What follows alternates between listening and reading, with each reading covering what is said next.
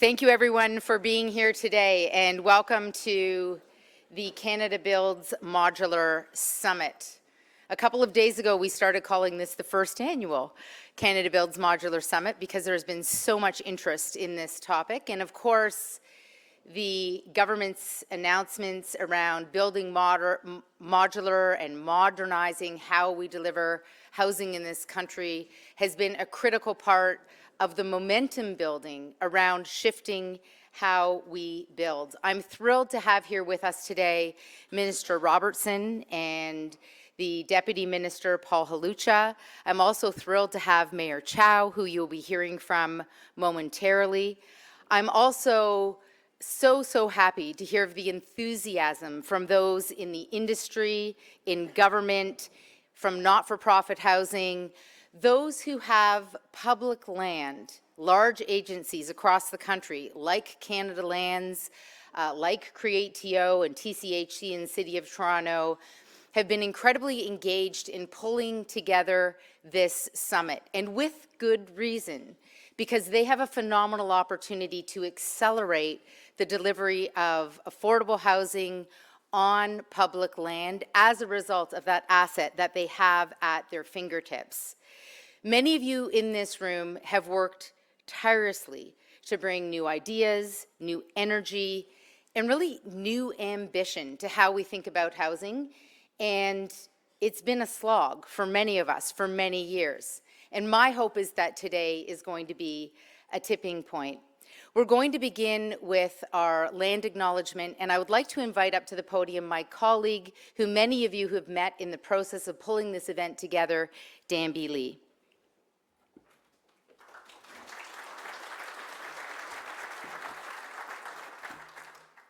Thanks, Jen.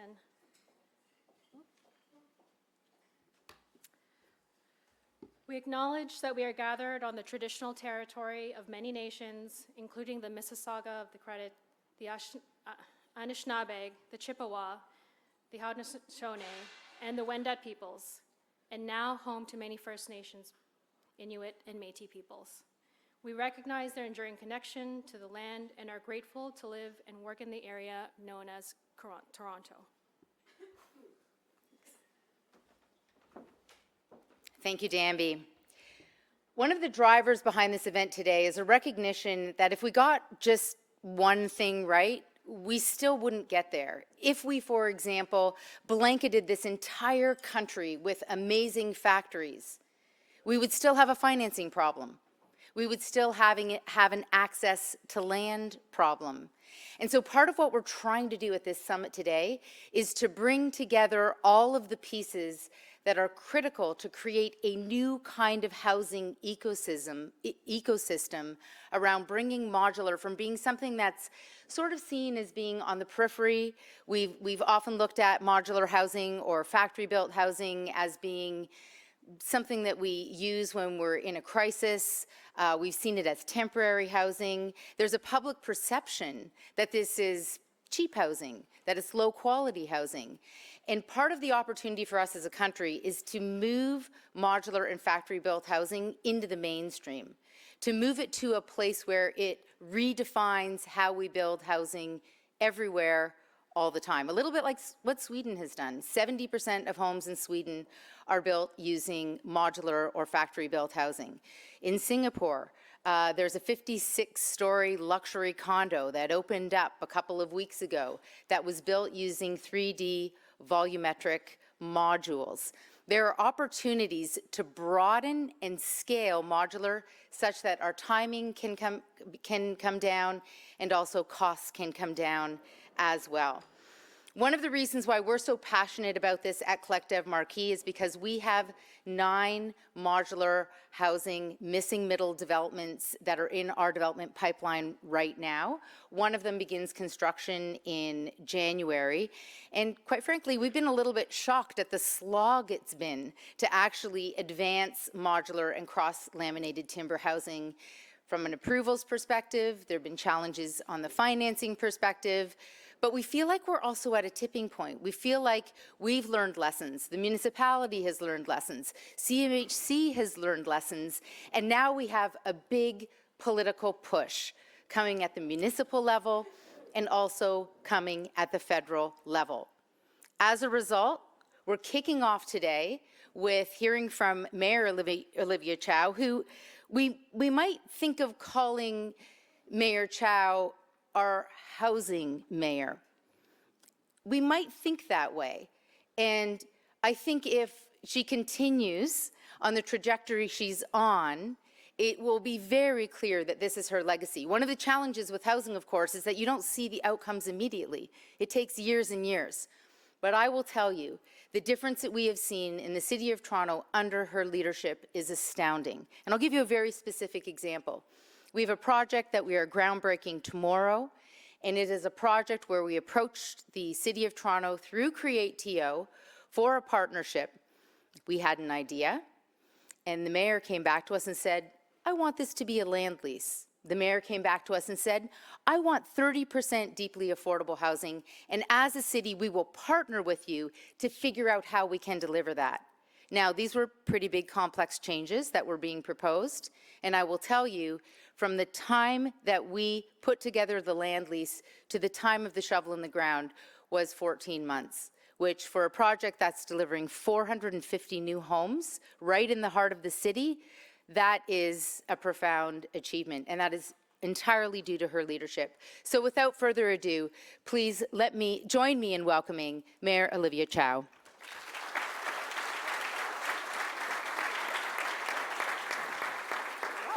Thank you for that intro. Wow, thank you for that introduction. Good morning, everyone.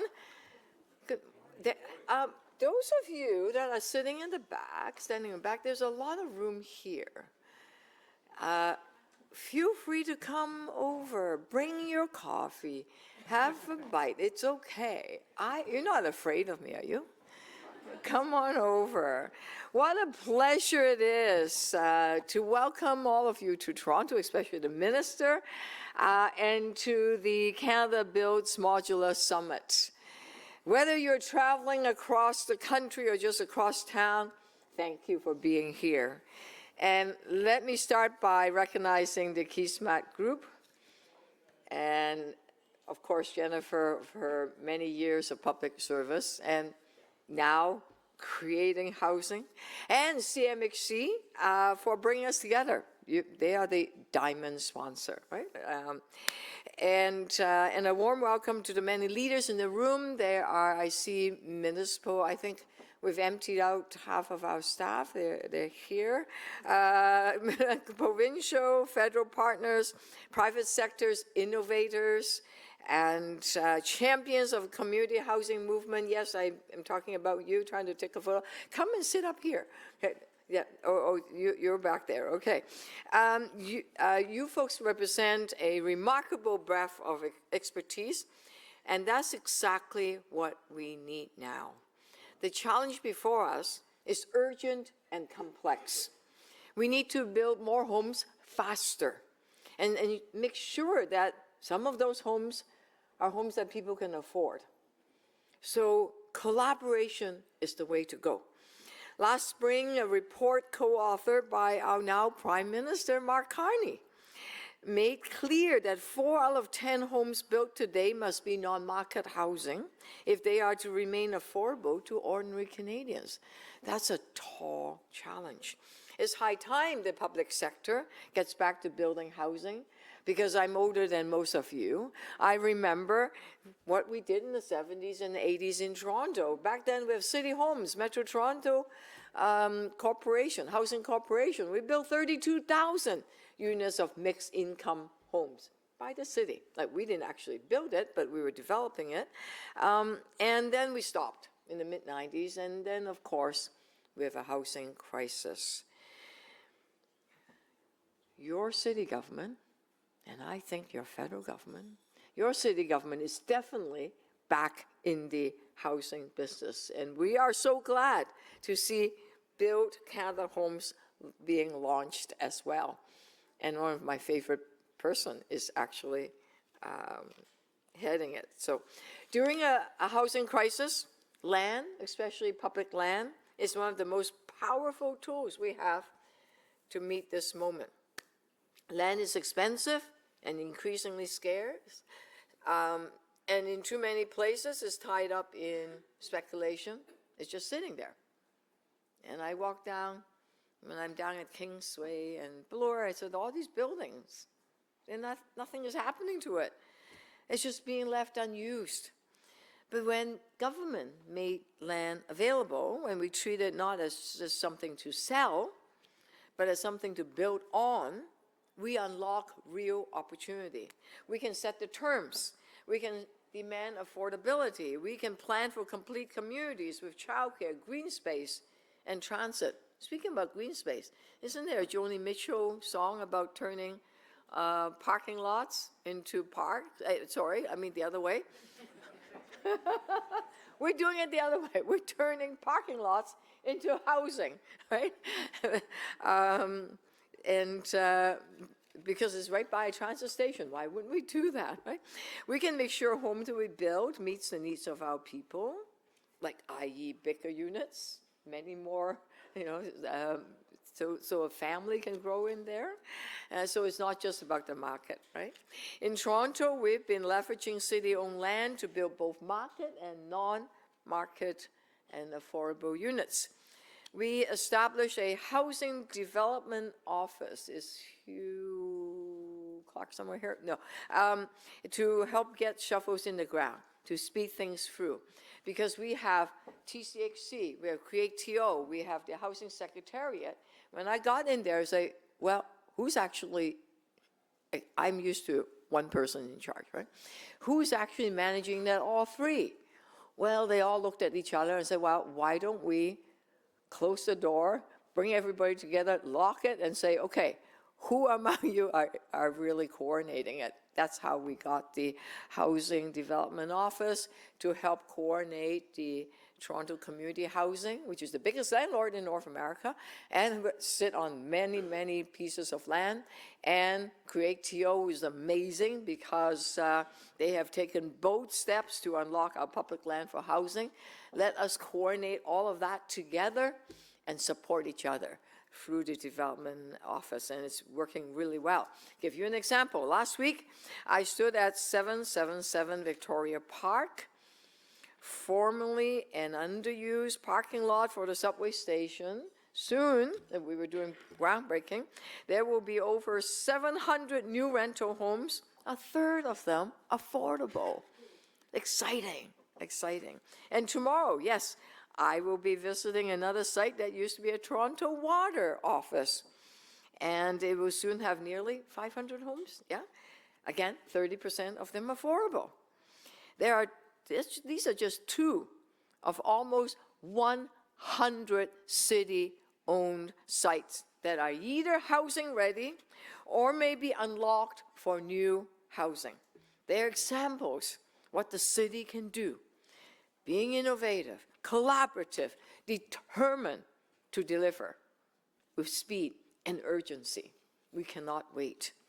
So all across the city, we're getting more homes built faster, homes that people can afford. And in the last couple of years, I talk about complexity. We used to only just want single-family homes. We know that is really old thinking. So nearly 90% of Toronto has been rezoned to allow more housing types, multiplex, sixplexes, granny suites, mid-rise on Mountain Avenues, larger buildings on Major Street, and our latest, greater density, a lot greater density around Transit Hub.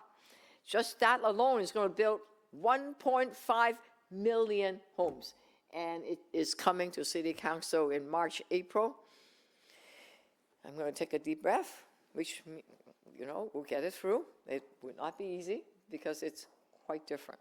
Our approval process, once the slowest in North America, is 80% faster, okay?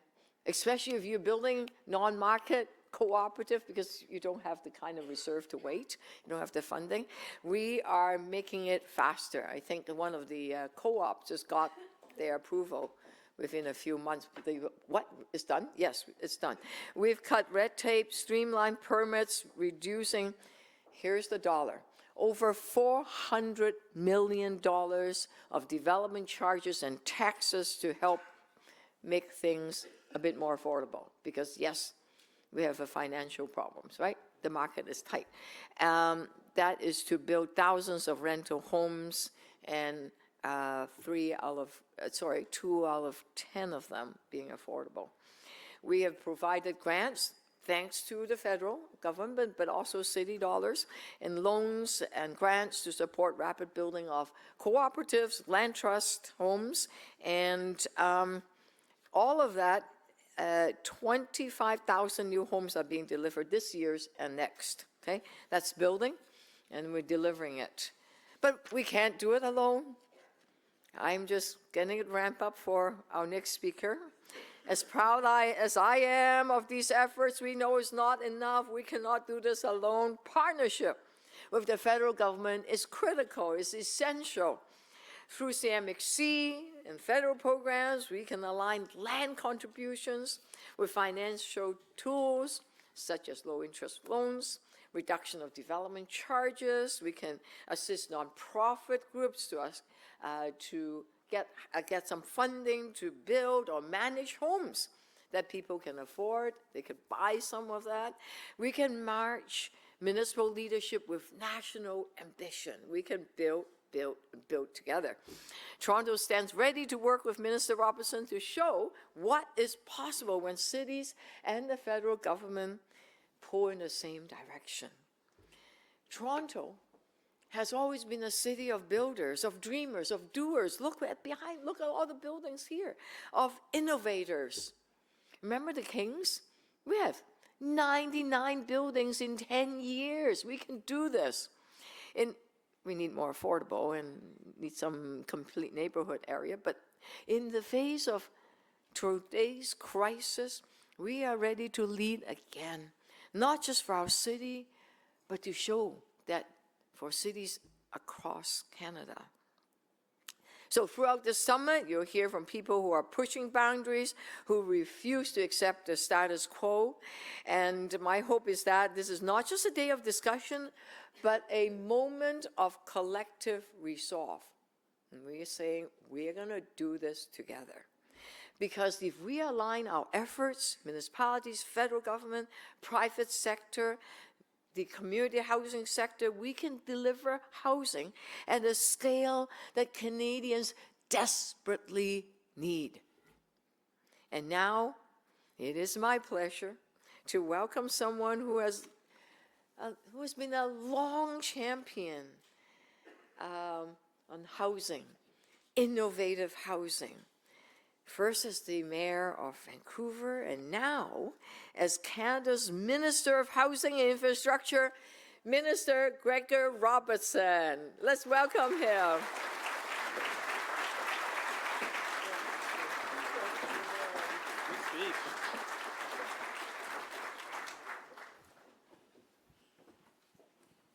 Thank you, Mayor Chow. Thank you, Mayor Chow.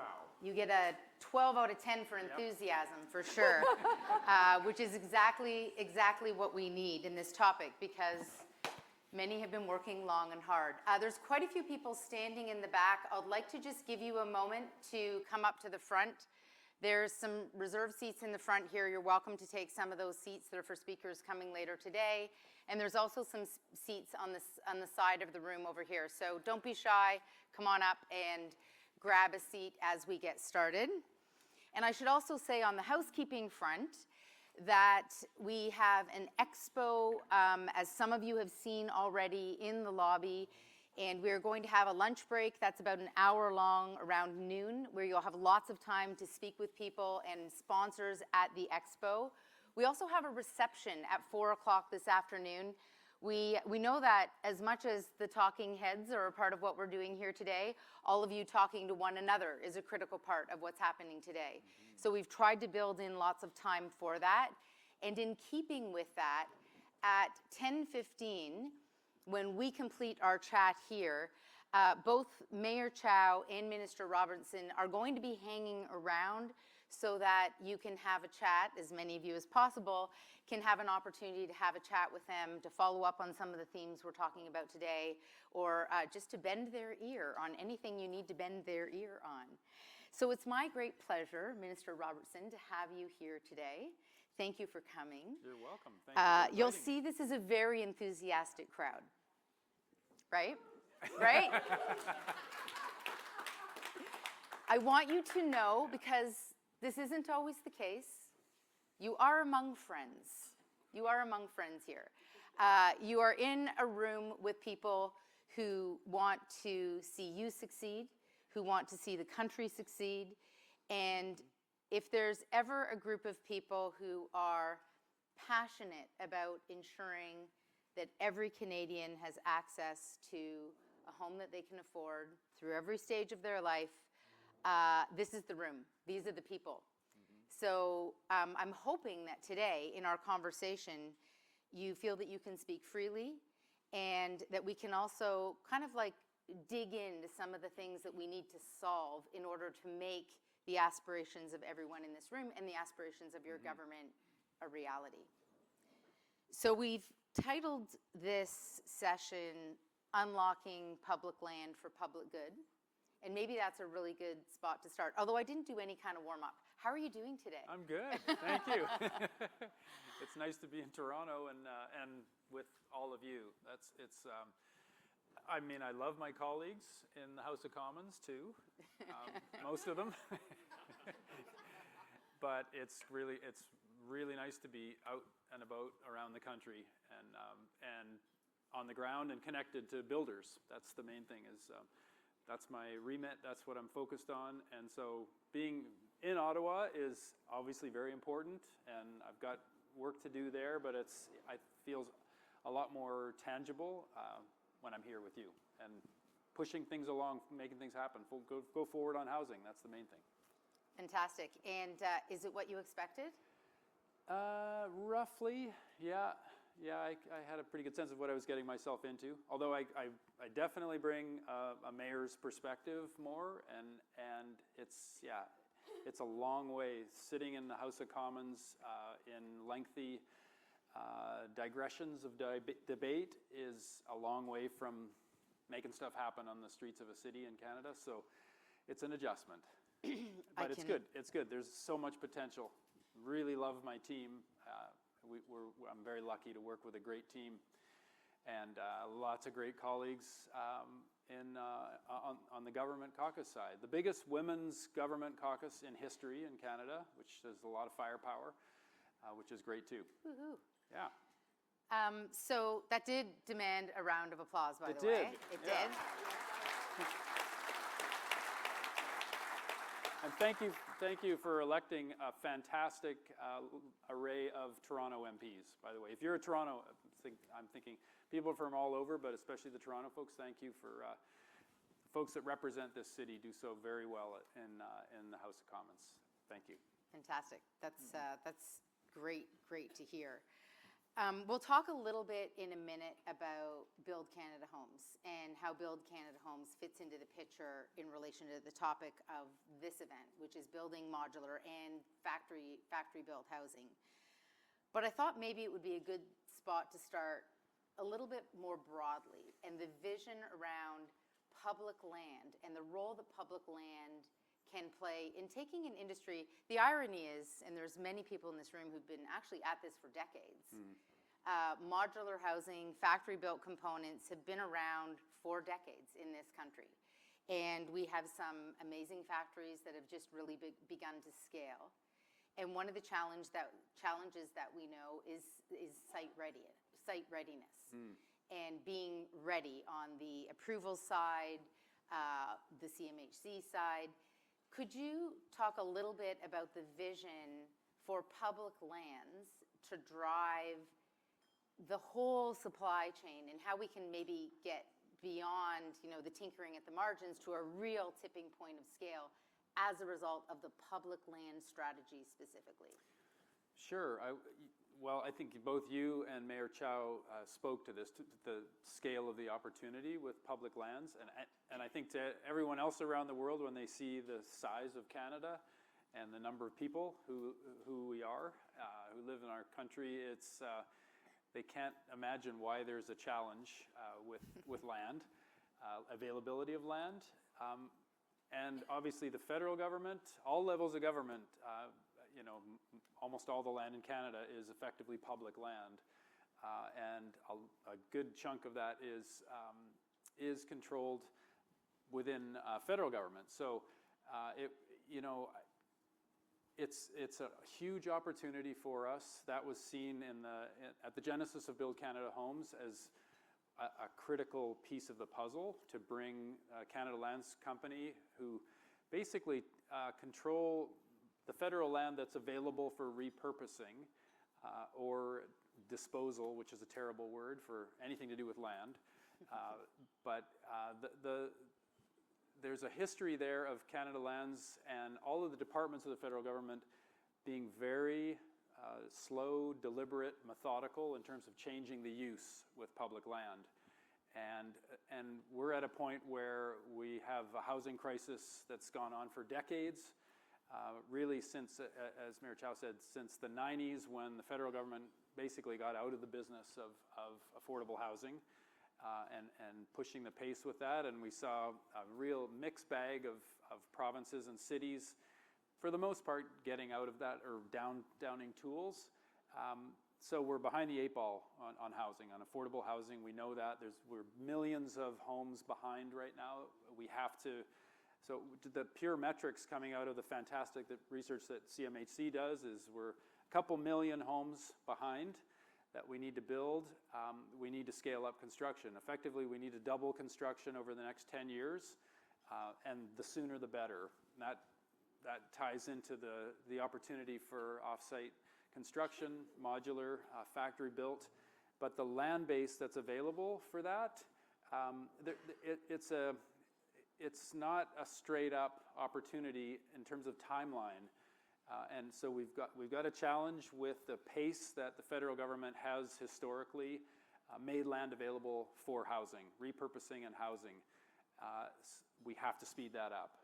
Canada Lands Co. is now part of Build Canada Homes, effectively. Well, we'll be moving that through the legislative process, but we're working together as one big team. Paul Haluka leading the Housing Infrastructure and Communities Department, Canada Lands Co., the CMHC team, and Canada Infrastructure Bank, which we can come back to that later on the infrastructure side. But that piece does tie directly to site ready. So we have lots of land. We need to access all of the land that's in cities that has housing enabling infrastructure first and foremost. Anything that is the low-hanging fruit that has the water, the wastewater, the stormwater systems, the power, ideally the transit. The more land that we have available that has that infrastructure at the ready, we have to move on that land as urgently as possible. We have lots of other land, but then it's that additional investment. CIB is making a lot of those investments. We announced Downsview last week. We announced, Mayor Chow and I and our teams, and that unlocking 60,000 homes on the Downsview lands by investing in the infrastructure, in the sewer infrastructure. It wasn't a glamorous, well, it was a glamorous announcement. That's important. But that's a 10-foot diameter sewer pipe, if you need a visual on it. But we need that for the 60,000 homes that can be built in the middle of the GTA, that land that's been sitting there a long time. Hippodrome in Montreal, 20,000 homes that we announced the infrastructure investment in a month ago. So in Vancouver, we have Central Waterfront. Again, there's infrastructure right there on the waterfront of Vancouver, and it's been sitting there. And these places have had other uses, very underutilized, but getting to highest and best use and affordable housing, because we're leveraging public land. But moving fast is what I'm most focused on right now. So identifying that land that needs the least infrastructure investment, we can get going on it as quickly as possible, and then moving on the big chunks that we get the infrastructure going, get the transit, get those components ready and be ready to build in the coming years. So we set the table for all who come next who can build fast. So let me pick up on a few themes from that. And I will say that at 1 o'clock today, we have a panel with the Deputy Minister, Paul Halucha. We also have former Mayor of Victoria, Lisa Helps, who is now leading BC Builds.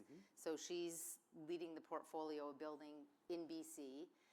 And then we also have Mayor Chow. We have Hugh Clark on that panel, who is leading the development team, the public builder model, which is evolving at the City of Toronto. And then Vic Gupta from Create.to, who has, you're right, it's a terrible name, disposed or lands, but he's leading the land portfolio. And then Sean Baird from TCHC, and TCHC is one of the largest landholders in the city, and they have a tremendous number of sites that are available for infill, to your point. These are sites in urban locations. They're an existing tower in the park typology. You can easily infill with, a modular 6-story or 8-story building. So that panel's at 1 o'clock today. So we'll pick up on some of the themes that you've talked about, because that group is really very much about executing on public lands. Only because you raised the low-hanging fruit piece, I want to just pick up on something that wasn't really in our questions, but is in fact very close to your heart. And that is, we're often talking about building really fast.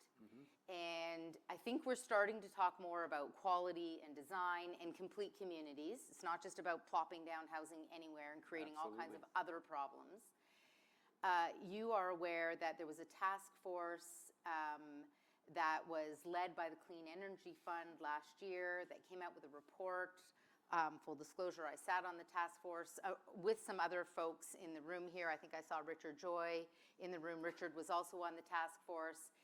And one of the key recommendations in that report was that where we build matters. It's not just about building really fast, that where we build matters. And it seems to me that the thread you're drawing on here is, hey, we've got places with existing infrastructure, all those parking lots that Joni Mitchell sang about, that we want to turn into housing. We don't hear that messaging very often. And it's something that does make me nervous about someone who cares about neighborhoods and communities and sustainability. I also care about affordable housing and building fast. But we don't talk that often right now about the fact that where we build really matters to creating a sustainable future, but it's also linked into the building fast piece. I'm wondering if you can just speak for a little bit about the sustainability part of this and how the sustainability piece and building modular or factory-built components and cross-laminated timber, how they fit into a sustainability agenda, which the government has gone a little bit quiet on, but I don't think anyone cares about any less. Absolutely. And I wouldn't say, don't mistake the quietness for any change. In fact, I'm being housing and infrastructure minister right now, and communities is part of our department. We need to take it to the next level on sustainability, and this is the implementation part of it. We've made lots of commitments as a country. We haven't met those commitments historically for decades now. We see the impact, that we see our country on fire every summer now and smoke in all of our cities. We have to act, and that climate action happens first and foremost. The biggest impact is buildings and transportation. Those are the two components, which is effectively our communities, how we build our communities, how we build our homes. So I think there's a huge opportunity with going to off-site and factory built to really scale up and deepen the sustainability elements. I saw this in my work in the industry after I was mayor. I thought the frustrations around not finding the best solutions for combining affordability and sustainability. We have to combine those, and we have to build faster. So that nexus of speed, sustainability, and affordability are essential right now. We have to achieve those at the same time. On the sustainability, yeah, you can, thank you for clapping. It's like, yeah, I didn't deliver it as an applause line, apologies. I'm not always a politician. Need the big pause. Yeah, so, but I think we got, so just speaking to, the criteria with Build Canada Homes, and as we see proposals coming in, we have an investment policy that's pretty much there, an investment committee that's going to see these proposals come in. The ones that go to the top right away are going to be addressing affordability, scale, sustainability, and speed. So those are the big four. The sustainability piece, we have, and as part of sustainability, Canadian materials. And the good news is that Canadian materials, Canadian wood is the best way to decarbonize, to bring down embodied carbon in the materials. Canadian steel is lower carbon than pretty much anybody else's steel because of investments over the past decade in decarbonizing our steel mills with electric arc furnaces. We need to use Canadian materials as much as humanly possible. We have not focused on this as a country. For some reason, Buy Canada has not been a priority for us.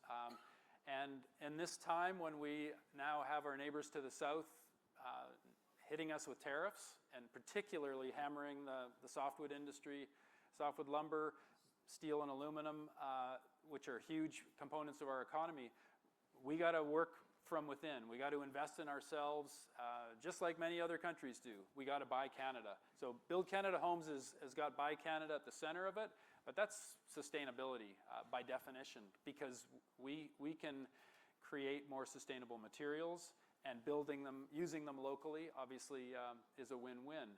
So that's going to be a critical component of this. And I think to your point on infill, and it's the same thing. It's like, keep this all as local as we possibly can.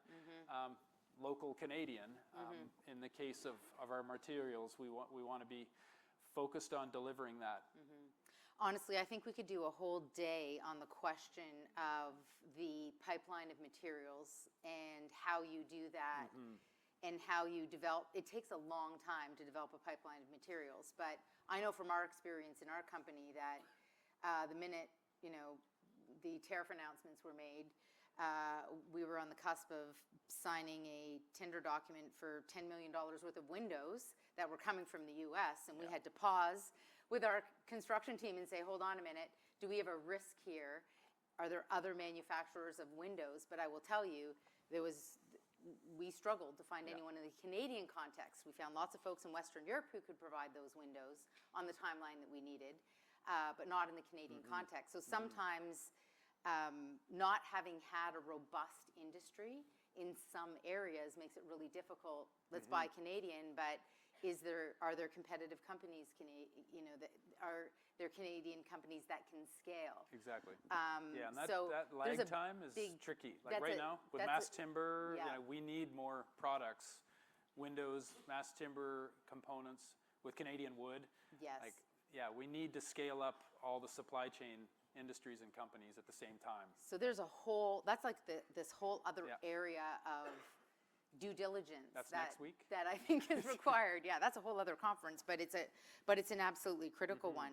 I want to shift a little bit to talk about how we finance modular housing specifically. And we've talked a bit about land and the role that public land is going to play. So let's say that the federal government becomes a superstar through Build Canada Homes and just makes all of this land available on a dime. And any developer who wanted to show up and build modular on that land tomorrow could. They would hit their second problem, which is how they finance that development. And both in terms of some of the processes at CMHC that can sometimes be challenging, and some of which just need to align with a very different way of building, which modular is, because so much is, by definition, produced in the factory and produced off-site, and the timing of your construction loan is tied to production on-site. Right. So I'm wondering if you can speak a little bit about some of how you're thinking through that, some of the investment strategies as well. Mayor Chow talked about really a remarkable pipeline in the Toronto context right now. But I think if you scratched away on the surface a little bit, you would see that a lot of that pipeline is somehow connects back to either the Affordable Housing Fund, the Housing Innovation Fund, or the Housing Accelerator Fund, which are all federal programs that are enabling that housing to be built in this market. So if you could touch on those two ideas, the way the financing instruments are structured, and then also the role that you envision really over the next 5 years for the federal government to actually scale and get this industry to a tipping point. Just throw that one on at the end. Yeah, just a few. Scale the industry. Well, on the finance side, I'll start with that. I think we've had a big bump up in terms of the affordable housing that is being built right now with the Affordable Housing Fund, with the apartment construction loan program that integrates some affordable housing as well, more on the market side of things. But Affordable Housing Fund, Housing Accelerator, Rapid Housing Initiative, we're seeing results of that right now as those programs scale. Some of them took time as part of the National Housing Strategy to ramp up. Could I pause you for a second? Yes. How many people here in the room, throw up your hand if you're familiar with the apartment loan construction program? So I would say maybe about a third of the room. Do you mind just explaining a bit more how that program works? Because it's a really critical part. I'll explain it. I'll explain it because we're using it. Yeah. But the apartment loan construction program is an evolution of the RCFI, the Rental Construction Financing Program or incentive, whereby if you meet a set of criteria that are really based on public policy objectives from the federal government, such as having it's a significant amount of accessible units, the Rick Hansen guidelines, a significant amount of affordable housing. You actually get points based on your how you meet the public objective criteria, and based on the number of points that you get, it has an impact on your interest rate and your loan, which is a really big deal because, of course, getting that construction financing is one of the really big problems that developers have. The minute interest rates, and I've been shocked as my finance team, some of whom are here today, Jacob and Andrew know, just a little calibration in interest rates, and I'll walk in on a Monday and we need we need a $150 million loan, and on Wednesday we need 190, and I'm like, wait, we need 30 million more in equity from Monday to Wednesday, and it's because there was a little bump in the interest rates on large projects. So when you're talking about scaling, this program is having a profound effect, and I think it's oversubscribed right now, but it's having a profound effect. Every rental project being built in the city of Toronto, I know. I think in Calgary people are using MLI Select more. But in Toronto, it's the ACLP. So those programs, without those programs, no one's getting any panels, no one's building any modular housing without those programs. They're like foundational. Right. Yeah, and I think that we've seen really good uptake and success, and a number of those funds, like the Affordable Housing Fund, that money is all being distributed. We've got a top-up now so we can get some more of the projects that were right at the finish line with CMHC. They can follow through on getting those funded and getting that affordable housing built. But Build Canada Homes is now coming on the next phase of financing projects, but adding more flexibility, adding more of an investment type approach. So rather than this being a program like ACLP or the Affordable Housing Fund that CMHC has overseen, this is more about bring in your proposals, they move through the investment committee, they get recommended, they get financed. And the financing, in the case of Build Canada Homes, we will have the flexibility to finance at the front end. So with factory-built housing, that can be financed the factory when it needs to be financed. The challenges that CMHC has had, by definition or by nature, financing has come later in the process, which is still essential, but it makes it hard when you're in that process of development.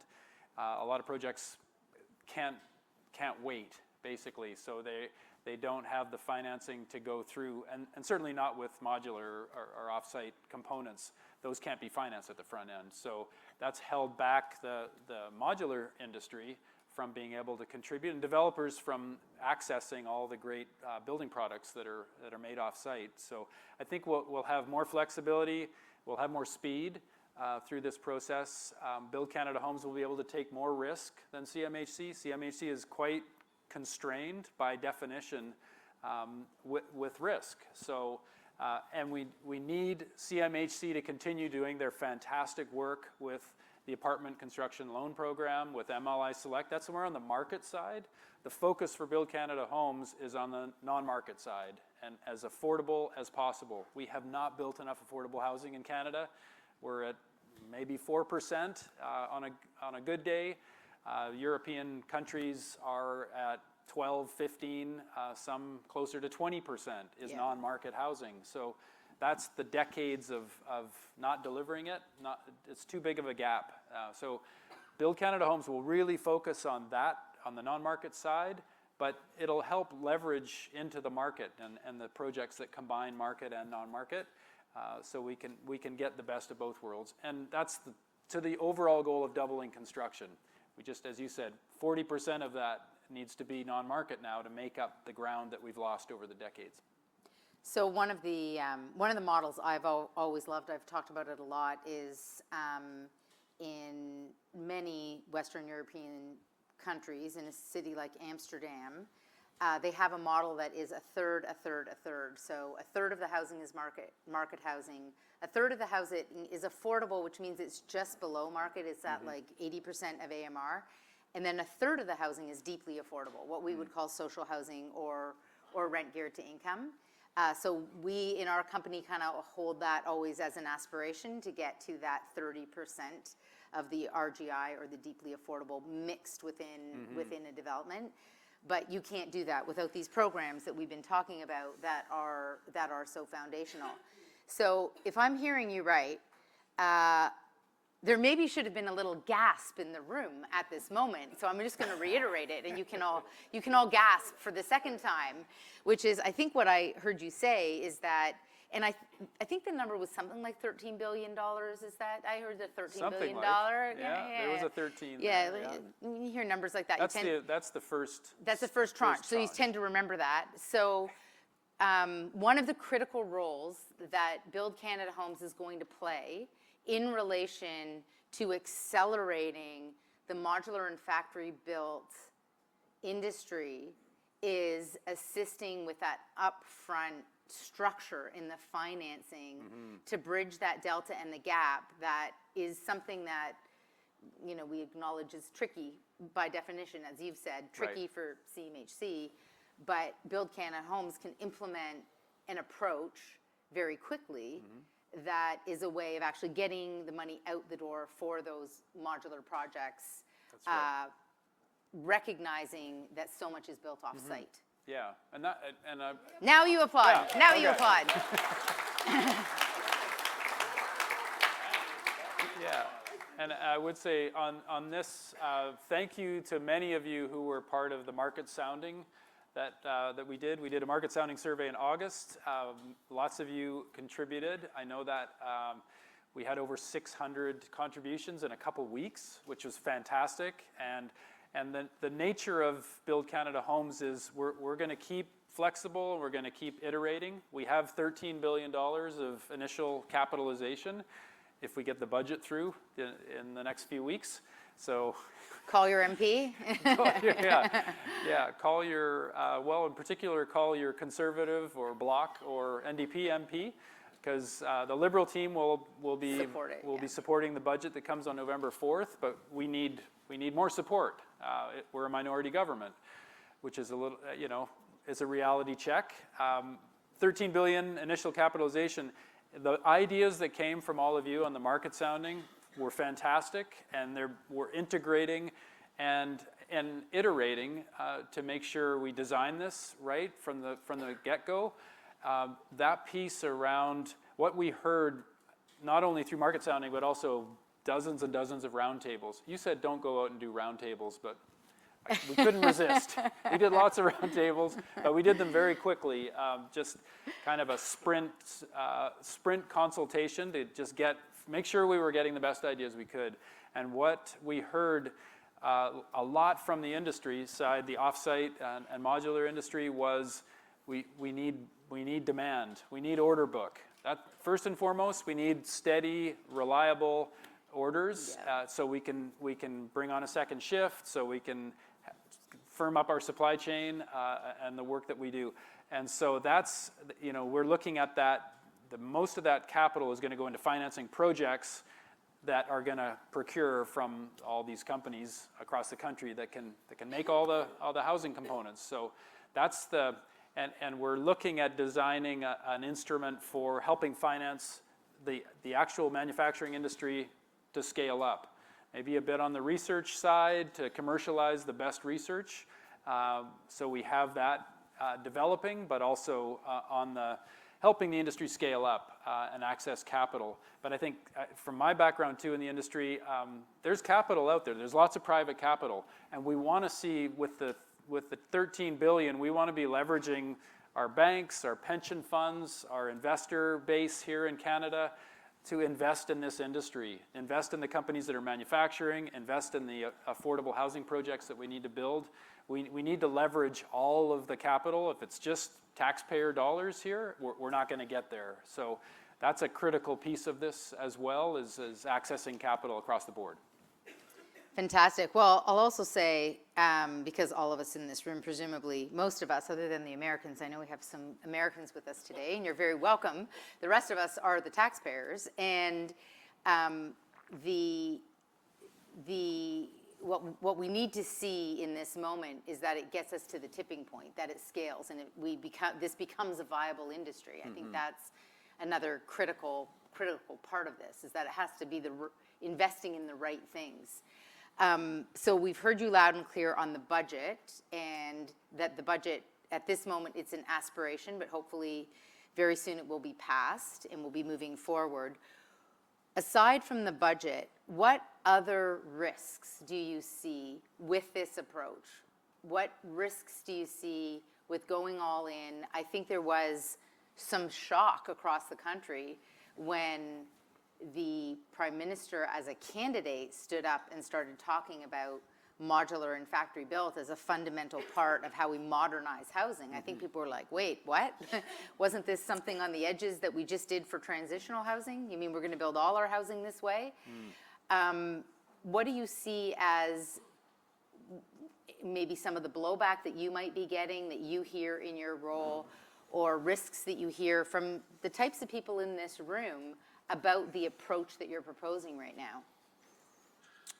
That's a good question. I as an entrepreneur at heart, risk is something that's there and needs to be managed, but you have to keep your eyes on the prize and that confidence that we are going to do this together. We have all the ingredients. The risk is really around the coordination and the timing. I would say the timing piece, going back to the land, it has typically taken the federal government 10 years to repurpose land and put it to better, highest and best use.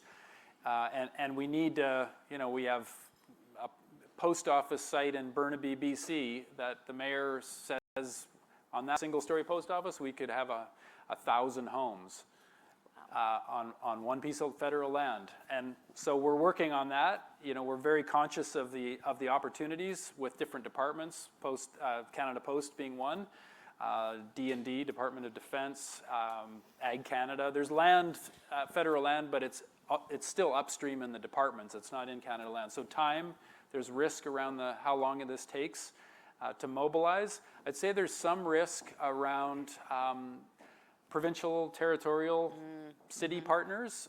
If we don't have a Team Canada approach with this, and I think we've all been maybe equally surprised with the Prime Minister's success with all the premiers. Like, who would have ever thought all the premiers would come together and be on the same team? That's never happened in Canadian history, as far as we know. And so, but we need that applied to housing now. And that's not just federal and provincial, it's city and indigenous governments. We all got to be on the same page with this, and we've got to empower our nonprofits on the operating side. We've got to empower our private sector.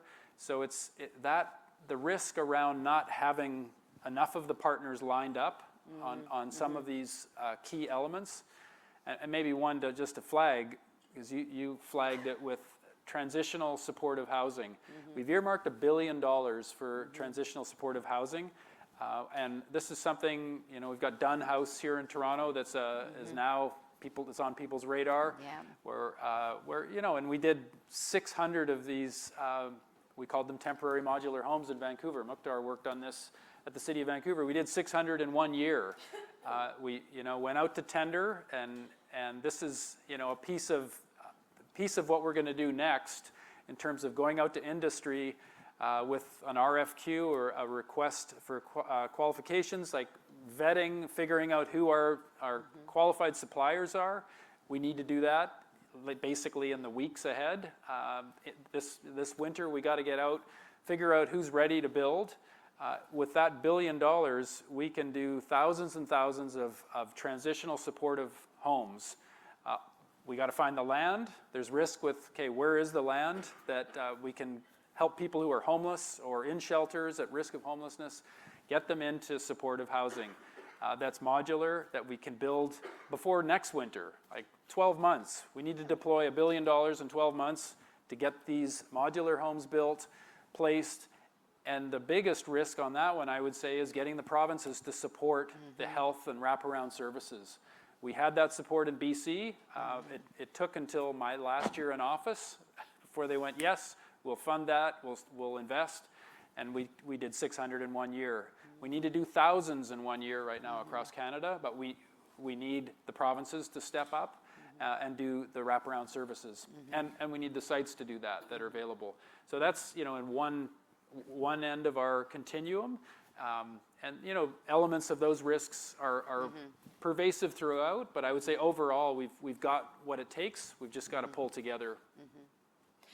Well, I know there's people in this room that can build those homes for you, and I know that I know that the mayor knows sites, and I know that the mayor of Calgary knows sites, and the mayor of Vancouver knows sites. It feels to me like the biggest risk is probably around the wraparound services and getting the provinces to play ball. That feels to me like a really big part of the risk, but that shouldn't stop us. To your point of getting the funding in the last year, we still have to proceed. We can't give up on the aspiration. I'm glad that you talked about supportive housing, because the extent to which we need supportive housing is acute.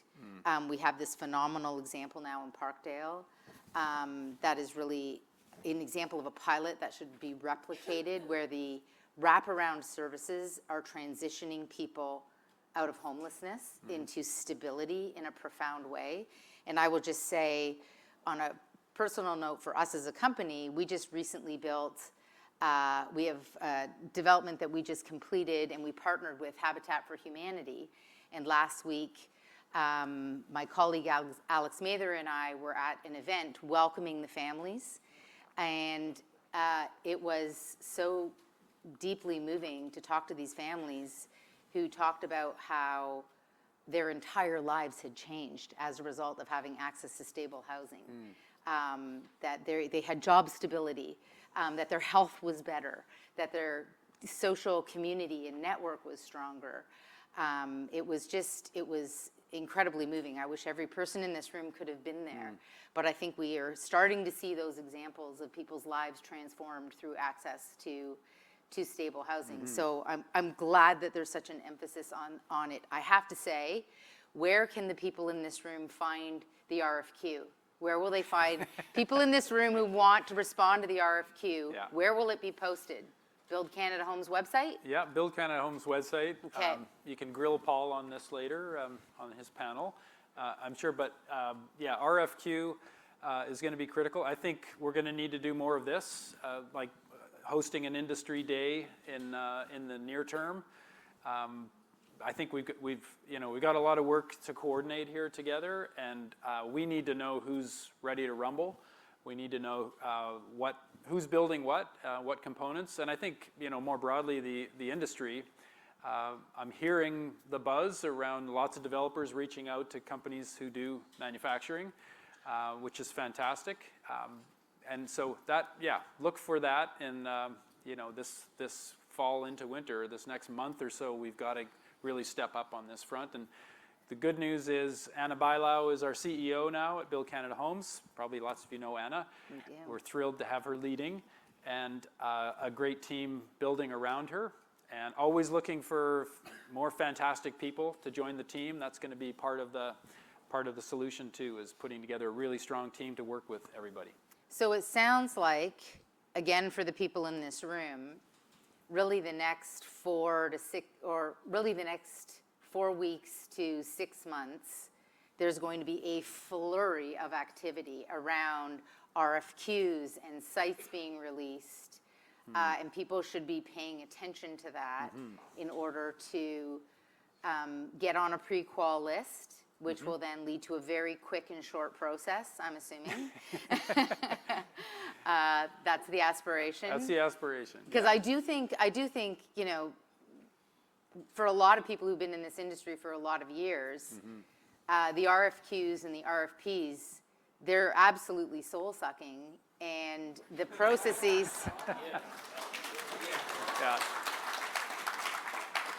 they are, and I say it all the time, we don't respond to those things, we don't do that, it takes up too much time, it's too much heartbreak when you found out that there was some little nuance that you could have easily changed, but it disqualified you or whatever.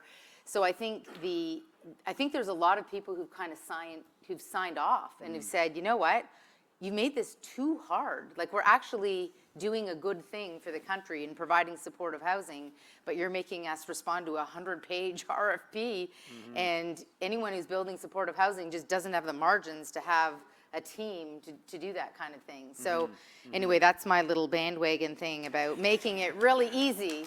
Yeah. Like, you want people to do it, make it easy for people to come to the table. And I think, and we'll hear a bit from Paul Halucha today, maybe it'll be interesting to hear about his experience, because I was so thrilled when Paul became the deputy minister, because he comes from economic development and he led the pandemic response at the federal level and knows all about saying, oh yeah, those procurement rules, that's not going to work. We need all of this, these masks tomorrow. So we're going to have to procure in a different way from how we procured in the past. That comes with risks. We don't want to understate that, but I think the pendulum has to swing a bit more towards seeing builders and industry as being collaborators who deliver on a public good, because that's sort of what they are. We have just a couple of minutes to wrap up. I want to ask you about, maybe go full circle a little bit and ask you about success and what success looks like and what your hopes and dreams are in this role, your hopes and dreams for Build Canada Homes, your hopes and dreams for modular and factory-built housing. Let's just say that all of your new friends in the room here show up to play ball, are ready to rumble, as you say. My kids would kill me if I said something like that, ready to rumble, but you're getting away with it today. Everybody's ready to rumble. What has happened 5 years from now? What does the universe look like in this country from a housing perspective if all your dreams come true? Wow.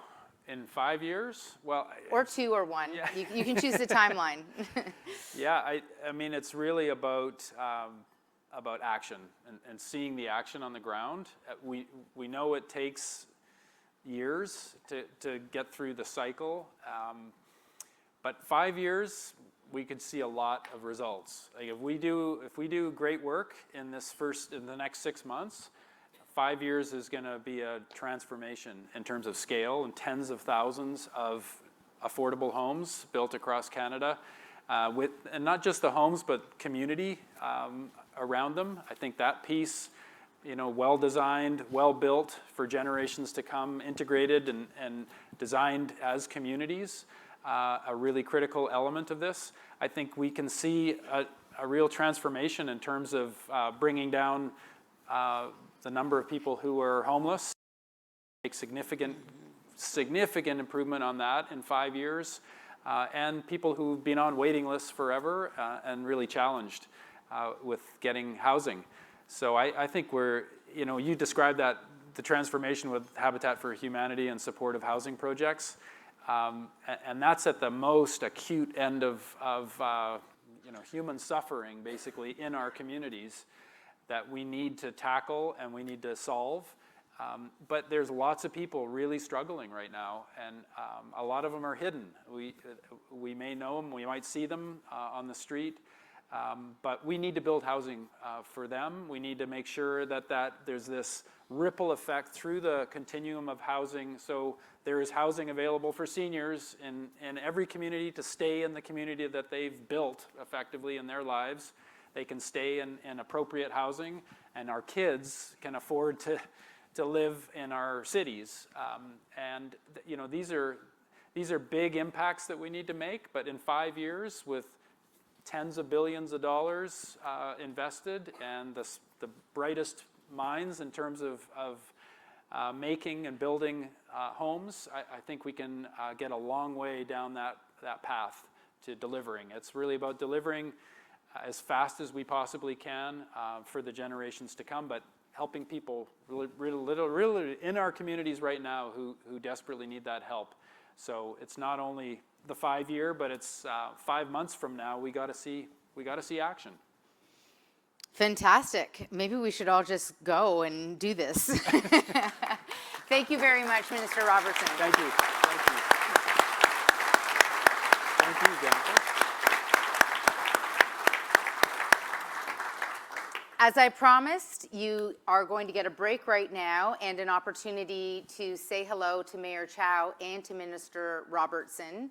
When we come back, we have a panel that is focusing on moving from policy to pilot, and you're going to hear about some real-world projects and project delivery and some of the critical success factors that we need to scale in order to deliver modular and factory-built housing nationally. So enjoy the break. I'll be calling everyone in promptly back at 10:30. Thank you. Okay. Thank you. Thank you.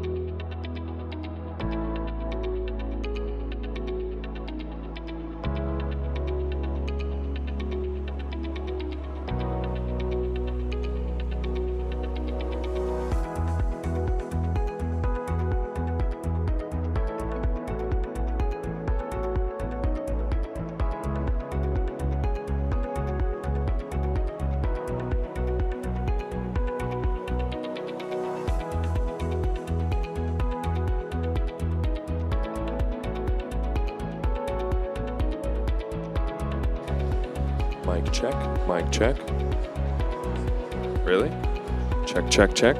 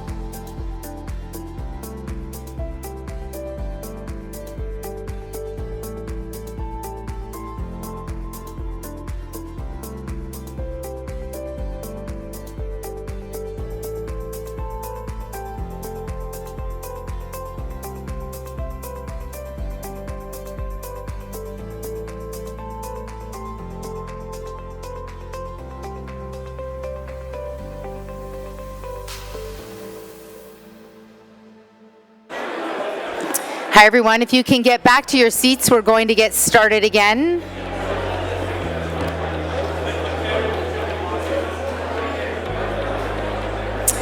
We've got a very exciting panel coming up. We're going to be talking about moving from policy to pilot projects.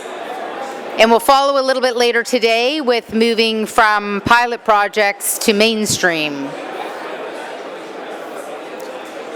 If you could grab your seat, we will get started momentarily.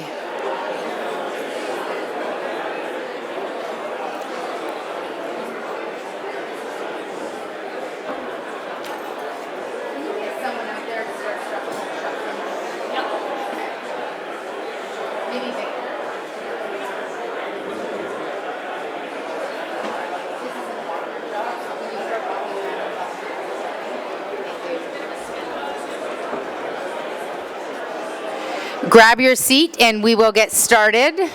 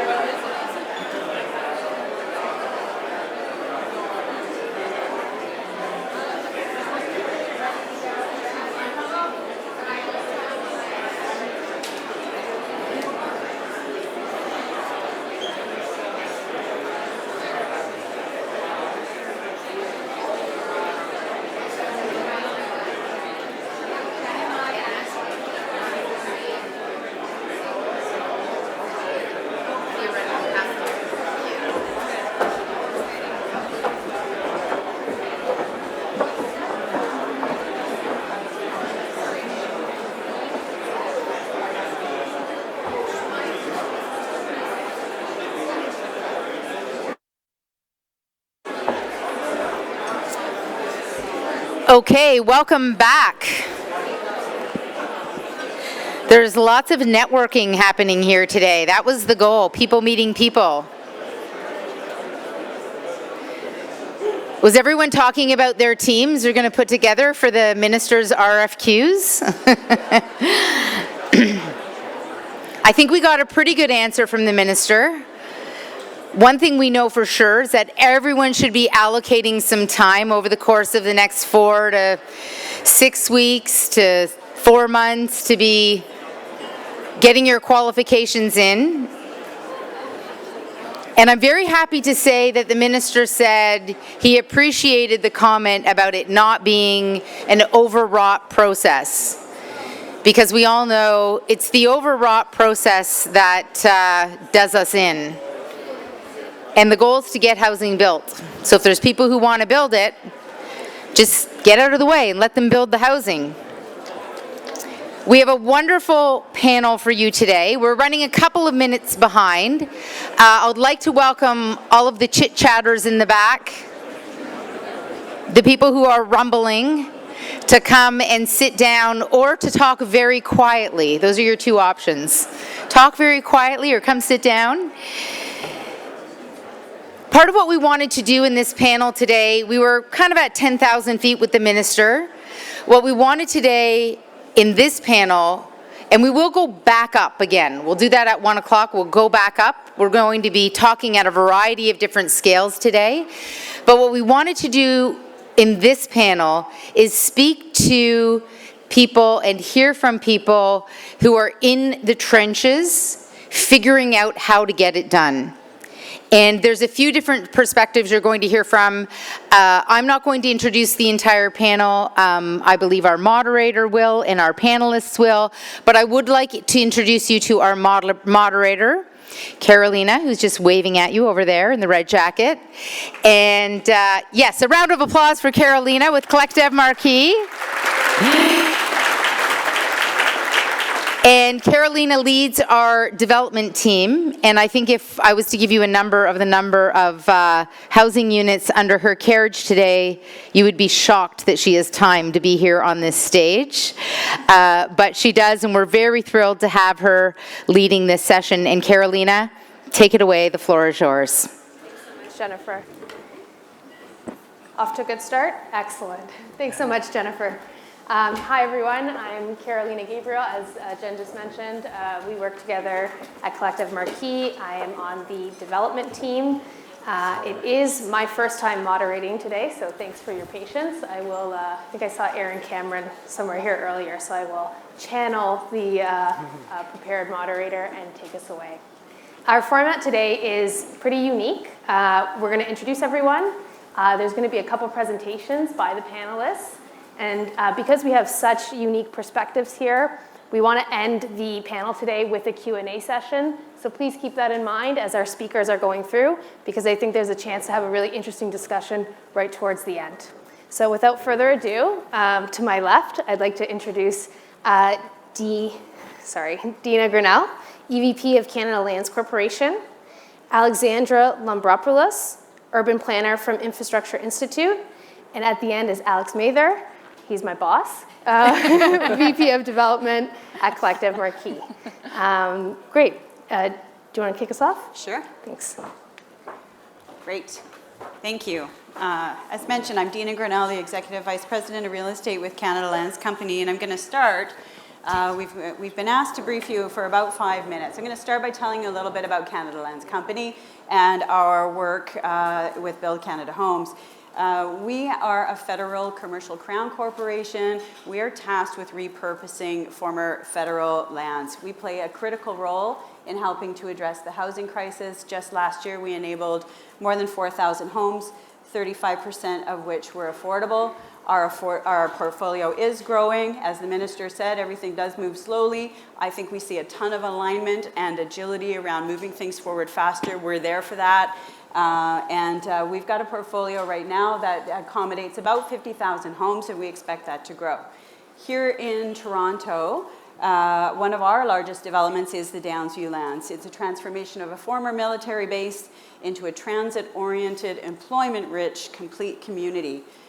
We have more than 100 hectares there, and we've got about 22,000 homes in the pipeline planned for Downsview. Arbo, the neighborhood that's moving forward now, is the second of 5 neighborhoods planned around Downsview Park. I just wanted to reflect a bit on the goal of this session overall. It's very much aligned with our goal to modernize Canada's housing industry. What can we do as a partner and a land provider? That's what we are laser focused on right now, how to enhance project viability using modular and prefab, drive down costs, and deliver more housing that's more affordable for Canadians. We see, as mentioned, so much alignment. Let's have a look at our portfolio. So Canada Lands Company is headquartered in Toronto, although we do have a portfolio that spans across the country from British Columbia to Newfoundland. We work in 7 provinces, and we work in 11 different real estate markets. The diversity of our local markets is both a challenge and an opportunity. We have to work with a variety of geographies, of climates, and of jurisdictions with very different economic foundations. Our lands are often within the urban centers. Historically, they were usually in the suburbs or far-flung, but the cities have grown up around the lands by the time the federal government deems them surplus. Why is our diversity interesting? I think we see the similar kind of diversity in the modular and prefab sector, and we understand that we've got to work with the sector where they're at, where we're at, and we're really interested in understanding that so we can move forward together. Just wanting to take a look at cross-sectoral collaboration. I don't think that we can say it enough. All hands on deck, and we realize we're but one actor in an ecosystem that needs to work together. We contribute to government's commitments and priorities in both how we manage our land and also how we manage our business. Our key priorities right now are housing, affordable housing, climate resilience, and indigenous engagement. As you very well recognize, enabling affordable housing requires the participation of all orders of government and usually community housing sector and not-for-profit sector as well. We typically offer our land at a discount and work with proponents who are bringing other funding and financing tools into the stack in order to realize housing.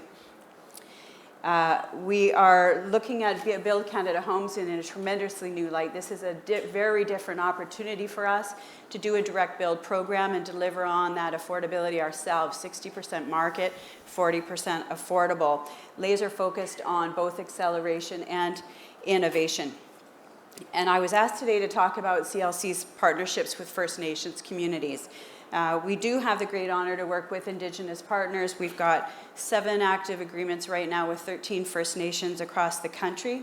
What I can say is those agreements vary tremendously, both by the land opportunity that's in front of us and by the capacity and interests of the nations who we're working with. And they vary from joint ventureships to participation agreements, to sometimes shoulder-to-shoulder neighbor agreements where we do joint planning and servicing together. The key areas of emphasis in those relationships are around amplifying cultural knowledge and expression in our projects, addressing land stewardship and environmental matters together, providing employment and training opportunities, and also very specifically looking at ensuring our procurement opportunities speak to the nation's businesses and they have an opportunity to compete. And we also have co-investment and commercial participation opportunities. And I'll just point to the image on the top right. Minister Robertson mentioned the very rapid housing initiative that the City of Vancouver deployed. That is one of those temporary modular housing projects, 100 units for Indigenous housing that was delivered in about 4 months on one of our sites that we facilitated with City of Vancouver and BC Housing. That was a tremendous initiative and very successful in my view. And the bottom right, that is a ribbon cutting for one of the properties that's recently opened. That was a partnership between CLC, CMHC, and HomeEd, or the Edmonton Community Housing Organization. And we've got another opening in Currie, which is Calgary, on November 4th. Let's talk a bit about the Build Canada Homes direct build model. Last month, the Prime Minister announced the creation of Build Canada Homes, a new federal agency, as you know, that will finance and build affordable housing at scale and look to catalyze the housing sector. Our role is right now in focusing on delivery of 6 Build Canada Homes direct build projects, or 6 Build Canada Homes projects, and about 4,000 homes in that portfolio. We have prioritized here in Toronto Parcel 3A, which is part of our first phase of the Arbo neighborhood at Downsview, and it will deliver about 540 units. And we were thrilled last week when we saw that relationship between infrastructure and the announcements in the City of Toronto bringing that major infrastructure forward. It will help unlock our homes, the 22,000 at Downsview. We do have some capacity now, so these homes can move forward before we get a 10-foot sewer built. But it was really an important announcement and really more an important alignment. We are looking to prioritize modern methods of construction, and as I mentioned, 40% of the units will be below market. An RFQ was issued last week. I want to make sure everybody in the room knows about it if they haven't yet. It's on Canada Buys, and if you go to Canada Buys tendering and then Google or put in Arbo in the keywords, it'll come right up. We are doing a request for qualifications process for design build teams at this time. We'll move into an RFP process in early 2026. There are a couple of milestones in the RFQ, which is why I want to signal it. If you're interested, register. There's an information session tomorrow. It's not mandatory, and it will be posted online if you were interested and you missed it, but it's really important timing. There's 5 other projects that were announced in the Build Canada Homes initiative, and they are shown on the screen.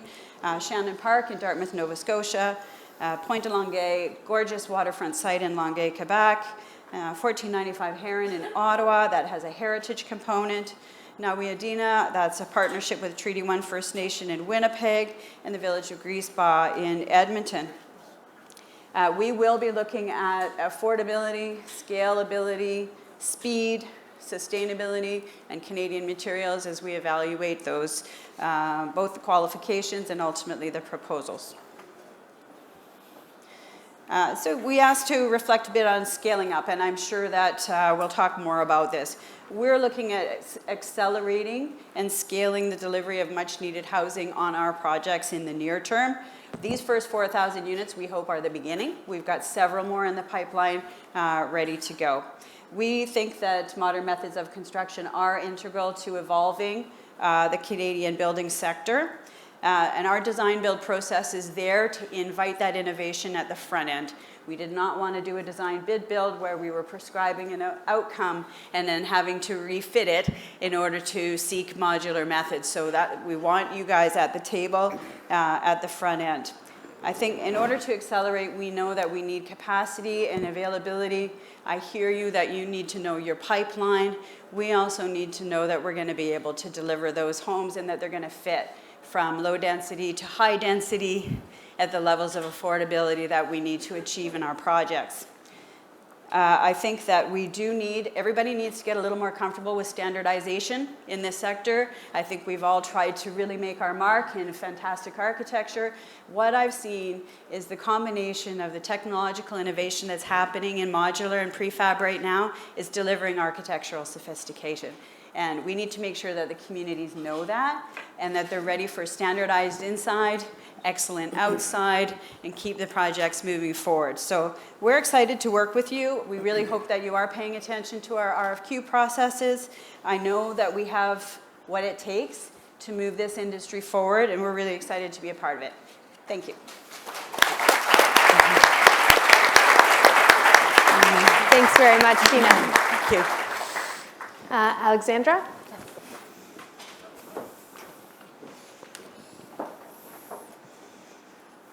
Hello, everyone. Thank you again for the opportunity to share not only the great work that we're doing here at the Infrastructure Institute, at the School of Cities, at the University of Toronto, but also the insights from my own research with Dr. Jason Spicer out of the City University of New York, and from my experiences collaborating with communities across Toronto and across Canada. And it seems from all these different conversations I've had the pleasure of listening to is that collaboration really sets the tone for today's theme. When it comes to infrastructure built using modular or otherwise, maximizing community impact requires both foresight and collaboration. Every project should exist within an ecosystem that aligns its goals with community needs, transforming each investment into an opportunity to strengthen local economies, workforce systems, and overall community well-being. And one of the clearest ways to make that happen is through social procurement. So the topic of what I'll be chatting about today. And social procurement is really using the way that we build and the way that we buy to strengthen communities, not just infrastructure. At the Infrastructure Institute, this really sits at the heart of our groundwork initiative. And this is a suite of programming that helps organizations grow their projects, so their social purpose real estate projects, or SPRE for short, but they're SPRE projects from concept to implementation. For us, social purpose real estate means property that is owned or operated by mission-driven organizations to deliver community benefit. Our latest program, the SPRE National Accelerator, builds on 4 successful Ontario-based cohorts. And this year, we've actually launched our first national edition, bringing together 30 organizations from across Canada for 6 months for free learning, networking, and professional support. Our curriculum walks nonprofits, charities, community land trusts, co-ops, and others through the development process from start to finish. And yes, we will have a session devoted to modular development. We'll also have one focused on procurement and supplier diversity, which really brings all of these themes full circle. So social procurement provides an opportunity to accelerate building inclusive local economies as much as building strong infrastructure. Social procurement is one of the most powerful but underused tools that we have across government, across industry, and across community and private sectors to build more resilient communities and help to close some of those wealth gaps that are widening across cities in North America. So picture this. Research shows that annually, the City of Toronto awards an average of $1.8 billion worth of goods and services. And that just diverting 2% of these expenditures to local small businesses and community development efforts could inject almost $230 million into local communities. Similar multiplier effects can be seen when spending across diverse-owned businesses directly. And this can be women-owned businesses, veteran-owned businesses, social enterprises, and a number of different formats. And that's because typically diverse-owned enterprises actually hire other diverse employees and other groups. And this results in more jobs and opportunities for those from equity-deserving communities. And so hindering the growth of these different diverse-owned enterprises is also stunting economic growth broadly, as they represent one of the fastest growing ownership in what they call the small business universe. However, for many, simply finding and engaging these diverse suppliers and other social enterprises, and then helping them to actually scale, breeds a lot of different challenges. Barriers include limited resources, networks, relationships, and access to opportunities that continue to stunt their growth. So tools like social procurement policies, community benefits frameworks, and agreements that enable workforce development, supplier diversity, apprenticeship programs, and more can really help to level the playing field, empowering both enterprises, emerging talent, and working professionals. It helps to drive innovation and strengthen local economies, and also advance equitable development. Ultimately, social procurement can be leveraged to accelerate both homes and communities. That's because tools like social procurement are more than about purchasing. It's really about how we build. And that's really the core question of today's summit, which is how are we building the homes and the infrastructure that people desperately need? But this is also an urgent reminder to extend that same spirit of innovation and collaboration to the question of not just how we build it, but who we build with and who are we building for? And the answer to that is simple, and it's been said multiple times today. It's people and it's communities. And when we plan not just for the end user, so people in the house, but the end area and the neighborhood and communities that support them, especially the communities that will be shaped by the different projects that these new developments will support, we can start to mitigate the patterns of displacement, of gentrification, and other sorts of harm that too often accompany uncoordinated new development. Because one house does not make a place that's livable. The housing crisis that we're speaking of is deeply connected to so many others. There's congestion, mental health, loneliness, food insecurity, climate change, and a number of different things, many of which are actually hindered or supported by how we plan our built environment, which is tied to where investments are made and the policies enabling that decision making. So ultimately, answering the who as carefully as the how is what distinguishes between infrastructure from building homes and neighborhoods and places where people actually want to stay, belong, grow, and actually reinvest in. So in terms of implementing this, one key takeaway for all of us is really tackling systemic issues requires an ecosystem response. It's not about just one policy or one project. It takes collaboration and an ecosystem to support it. The first requirement in that is, like I said, collaboration, but also planning and policy. This is really the mechanism. It's about refining how private and public sectors, industries, anchor institutions, governments, and community groups coordinate. We need alignment across systems so that housing, infrastructure, and community outcomes are working towards the same goal at the same time. The second requirement is capacity building.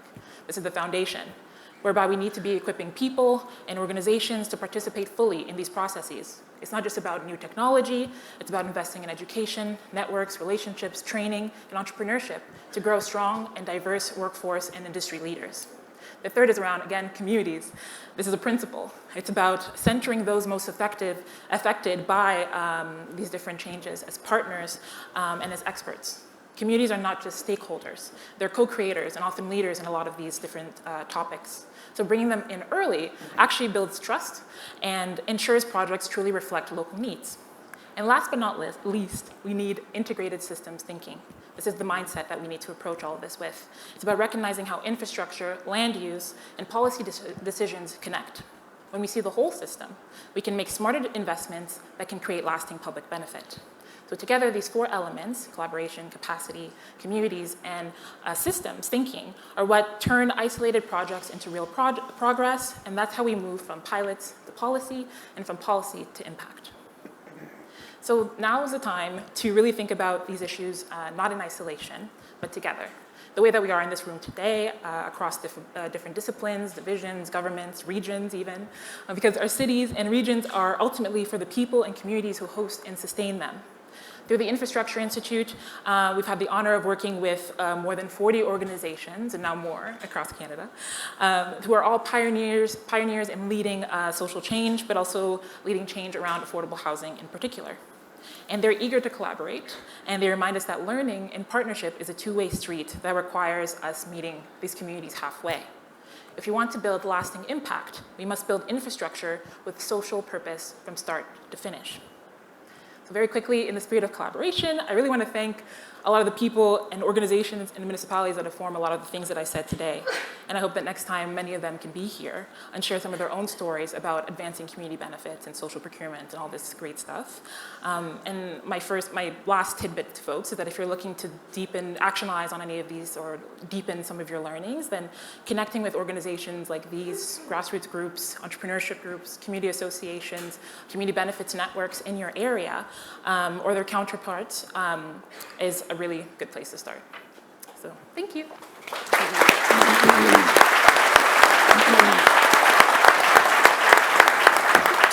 Alex. Thank you. Good morning. So I'll just take a few minutes now to take the group through some of the work that we're doing at Collective Marquee, which Jennifer mentioned earlier in her session with both the mayor and the minister, specifically delivering factory-built modular housing.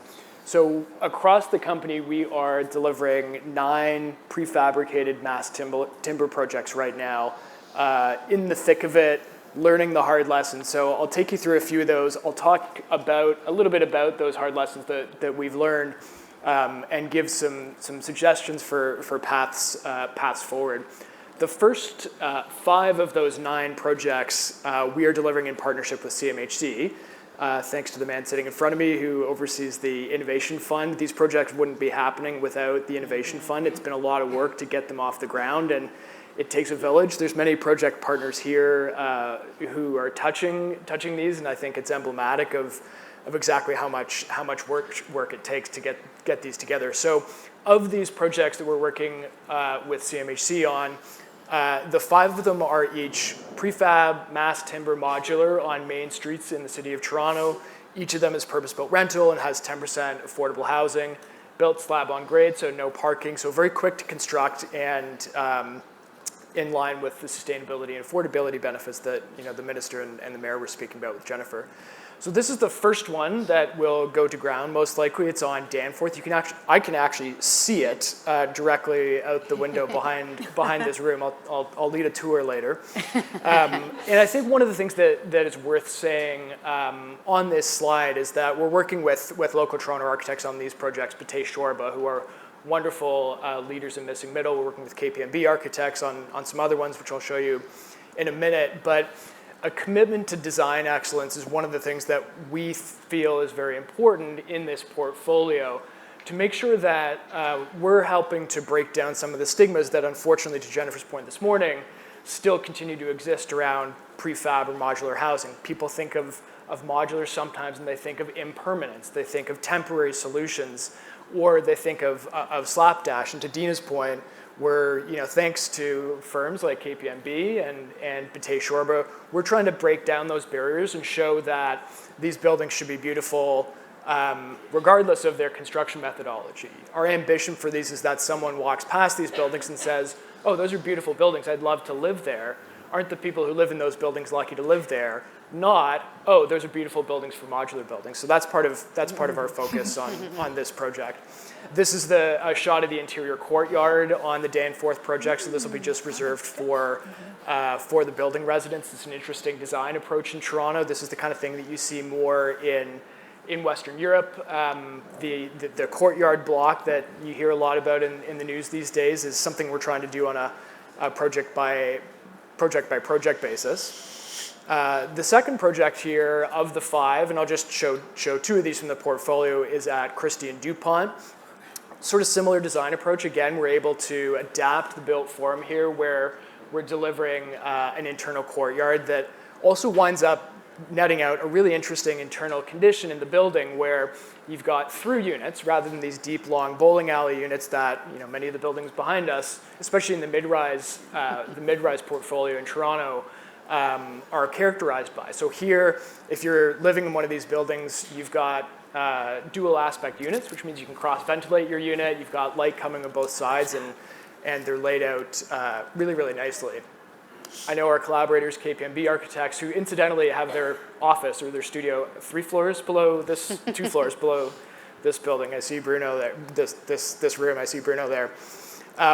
We're delivering the first phase of our Tyndale Green project. It's a 1,500 unit master planned community, 2 new public parks, extensive series of ravine restoration components as well.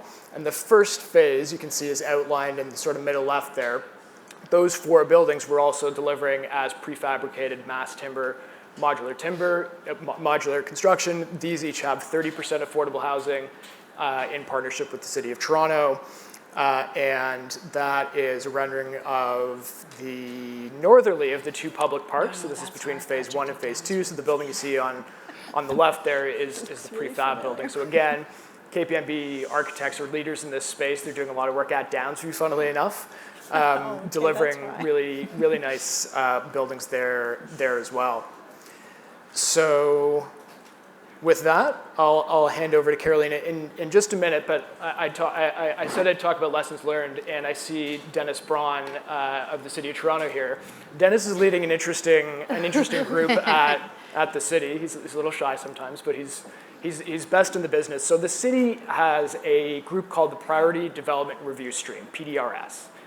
And that group is dedicated to breaking down some of the barriers in regulation and process and the entitlements in the design phase that are emblematic of a system that still defaults to assuming that the construction methodology that's building these buildings is cast in place concrete. So typically, the process that the city, most cities still make you go through for the approvals on an 8-story building is the same process and has all the same requirements as the one that they make you go through for a 58-story building. So PDRS, among other things, is trying to break down those barriers and move at the speed of the private sector, move at the speed of the housing crisis that runs rampant.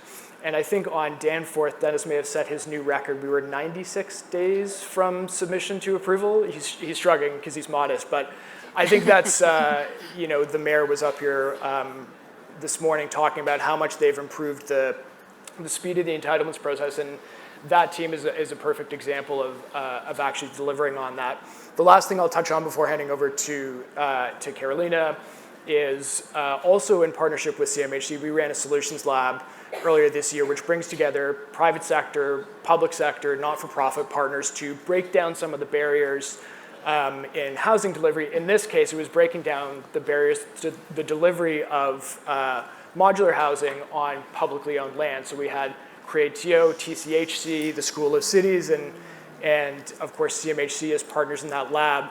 And I think that's a really good example of how these organizations are trying to think differently and trying to put their money where their mouths are, as it were, in moving at the speed of the crisis. And so that was very encouraging for us as both builders and conveners to see. And on those 9 projects, we ourselves are reaping the benefits of that spirit of collaboration. So I'll end on a positive note.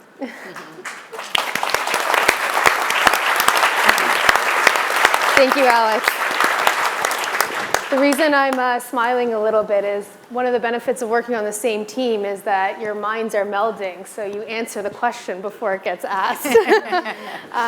But in all honesty, up here on the stage, we've got 3 such diverse voices, right? We've got the national, federal landowner, a think tank, and a private developer. And so I think I'll start with a question that was alluded to earlier this morning by Jen, which is, modular has been around for a long time. It's not a new concept. We had Sears with housing kits 100 years ago, and coming out of World War II, we had the Wartime Housing Limited, and yet it still seems to be a fringe way of delivering modular specific housing. So why do you think that is, and what do you think needs to change, or maybe to reframe, since it was answered a little bit already from Alex's point of view, what opportunities does this new policy offer that can make this become mainstream? And I think I'll start with Dina. Great. Yeah, I think that's a really good question. I think back to the catalogs. I remember seeing those and several of the houses that resulted from that. And there's still Panaboat houses. I'm sure several of you remember those. those were times when you could actually buy a house for twice your annual income and put it up yourself. We can't do that anymore. I think we've really increased the requirements around regulation, some of it from a health and safety point of view, sure, quality point of view, but also I think we've overblown it in terms of what is available or what the regulatory frameworks really need to be and what we're trying to address in housing. So I think that today the reality is that modular has kind of stayed niche in part because, for one, we've got an amazing sector understanding stick build and concrete. Everything is geared towards delivering that. We understand those business systems and finance systems, and it's really going to take us a lot of time. And we've talked about a lot of those things here today. I'm excited for the change. I think that we've really focused on what has to change now for the first time. So I feel that it's going to change, and I think it has to. And I think we have to continue to talk about the revolution in tech that's driving this now. And what it's giving us is engineered quality, precision, reliability, efficiency that we probably really need the customer to understand when it comes to buying modular. Because before it always felt like the niche choice. Now it's, why isn't that the best choice? You're going to get the best car out of your car value, so to speak. When you go buy a car, you look for quality. Well, I think you want to look for precision, and prefab and modular are offering that. So I think we see a change, but I think that it is ingrained in our industry that things are done a different way, and it's going to take some time to change that. Yeah, maybe I can pick up on that, on the private sector piece. I mean, home building is a very capital-intensive industry, and private capital tends to view it as a very risky industry. And so, you know, when you combine a risk aversion with a capital-intensive industry and with a market that up until the last, 2 or 3 years was just going like gangbusters. I mean, the number of cranes behind us is obviously an emblem of that.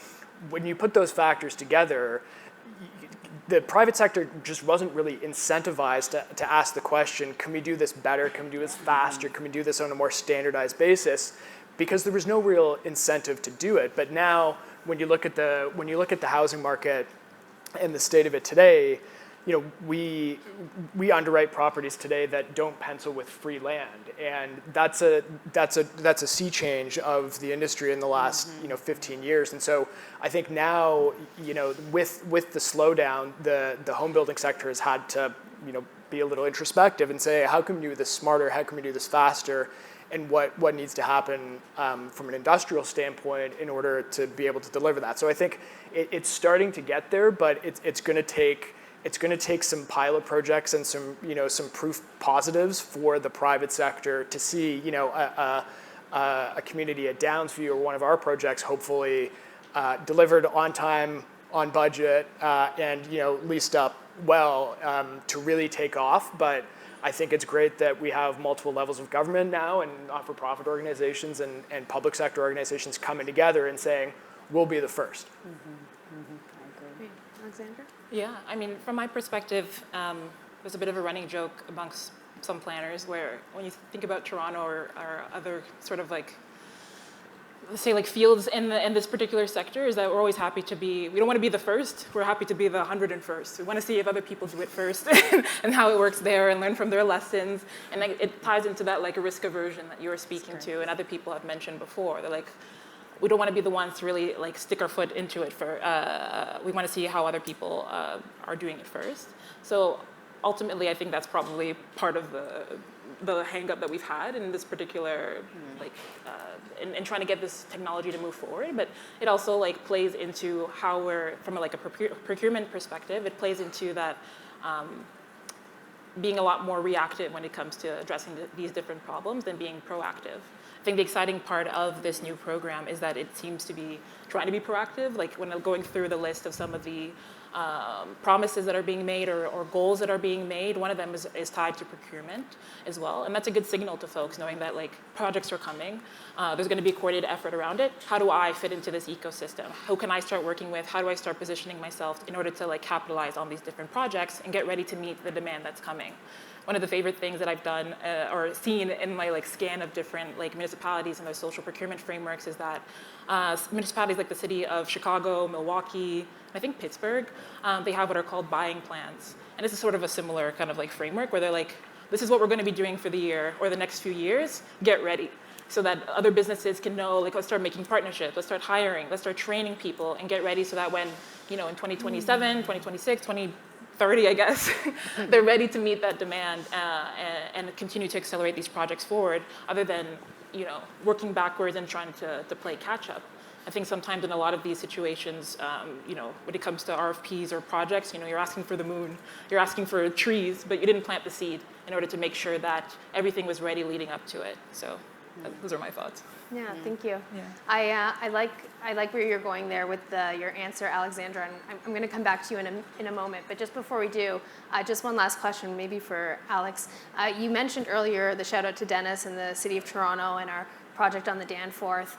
And so much of the discussion today is future oriented. If this happens, if X happens, then Y can happen. But do you have a maybe example of one or two things that has already gone well in our experience with the city or any other project, maybe outside Toronto? I mean, because I'm a little bit of a nerd, where my mind goes when I hear you say that is to garbage trucks. So for those of you who've ever tried to get a mid-rise building developed in Toronto, you'll know that at some point in the process, you've gotten to the point in your design or entitlements process where someone has said, you need a type G loading dock. And a type G loading dock is the only way that the city has to collect garbage on a site that has more than 60 units because of the amount of garbage that that type of building produces. And the only thing driving that requirement is the size of the garbage truck that Toronto's fleet services has. The problem is that if you've seen it, it's a big truck. And so if you've tried to do this before, you've probably come to the point in the process with the city where someone in the review team has said, we'd like you to put a type G in there, to which we say, you're going to lose 6 units of housing, to which they say, we don't have any other sized garbage truck. And so that's a really good example of where the regulations just aren't fit for the scale of this type of building. We're not building 48-story towers out of modular. Maybe they are in Singapore, but we're not in Toronto right now. And so the modularity and a sort of missing middle scale of building right now go hand in hand. So on that Danforth project, we were the first to go above 65 units, I think, and have the city relax its type G requirement. So that's a perfect, very nitty-gritty example, but there's 15 of them on that project alone, where when the rubber hits the road, it's great to be at 30,000 square feet. It's really important to have that discussion too, but ultimately, it comes down to implementation, and you're fighting about the size of a garbage truck. But the city on that one granted an exception. Obviously, other developers saw that exception as well, took note, asked us how we did that, and we said Dennis and his team. But there's 15 other things on that 65-unit project alone that are good examples of that. Yeah, and we can just imagine I'm sure from Canada Lands Corporation's perspective, right? You've got such a large scope, and yet the delivery of housing often can come down to these minuscule sort of silos or unique problems in every region.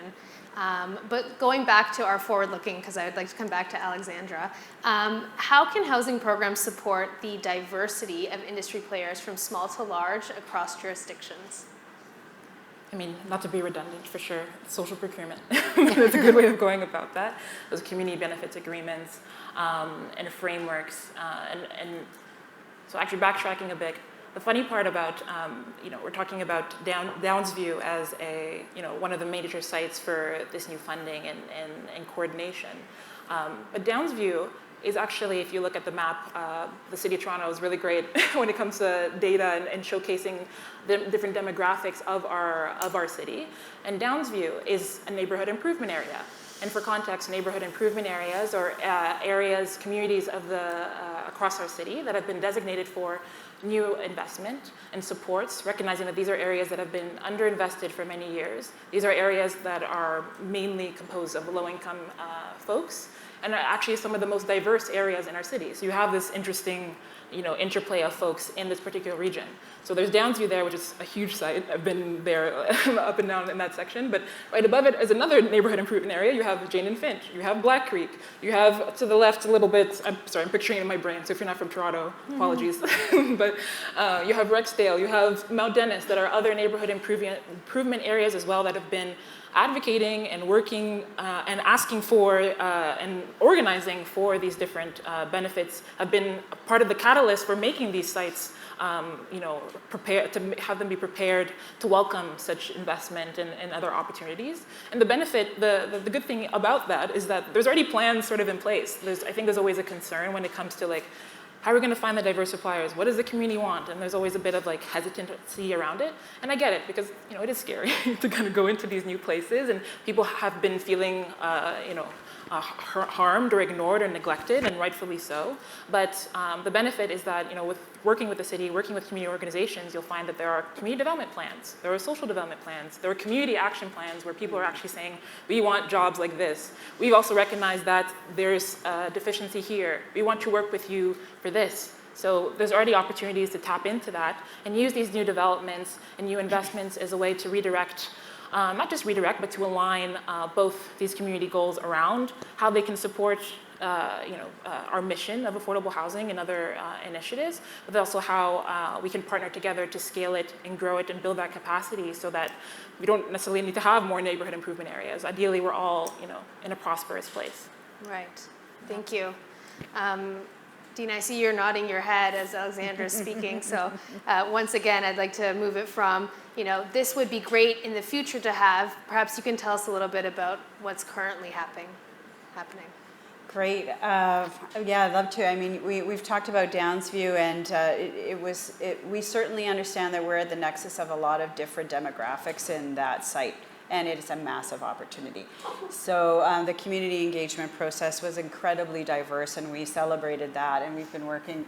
It's going to be a complete community. That's one of the ways how do we acknowledge the diversity of the community we're working in? That's tremendously local, as you can imagine. And we do a lot of work, both with community organizations and with the municipality, to understand those goals and drivers in our complete community plans process. On the building side, we also are going to be targeting our procurements where necessary. So as we look to engage with the builder, the GC, we do have Indigenous engagement relationships established in some where we're going to be more deliberate about ensuring those procurement opportunities also flow that way so that they can compete.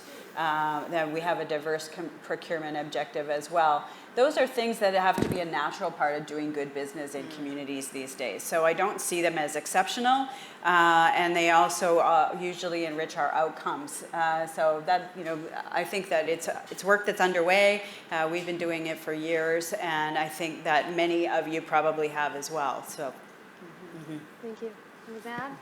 Yeah, I think reflecting on Dina and Alexandra's points, where my mind goes is very often when we refer to the community in a development process, you're thinking about NIMBYism, or you're thinking about the type of people who show up to oppose a new project at a public hearing. But it's a helpful reframing to be thinking about it in a completely different sense, to be thinking about what the opportunities are and going into a neighborhood improvement area, or coupling public investment with social outcomes beyond the utility of the new housing. And it's a helpful reframe, I think, to be thinking about opportunities when you think about community engagement, rather than a part of the process that too often can be controversial. Thank you. And maybe taking it one step out of procurement, back to the opening remarks about the RFPs that are on, and we know there's going to be a flood of applicants to all the RFPs. It perhaps leads to the question, does Canada have the capacity to operationalize modular housing right now? Dina, I'm going to start with you. I'm looking at this room. I'm going to say yes. I am. We have to get there. We have, I think, a lot of work to do together. This is about change management and evolution. And what I see are the signals of a tremendous amount of focus on this area that I have never seen in my career. That's tremendously exciting. Is it going to be easy? Are we all going to get there tomorrow? No, I don't think so. But I think we are going to get a lot further over the next couple of years than we ever have been able to. We really want to understand me as a land provider. I really want to understand who you are, what you want to do, what we can do together. We are not the only buyer when it comes to prefab, but we can help with those early projects and piloting as mentioned, because I think that if we can normalize this and really deliver on the affordability and efficiency that is promised, this is going to be the new normal. So I think we can get there. I am a glass half full type of person. But I think that a lot of people in this room are too. And to keep talking and exploring what the challenges and the barriers are so we can get through them. I've never seen such alignment at the local level in terms of helping us go faster. And that's not just in Toronto, thank you Toronto, but in other jurisdictions we're working with as well, whereas before it used to be, how much can I extract from this big landowner? Really, that's what it was like when I walked in the door. Now it's, how can we work together to go faster? Tremendous sea change. And speaking of working together, I'll kind of lead on that question maybe to Alex. What do you see needing to change in order to get to that positive outcome that Dina just laid out for us? Me, Alex, or her, Alex? Alex made it. Me, Alex. Yeah. Yeah, I mean, I think you see kernels of it. You see kernels of it as with the process that we went through on the Danforth project, and working hand in glove with CMHC on the Innovation Fund. But you have to go from kernels and it being the exception to the rule to it being the standard operating procedure. And I think that's the shift that we need to see now. And Canada Lands is there. I know TCHE is doing some interesting explorations, and obviously the city has its housing development office. So this is just a Toronto comment, obviously, but it's what I know best. All of the pieces are slowly falling into place. The thing I think might be most interesting when you think about scaling, you're always going to run out of publicly owned land at some point. You do actually, in order to get Canada-wide scaling, need the private sector to want to step up and be able to play in that sandbox, as it were. And one of the interesting things about where we sit among private sector players is almost all of our projects, new projects, are rental, and of those, I think all of them have an affordable housing component.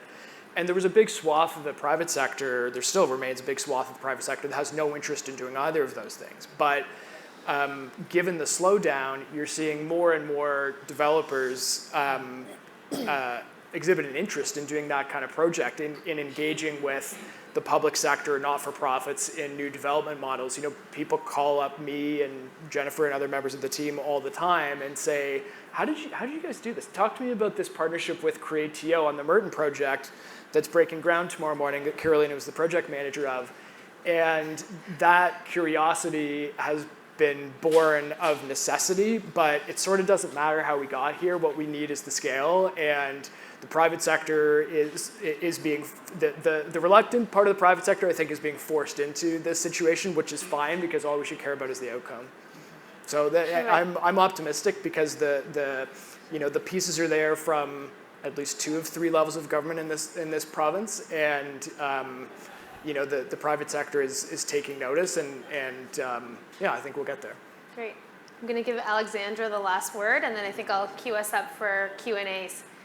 So I don't know where the mics are, but we can start kind of circulating them. Last word, Alexandra. Yeah, really quickly. I think it's possible, but there really needs to be investments at the same time around that education piece and that workforce development piece, like making sure the apprentices programs, like that as much as we're investing in that pipeline for like the actual hard parts of the construction process, that labor part really needs to have a lot of thought and coordination, and that requires talking with schools, talking with academia, talking with the training groups to make sure that there's not a break in that pipeline. I've spoken with members of different contractor associations, and they've been talking about how there's a burst of like pre-apprenticeship programs. And the issue with that, A, is that they're being targeted in a lot of communities of color that are looking for an entryway, but ultimately those programs aren't linked to proper apprenticeships, getting them the like seals and accreditations that are required to start filling in the gaps that we're needing in our workforce. So there needs to be some sort of coordination around there and making sure that all those other kind of anchor institutions are part of the conversation as well. Yeah, I think what I hear everyone sort of pointing to is that and it was already said earlier this morning, but it bears repeating that it's not just two parties working together or three, it's really that kind of cross-sectoral collaboration in order to make this once-in-a-generation initiative work. Do we have any questions in the audience? Well, let's start with Stephen. Hi. I have so many questions, but I'll try. Start with one. First off, just to frame out the scale. Everybody talks about the scale, but the scale works out to 33,000 additional housing units every month. So that's the scale. That's gigantic to talk about. And the real investment, I mean, it's so wonderful to hear this. I've been in the industry for 20 years, and almost 20 years. And the thing that's really been missing is not only that pipeline, but the investment in the companies and the time for government to take risk. It's really wonderful that the Keysmat group, I'm not sure which name to use, is really participating in this. But a lot of developers, you talked about it, like they do not understand and they don't want, there's no risk. The government has to risk. We've got manufacturers here from all over the country, and they need somebody to just say, hey, how much money do you need to build another factory? Really, that's what it is. And that's not much of a question in there. Fair enough. But really, I want to know what everybody thinks about that scale and how you imagine achieving it. And those 20,000 houses in Downsview, it's almost like a drop in the bucket. Yeah. So maybe I'll reframe the question, and I saw you pointing at Dina, so we'll go with perhaps how do we get to the scale that we're talking about? We heard the word $13 billion earlier this morning. We know that the pilot is not starting with a number of houses, 4,000 houses, that doesn't really reflect that number. So how do we bridge that gap? Yeah. I'll take the question, but I'm not sure that I'm the right person to answer it. But I am really pleased to see the commitments around investment and industrialization that are being made in Build Canada Homes. I think that is a signal that they understand that the sector needs support and investment support, et cetera. So that's fantastic. I think we're all waiting for the details on what that is going to look like. Does Canada Land's 4,000 units, or perhaps our full portfolio of 50,000 units, break the back of the modular sector's growth? No, it doesn't, right? I'm the first one to admit that. We really do need this to be received and embraced by far more builders in the sector. And I do think, though, that we have a role in asking for it. And that's where builders need to be comfortable to ask for it. And our financing structures do need to change. And I was thrilled to hear about how they're being modified to actually acknowledge the upfront requirements around prefab. Huge barrier there. And the regulatory sector needs to understand how to move it forward quicker too. We've kind of talked about these things, but I think we all have to step up and acknowledge that this is actually quality housing coming out that's going to help us address the housing crisis. That has got to be our first priority, and getting the barriers out of the way has got to be the next. So will we get to the 500,000 homes by 2030? You didn't ask me that question. I find it a tremendous lift for Canada to double its home building sector in 5 years. But if we don't have a really ambitious goal, maybe we won't even get there. So I'm okay with that. I think everybody realizes that the focus has got to be on finding ways to do this more cost effectively and more efficiently. So I'm okay with that, but we aren't the only answer, and everybody has a role to play in how to move this forward. Yeah. Okay, perfect. I saw a gentleman in the back, and maybe we'll do it a little differently. Can you tell us who you are, who you're asking the question to? Is it for one person individual or the whole panel? Go ahead. Pedro Barada, Habitat for Humanity Canada. And great job, Carolina. You'd never know it was your first panel. Oh, God. So well done.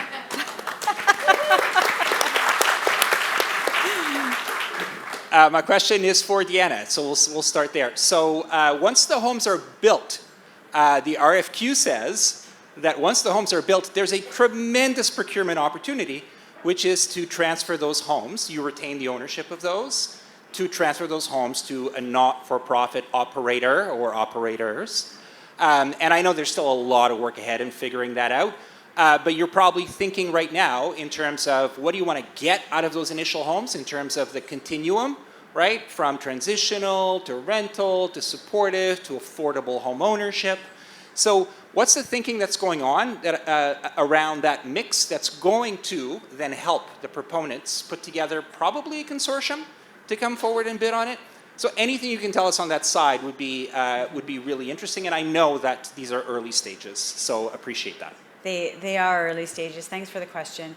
One thing that I would say just to start off that is a lot of our communities are very large and we do offer an incredible diversity of housing opportunities from size, scale, tenure. These are all rental. So right now our first tranche of the 4,000 homes through Build Canada Homes are all going to be rental, and we are going to build the homes and own them, and we are looking to procure for a third party, ideally not-for-profit or community housing operator.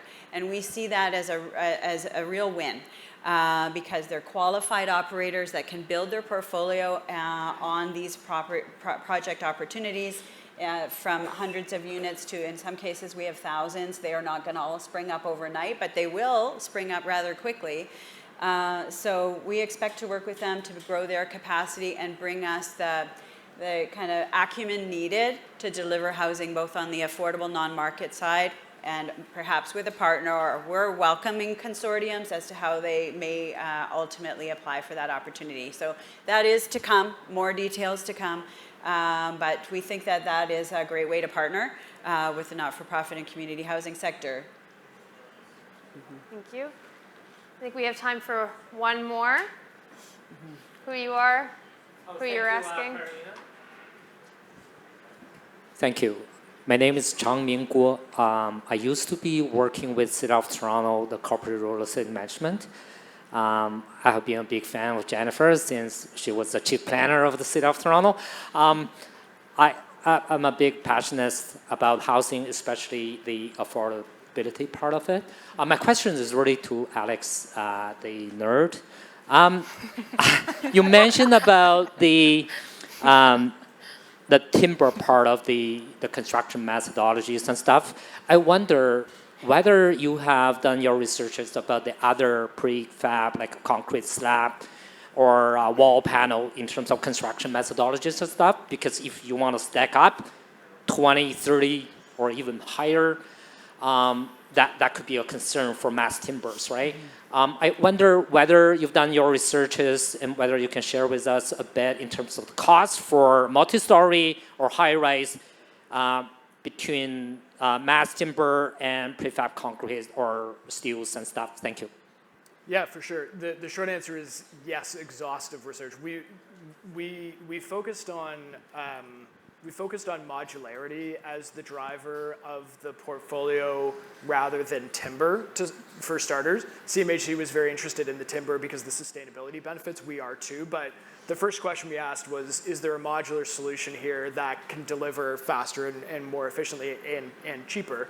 And so we looked at precast concrete, we looked at steel, we looked at light gauge steel and cold form steel, we looked at volumetric, which is the supportive housing projects you see in the city, and even within timber, we looked at different timber structural approaches. So modular is a bit of a catch-all, and timber is as well. So you look at posts and beams, the way that the posts and the beams are laid on top of each other on the grid is a different system. Some timber buildings have a steel component.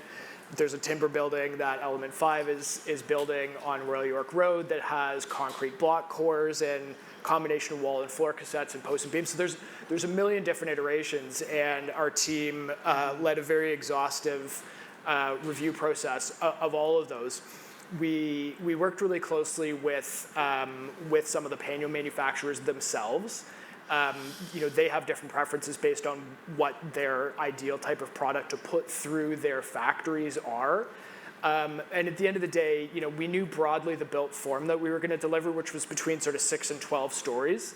Ontario Building Code right now allows you to go up to 18 stories, but you wind up, the cost doesn't necessarily scale linearly as you get up beyond sort of 12 stories.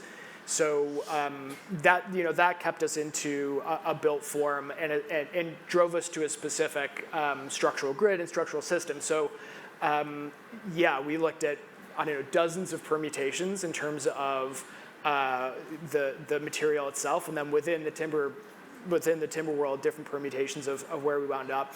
At the end of the day, we have metrics that we need to hit on those projects in order to be able to deliver them with CMHC, with our private capital partner.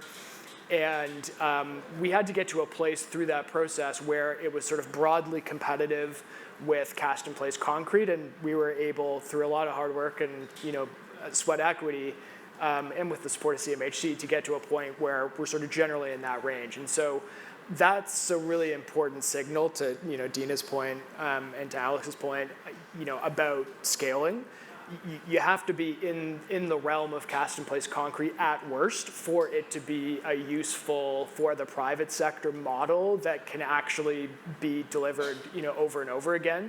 And I think to Dina's point as well, the government coming out and saying there's all this money available is a huge signal to the suppliers that they can proactively invest in their facilities, which they have. The modular facilities across the GTHA are operating under capacity. What they need is a pipeline to fill it. And so we're doing 9 buildings worth. Canada Lands is doing many, many more than that. But that's some of the hard work that it takes to get you to the point where you can actually build the building to the system. Thank you, Alex, for that excellent answer and for the great question, which really gets to the heart. That brings us to a close, and you can see Jen is back on stage with us. So back over to you, Jen. Well, I have the unfortunate task of being a taskmaster. Didn't Carolina do a great job? Thank you so much, Carolina.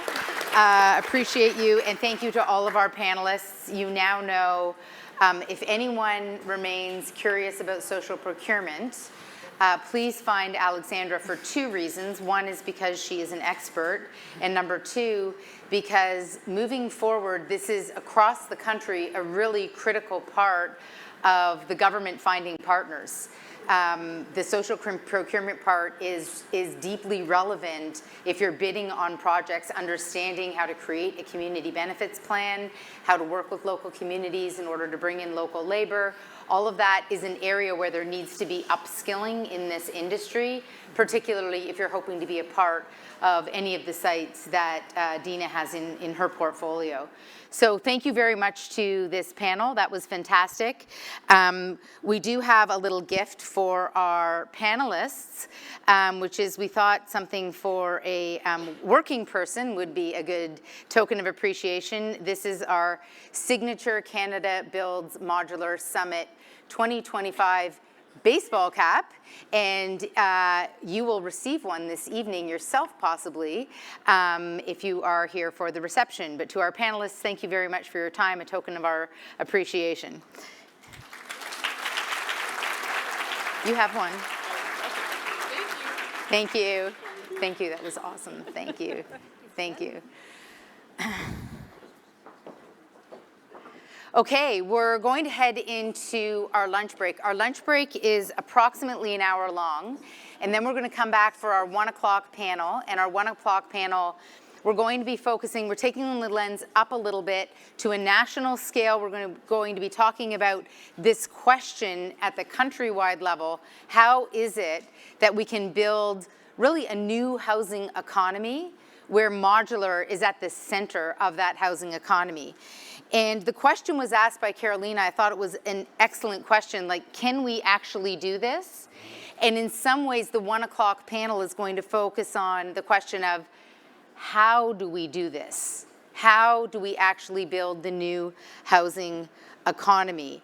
This actually is connected to, Alex mentioned the Factory Built Housing Solutions Lab, which focused on site readiness. It really was looking at that question, how do we actually do this from a procurement, financing, design, manufacturing perspective? So we'll come back to that question at 1 o'clock. But before we do, we have an industry spotlight.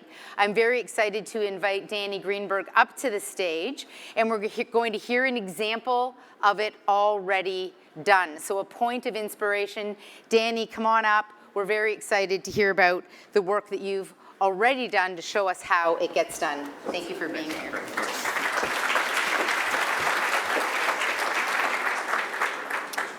All right, good morning, everyone. I know lunch is about to be served, so I'll try not to dip too much into the time, and thanks, Jennifer, for the intro over there.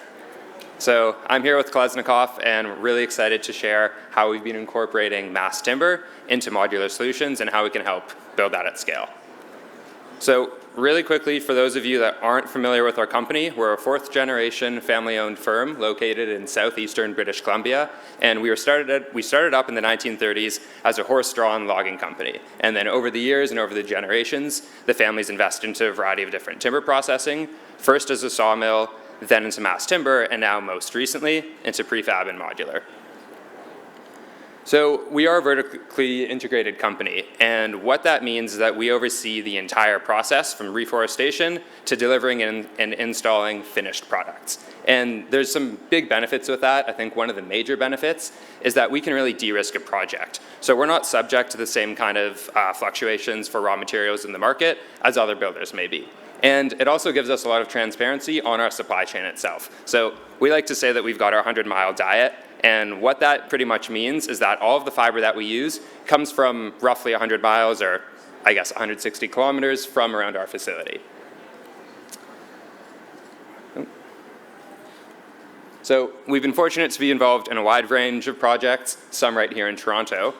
And most notably, I'd say we supplied one of the first large-scale volumetric mass timber projects, and that was completed in the late fall of last year. The project is a workforce housing building with 120 modules located down in Big Sky, Montana. Now, we have a bunch of projects moving through our facility right now, a lot of others in pre-construction, and we're really excited to build and scale this towards projects that are right here in Canada.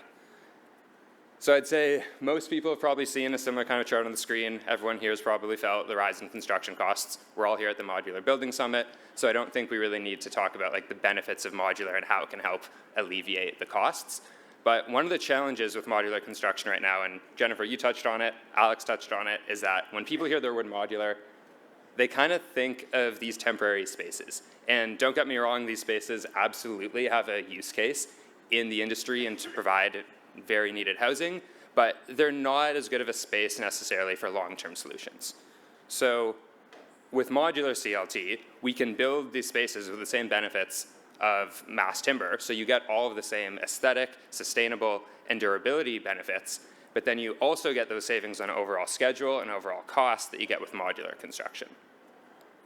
So I kind of like to use this analogy where I find that right now, the offsite and modular industry, it's kind of like you're buying a suit, where you've got one end of the spectrum where you have your one-size-fits-all. And there's products that have been developed with that approach. Now, contrary to the rabbit's kind of sad, flabbergasted face there, I think there are some designs and products where that works really well. A great example of that is the new housing design catalog for single-family or small multiplexes. But as you start to get into those projects where you have more multifamily and they go taller and they go wider, we know that every project and every job site is going to be a bit unique, and it's kind of hard to fit that within. So we find that the other method is kind of more in the made-to-measure, and that's closer to where we've landed at Kolesnikov, where we still have our overall product lines and processes established, but we know that no project's unique, and we try to approach them with more of that made-to-measure mindset. So all of our off-site work is now happening at our brand new prefabrication facility. It's 100,000 square feet, located 15 minutes down the road from our mass timber plant. And within that, we have three main product lines. The first product line are prefabricated light frame walls, where we can incorporate MEP services within those walls, various layers of sheathing, drywall, or your exterior envelope. Similarly, we can take our CLT panels, and we can apply those envelope layers as well if you want to have your cladding system or a curtain wall. And then finally, we have our volumetric modular line. And that volumetric modular line was the approach that we took on the workforce housing building down in Montana, where pretty much everything you can see on the screen on the left, outside of the skis, the chairs, and the tomatoes, those were all incorporated into the module before we sent it down. And so at our facility, both of those product lines, whether it's panelized, whether it's volumetric, there's a lot of flexibility within it. Now, we're not just picking up the job site, moving it indoors. What we're really doing is leaning on a lot of our standardization and automation that we've developed with mass timber, and then we implement that throughout our whole process. So all of that starts digitally. We create digital models to pretty much refine every single piece, and we can dry run that assembly. And that results in really tight tolerances and eliminates most, not all, but most of the surprises that come up during assembly at our factory and during construction on the job site. And I think the key to this, and some folks earlier have touched on this on the procurement process, is to really engage your fabricator early, whether it's through design assist or even in the design build process, so that we can actually help to standardize the design before it goes all the way to tender, and there might be a setup where it's not as suited for our facility. And speaking of that standardization, on that workforce housing project, it was a 3-story building, 120 modules. There were some variations in the layouts across those modules, but a lot of those components were the same.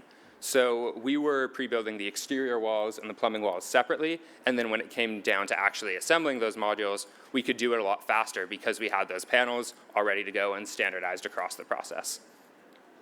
So then, now I'd say shifting over to the job site, a big benefit, we all know of modular construction, is it's faster to get your structure up than conventional methods.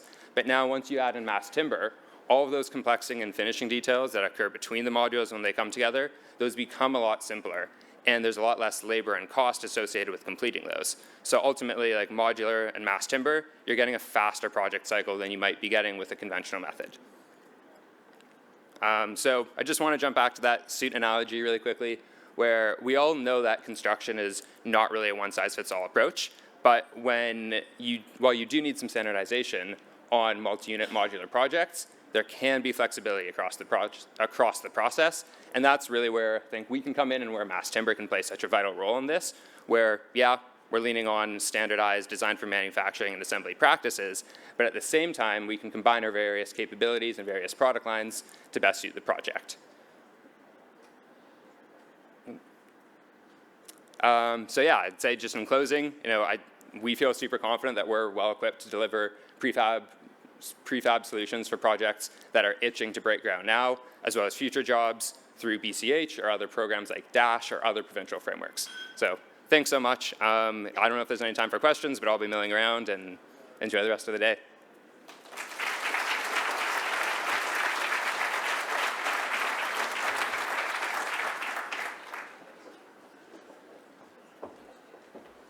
Well, that's a great note on which to head to lunch. So I'll see you all back here at 12:30.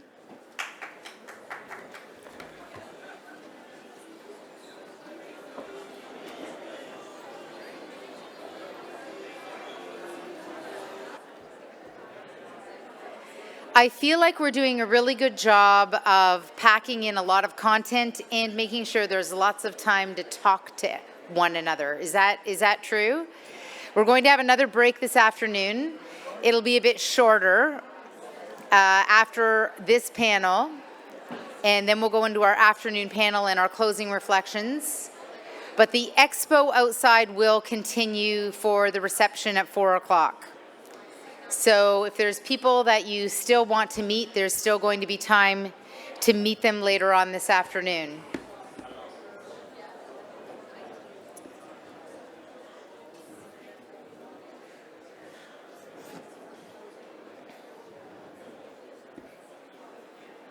Come on in, everyone. Grab your seat. We're about to get started.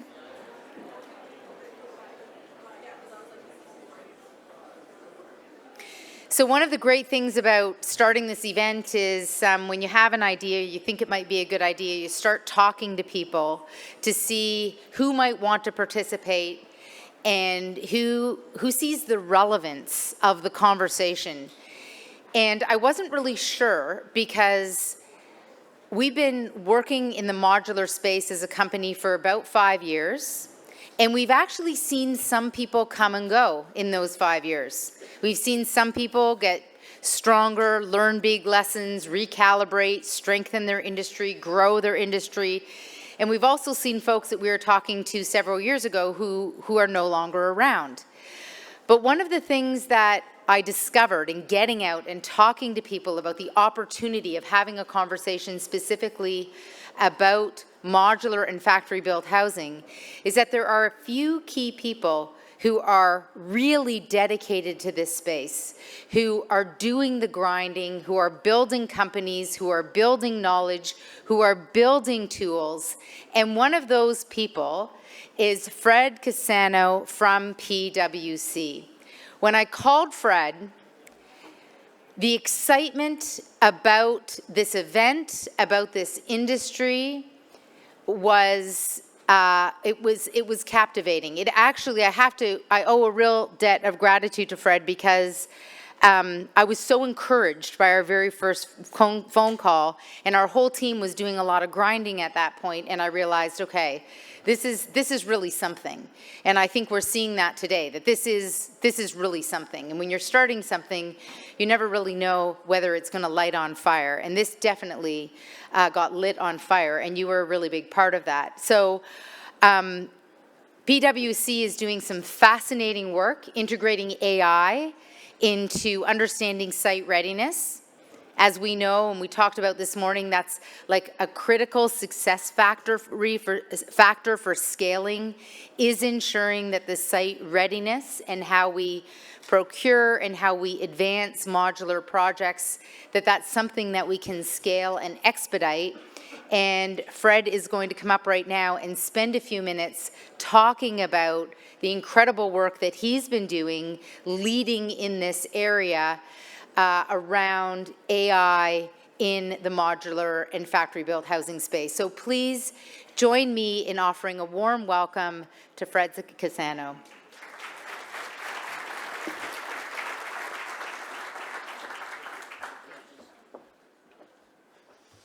Good afternoon, everyone. It's just incredible, the energy in this place. Jennifer, you mentioned a few years ago. I've met a few people that we met 6 years ago that were just starting out in modular, and I said to, it was Trevor Gilbert, who was in the audience, just be patient. Things are about to explode. So thanks to Jennifer Kiesemat and her amazing team for putting this event together, bringing multiple stakeholders around the table to talk about the high-level picture, the how do we scale. So it's an honor. I would also like to say that we're at a pivotal point in the Canada's construction industry. This is our time. And I would say from the morning reflections, we see the conversion of a few things: a housing crisis, tech innovation, unprecedented government investment and alignment that just will set the stage and opportunity for modular construction. And Jennifer, thanks again for just setting the stage for innovation. I think this is a national imperative, and this community is very important to come together to do that. The Honourable Minister of Housing and Infrastructure, Gregor Robertson, gave us a crying call for turn public land to public good. I think that's going to be a phrase that captures the fundamental shift of what's happening now. And as the industry comes together and collaborates on these public lands that are available, I think it's going to be monumental to showcase how we can build differently, and we'll get into that in a second. I love the from pilot to policy panel discussion, especially discussing the procurement process, the planning, zoning, and I think I would add, if you could do that in a very tech-savvy with AI, it'll certainly accelerate the process. I also like the shout-outs as well. We're already seeing that in action. And Danny Greenberg, that was awesome. I love the showcasing proof that we do have Canadian large-scale modular CLT in Canada. We need more Canadian examples that we can showcase. So I certainly applaud this morning's sessions. The themes are very clear: urgency, partnership, public land as a catalyst, and workforce transformation. So at PwC, we have tons of research globally, and we've categorized what's happening in this space as very extraordinary in terms of the global economy. Megatrends like AI, climate change, demographics are colliding to create what we're estimating $7 trillion this year alone globally will change in terms of value creation opportunities. This is globally. From a Canadian cut perspective, we're thinking it's around 3.6 trillion over 10 years. And that's a reconfiguration of many things driven by AI as a disruptor, certainly climate change, and how we're redefining models. And the way we're doing this, I'm not actually changing any of my slides. That's not good. So these were the morning reflections. Here I am looking at my tech-enabled iPad thinking it would change right away because I have an AI agent that's moving it, but that didn't work. So the mega trends that are colliding are creating these massive opportunities in what we're calling as new domains. And I think I heard one panelist say how we build, and certainly that's going to be the topic this afternoon. But there's these new domains that are creating great growth opportunities in basic human needs: how we make, how we build, how we feed, how we care, move, fuel, and how we power. And driving all that would be how we fund, govern, and compute.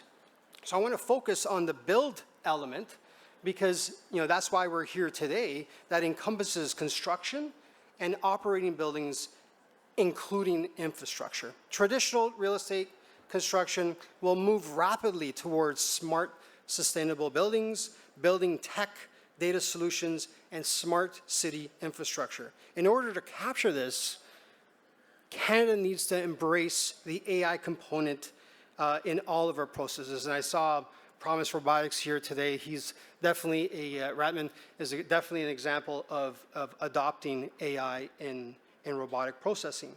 So this morning's session about the opportunity being clear that we need to collaborate across the industry to definitely fit within how we build, but with a tech-enabled mindset. And certainly, these are not new facts to this community here. Housing crisis is staggering, in multiple proportions by 2035. We keep moving the targets, but Canada needs roughly 3.5 million additional homes just to restore affordability. And the federal government has set ambitious targets, 500,000 new homes every year for the next decade. Well, we're not even close, right? And traditional methods alone will not get us there. So I think, whether it's we're facing acute labor shortages, to winter weather stalling buildings for months, to costs rising, timelines keep slipping, we are, I think, at a moment in time for the modular industry. So, how can we reconfigure? Well, we talk about collaboration. The value in motion framework is a deliberate partnership and integration of multiple value chains. Modular manufacturers should team up with tech providers for smart building systems, with material supplies for low carbon inputs. Financial institutions should innovate and be prepared for scale-ready project financing. It was pretty clear this morning in terms of the RFQs that we need strong balance sheets to support some of these projects. Well, the industry coming together and providing innovative solutions on the finance side is going to be very, very important. Forward-looking players that will embed AI across design optimization, project planning, supply chain management are all going to be critical in this value chain. And again, I'm going to single out Danny Greenberg's showcase, concrete example of how integrating across domains will create value. So, Canada's modular construction industry is gaining momentum. Recent stats show in 2024 it was valued at approximately 5.1 billion Canadian, representing about 7.5% of the overall construction market. And it's projected to hit 6.4 billion by 2029. So that's about 5% growth, which is great, right? But despite this progress, modular construction still accounts for less than 5% of the Canadian housing starts. This contrasts sharply with other countries. And we'll probably hear from a lot of people cite Sweden and Japan. Sweden alone, factory-built homes represent roughly 45% of housing. So periods of domain reconfiguration, right, factors in this shift to get us to modular at scale. We need to shift from projects to platforms. We need to shift from analog to digital. We need to shift from on-site to modular. We need to reinvent our workforce. And we're already seeing that there is evidence of savings. We've heard a lot about faster. We're reducing emissions. We're talking about improving quality and making the, I would say that the stigmatism on modular, changing that from an investor and user perspective. I like that. The cost advantage is reinforcing because of standardized manufacturing. They're repeatable processes that'll help reduce material costs and waste over a period of time. So I think there's already evidence that there's ROI in cost savings, techniques, and carbon. So the task now is to scale. Align procurement. I love the conversation about procurement and approvals. And done right, modular construction can be Canada's response to the housing demand. Shout out for Canada Lands and the great presentation this morning. Build Canada Homes is a game changer, period. I think, you know, the $13 billion in capitalization and more than $25 billion in available financing is a clear demand indicator. It's a mandate that also prioritizes modular, prefab, mass timber under a Buy Canadian approach. The initial plan to build 4,000 homes across 6 sites is only the beginning, and I love the demand signal that allows people to be cognizant of your capital deployment strategies. And there's proof. It's already happening. I love the discussion on Downsview this morning because, again, this is turning theory into action. At Arbo, we're talking about 540 homes will be delivered using modular and mass timber, and 40% attainable for middle-income household.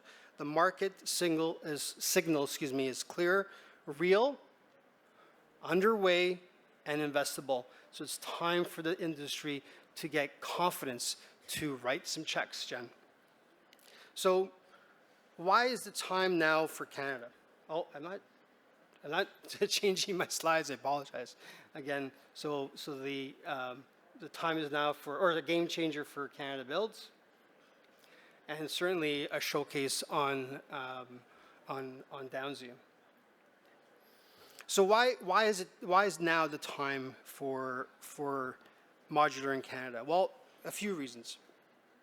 Number one, we have government alignment, and I know that this has been a criticism over the years that government's not aligning. It is clearly aligning on helping the federal, provincial, and municipal governments in pulling the same direction. The alignment isn't just abstract, it's articulated clearly in ministerial remarks, it's reflected in program design, it's translating into procurement and permitting. It is very real. Second, infrastructure is unlocking development. This is a key point. Public investments like Black Creek are early markers of a broader shift in unlocking value.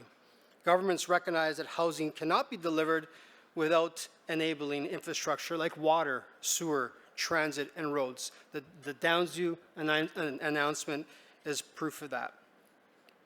Industry is also maturing. I would say that Canada can compress the timelines by adopting proven strategies, like I said, from Sweden, and lessons learned in the UK. And fourth, we need to align globally on megatrends. Material and land constraints and factory-based production, this is not just a Canadian phenomenon. This is a global phenomenon, and we need to learn from global research that allows us to have broader configurations. So, with any presentation, there's always a call to action. So what does that mean for you? We have 400 plus individuals and stakeholders in this room. Those that are watching on the streaming, the role for us is to commit to modular in the next development cycle.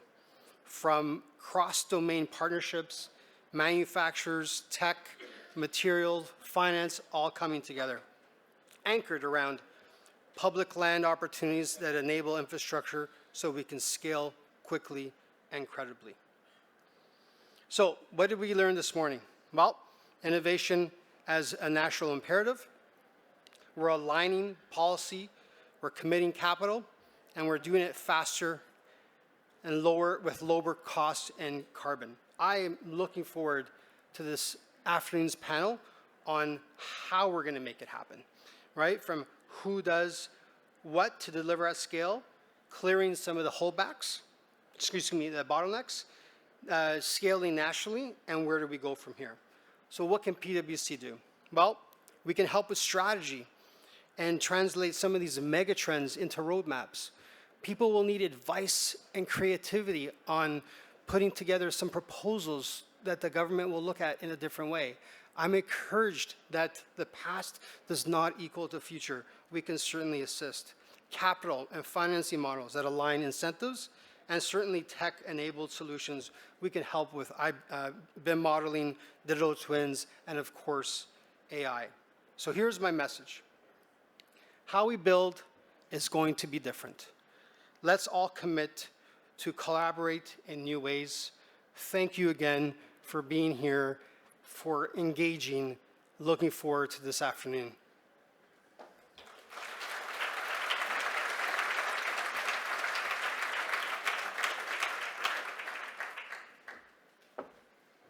Okay, that was an awesome recap of this morning, and it sets us up beautifully for the next session that we're going to do. I would like to call up our next panelists to this stage. You know who you are. Come on up right now.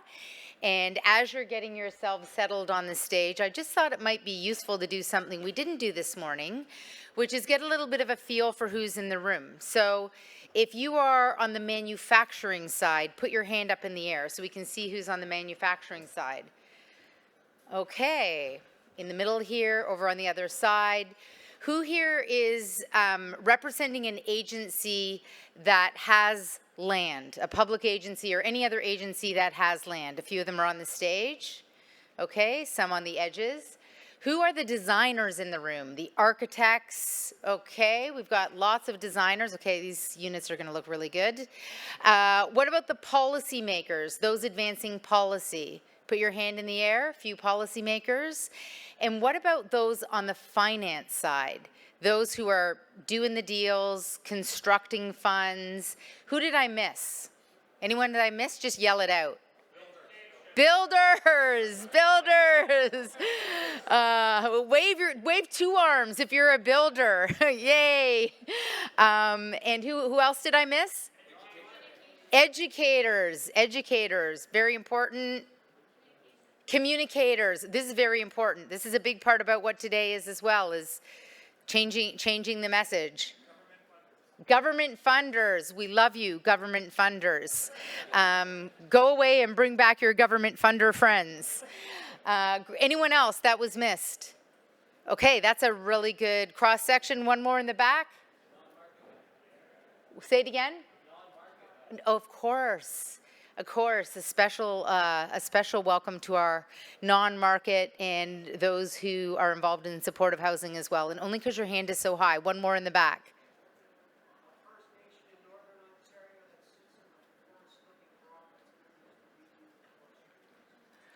Fantastic, First Nations. And you are from the North specifically, or you're working in the North specifically? Okay, so thank you for being here. Fantastic. This is great. What a great cross sampling. And Luke, accessibility advocates. Excellent. What an awesome segment of, I think we're the people that does this, all of us in the room together. This panel, for those on the panel who may not have been in the room earlier when I made big promises about what you're going to do today, what you're going to do today, we talked about the why, we talked about the what, we talked a bit about BC Homes, Build Canada Homes. We're going to talk today about the how. And we're going to talk on this panel really thinking at the national level about how to build the new housing economy. So part of what we're doing here is shifting from thinking about modular as being one piece or one way of how we build to centering modular and factory-built housing as being at the center of our housing economy moving forward in this nation and in this incredible moment of nation building. So I'm going to leave it to Lisa to introduce this incredible panel of Paul Halucha, Sean Baird, and Hugh Clark. And Lisa Helps is going to come up, former mayor of Victoria, and also with BC Housing, leading BC Builds. Lisa's the moderator, but I've asked her to say a few words about the work that she's doing today to plant some seeds for the rest of the panel that they could maybe riff off in terms of thinking about how we advance a fundamentally different and new housing economy in this country. Please join me in welcoming Lisa and our panel. Great.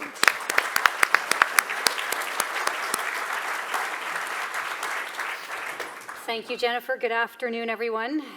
You can see we're missing one person, so we'll have to get his insights at some other time. I want to get this off my chest right away. I am from BC, and I am not here to say that everyone else should do what BC is doing, because that is just simple and annoying. And the context is different in every jurisdiction across the country. But what I do want to do in this very brief overview before we go to these fine folks here is just tell you a little bit about the work that we're doing as an example of some tools or approaches that might be useful in other places. So I'm going to tell you a little bit about BC Builds and then a little bit more about DASH, which stands for Digitally Accelerated Standardized Housing. So BC Builds, and we like to think that maybe Build Canada Homes was riffing on our idea a little bit. We identify low-cost public land for development, and we also fund and finance and accelerate housing. So we find the land, we fund it, we finance it, and then we support the development. And our mandate at BC Builds, which we were given by the provincial government, was to and is to move projects from concept to construction, not in the usual 3 to 5 years or more, but in 12 to 18 months. So we were given a mandate to accelerate from the very beginning, and if you go to our website, which is bcbuildshomes.ca, you can see what I like to think of as the BC Builds rocket ship, and that tells you a little bit how we do that.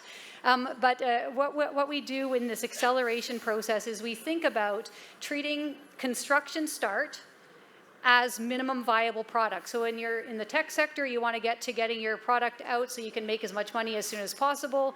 And we accelerate our projects using a methodology from the tech sector to get to construction as soon as possible. So that's what BC Builds does.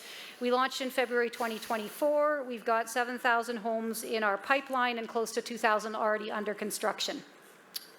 And as I said, we also finance housing, and there's been a lot of discussion this morning so far about financing, and I can tell you it is possible to finance off-site modular construction because we're doing it. through BC Builds, we are financing construction. This up here is a building in Prince Rupert. We provided construction financing as well as some as well as some equity into the project. And you can see the quote someone said in this Stories article that if we weren't here, it wouldn't have happened. I asked our senior development manager on this file, on this project, how do we do it? And he said, BC Housing has had a lot of experience with modular, but we do exactly as you'd expect. We require bonding, we get the contract right, we get the insurance right. The GC contracts with the manufacturer, we pay a deposit so they can get going, and then we get construction claims from the GC who gets them from the factory. We send our quantity surveyor to the factory, they make sure that the work is happening, and then we pay the construction claims long before anything gets to site. So I just wanted to point that out because it actually is happening. We're doing it. All right, which means it's possible and happy to share any of our lessons because not everything has gone right along the way, and happy to share about that. Another point that I want to make here really quickly in terms of Made in Canada industry transformation, you're seeing this building up here again. This is in Prince Rupert, British Columbia. Anyone want to guess where these modules were made? No guesses? Manitoba, how did you know? Is this your company? Winkler. Okay, so Winkler, Manitoba. We're making modules in Winkler, Manitoba, and we're shipping them to Prince Rupert. That's fine, but the second point on the other slide here, this is Intelligent City. This is a project we're working on with Intelligent City and Housing Okanagan in Kelowna, and this is a project to come. I toured a site yesterday in Etobicoke. These panels are being shipped from Vancouver to Etobicoke. So, which is fine, right? Everyone's doing a good job on these projects. I'm not saying they're not, but I think we've got to get our some more factories of the right kind in the right place. All right, finally, what I'm most excited to tell you about before we get into the conversation here is DASH. So this stands for Digitally Accelerated Standardized Housing. Our colleague from PwC was talking about AI. This is a platform that relies on AI to optimize design, optimize for prefab, create a digital twin, and then hand buildings over to operators at the end of the day. So it's got all, it plays in all of these spaces, the DASH platform: design, prefabrication, construction, and then move-in, but beyond move-in, operations and asset management. And I'm just going to tell you a little bit more about this, and then I have an invitation for all of you to participate. So DASH is a digital platform, and it's really about lower cost, faster, more efficient, and more sustainable. So it's a bit different than some of the conversations we've heard earlier because it relies on standardization of just about everything. So we standardize, working with municipalities, the permitting process, standardize the zoning. I would say that DASH is a made in BC solution that has massive national potential application. We've developed a standardized blueprint for BC Building Code. We could easily do one for the National Building Code. That standardized design goes onto a map with all the zoning information uploaded. The AI agent configures that design for that site, best density, best shadowing, or least shadowing, et cetera. And then, that would be good enough if it stopped there, and then the second AI agent then optimizes that design for prefabrication with, and this is the part that some of the folks building proprietary systems might not like, with a standardized kit of parts that can be made by, right now we've got 11 to 13 factories in BC that can make these kits of parts, which we like to think of as the 2x4s of the 21st century. So standardized design, optimized for prefab, standardized kits of parts that can be made in any factory. Okay, now, if you're interested, we just launched a request for information on Monday, conveniently timed with this wonderful summit. We're looking to, as is the federal government, we're starting with a request for information so we can get information from all of you to get it right. We want to pre-qualify a list of manufacturers, but also of GCs and CMs who can build these things for BC Housing funded and financed projects for the next few years. So that's an introduction. That was really quick, but now we get to dive in more deeply with folks who are in the field doing some of the similar work. So I'm going to run back over there.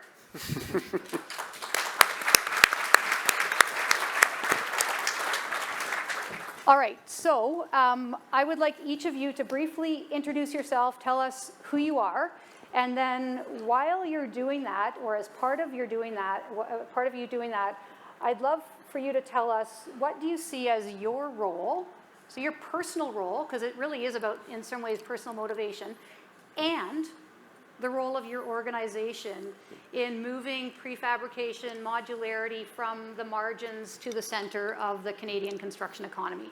So who are you, and what's your role and your organization's role in doing that? And let's start with our national colleague down at the end here, Paul. Okay, thank you very much. So I just want to say at the beginning, thank you for the chance to be here. It's been a lot of fun. I feel like I've met everybody here individually over the summer as we were doing work. So, and it was great to put, to meet people in person. A lot of it was virtual, absolutely terrific.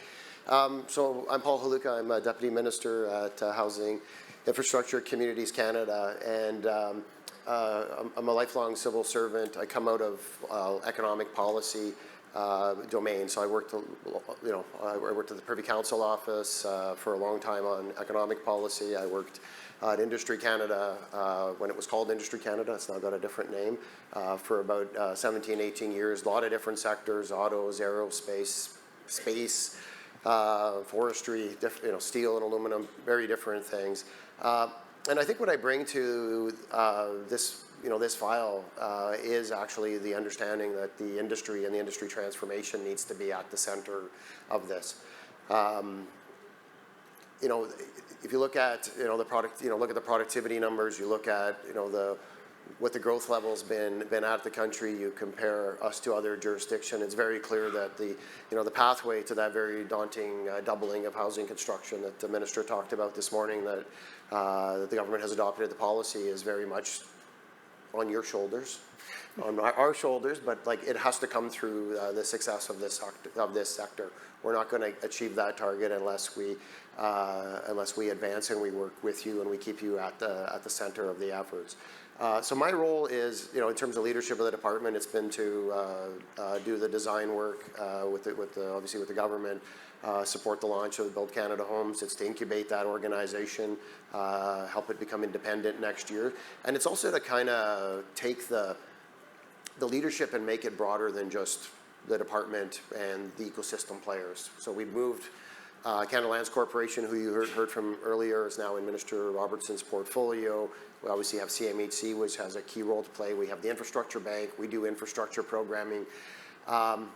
We also have other departments that have to play a core role on this. So, and the two that I would give you by names, and I think many of you who had bilats with me today and met with me will have heard me say you need to get to know the industry department as well. So you all recognize me. You need to recognize Phil Jennings and the Deputy Minister of Industry, because that's where a lot of the commercial support is going to be. The housing mission of the Government of Canada is not only this department and this portfolio, it is that broader set. And we've been doing a lot of preparatory work to make sure they're ready for you as you come in with ideas around scale up and getting new technologies.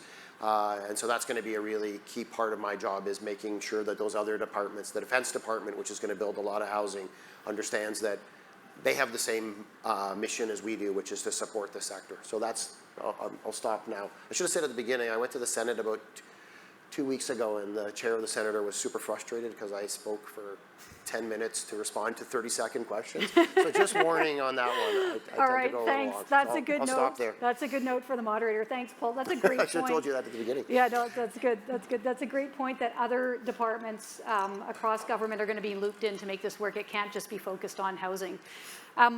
Sean, nice to meet you. Yeah. Tell us a little bit about your role and also what...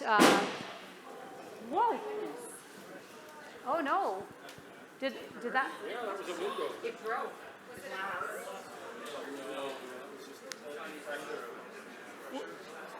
There's too much pressure in the room. Yeah. It's a pressure cooker. Jen, should we get someone? Continue? That was really exciting. That was so we're going to go to Toronto Community Housing, and he's obviously got some amazing things to say. All right, let's carry on. They'll come in and do whatever they need to do they're coming. All right, so Sean, tell us. Great. In your I feel role like that was an ill omen, but but we'll soldier on. I'm Sean Baird. I'm the president and CEO at Toronto Community Housing Corporation. We, I'm here to represent the need, right? So we are a major operator. We are the biggest operator of affordable housing in the country. We operate 60,000 homes. More than 100,000 people are tenants in Toronto Community Housing all over the city. And we operate in an environment of great need, right? More than 13,000 people experience homelessness in the city of Toronto. That number doubles or probably triples if you include sort of the broader GTHA. We have welcomed in more than 2,000 people that have experienced street homelessness into living in Toronto Community Housing in the past 4 years. And despite the fact that we are so large and we do so much and we provide so many supports for so many tenants, we're not even coming close to meeting the need, right? So more than 100,000 people live in Toronto housing, and yet another 100,000 people are on the queue, on the waiting list to move into social housing. And the only reason that we're taking people directly in from street homelessness into Toronto housing is because there's nowhere near enough supportive housing out there to accommodate the needs that exist within this city. And that same metric is repeated in every major city across the country, right? So if you look at the big picture metrics, I think the housing minister this morning said we need to more than double our housing starts. Absolutely, that's true. I'm here to tell you we need to more than double the total number of non-market housing within our portfolio as well, right? And of course, to tag into the purpose of this summit, we need to rely on new construction methods to do that. We need to rely on modular. We need to massively increase the investment in this industry and the capacity to deliver, because we can't wait, right? We have tremendous need that we need to push forward and build on. We've got the land, we've got the demand, we've got the need. I got zoned, ready, infrastructure ready, social infrastructure ready. We've done all of that, right? It's time now for the equity to come to the table and the construction methodology to come to the table and the partners to be here so we can launch dozens and dozens of new housing projects within our portfolio. Great. All right. The next question, and I know we haven't finished the first one here. I'm going to come to Hugh in a moment, but the next question, it's going to be a bit of speed dating. So you might get a chance to say more to the industry about what you need from them and what you think they need from you. But Hugh, first of all, over to you. Tell us who you are, what you do, and what do you see the role of your organization and your role in helping shift us from where modularity, prefabrication's at the side to where it's at the center in this country. Thanks, Lisa. So my name is Hugh Clark. I'm the Executive Director of the Housing Development Office. We're actually a very new office at the city. We're about 3 months old. Essentially, when I came on in the middle of the summer was when it effectively got started. My goal, or my organization's goal, is to push for the delivery of affordable housing. I work with Sean and Vic, who's unfortunately not here, as well as all the members of Sean and Vic's team, to ensure that we deliver affordable housing, because it won't be delivered on its own. There's no economics that make sense for delivering affordable housing without the support of the public sector, and whether that be at the municipal level or at the federal level. I actually think what my personal role is, and Sean mentioned it, I'm the equity from the city side. So I'm helping bring in what we can afford to deliver affordable housing through our agents and our corporations, TCH or Creatio or CREM. So my role is really to produce. I'm not a policy person. I don't care to present myself as a policy person. I'm a production person. I've 3 months in the public sector, but many years in the private sector, and my goal is to get stuff done. I was hired with that direction. We need to deliver now, and that we can't actually wait to come up with well-conceived, well-laid out plans. We actually need to push quickly. And this is actually very encouraging to see all these people here who are motivated to do just as we're motivated to do. Great. So Build Canada Homes, we heard from the minister this morning, and also we know this from everything we've read and seen, that they are going to prioritize prefabrication, offsite manufacturing in what they fund and finance. So you've got money. Sean wants your money. Are you going to set any kind of parameters around certain percentage needs to be prefab? So talk about how you're going to deploy this equity to get buildings built on land that Sean's responsible for? You know, I think we should.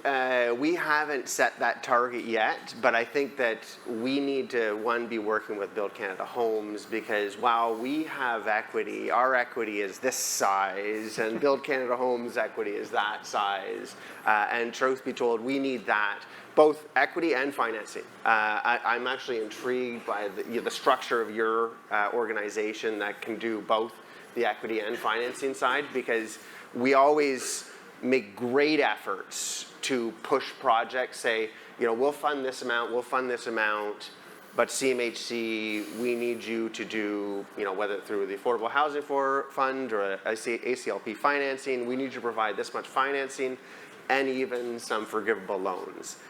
So we were definitely interested in providing Jean equity, and he comes to us every year with the same ask.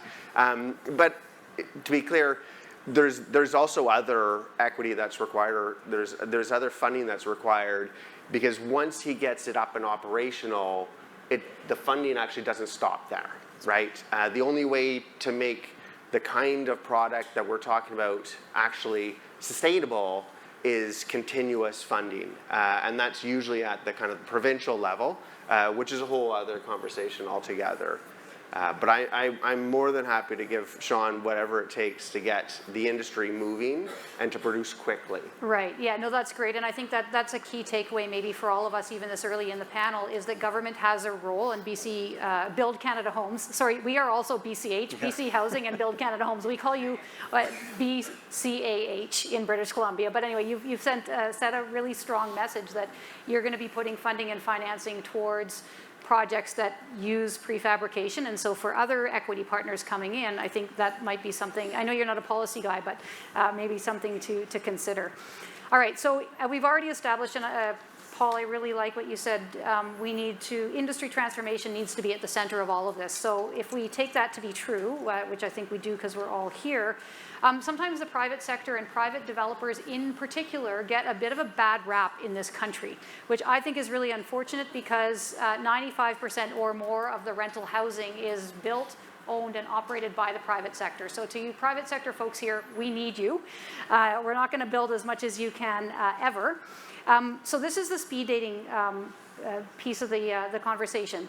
So to each of you in your roles and your organization, what do you think, and whoever wants to jump in first, the first part of the question is, what do you think industry needs from you? And obviously the two of you are going to have a bit of a different answer than Paul. What does industry need from you, from public housing and from the Government of Canada? And what do you need from the off-site manufacturing industry? You've got a wealth of manufacturers in the room. What do you need from them? So first part, what do they need from you? Second part, what do you need from them? And whoever wants to start can start. I'm going to just jump in. You know, there's a bit of a chicken-egg thing that happens in this industry, because the manufacturers needs orders, and we need a manufacturing industry that can actually deliver. And so I actually think that this is where the public sector needs to step up and say, we will take on the risk of having a nascent industry, of funding a nascent industry, because if we don't, the private sector is not likely to do it as readily. And I have high regard, not just because I was in the private sector 4 months ago, but the private sector is actually pretty good at taking risks. The public sector, it's more of a struggle. I have at least 25 bosses, 26, sometimes even more, that I have to respond to back at City Hall. And the typical response is, well, tell me what risks we have.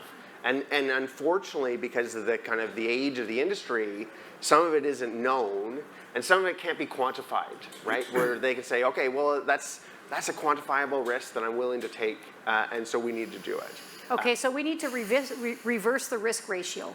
Okay, Paul, I know I said I'd let you guys jump in, but that is a really important question for you. And we heard the minister say this morning that Build Canada Homes was going to be a little bit more risk tolerant than CMHC is able to be for various reasons. Talk about risk. How are you going to reverse that risk ratio to make the public sector more risk tolerant and risk savvy even?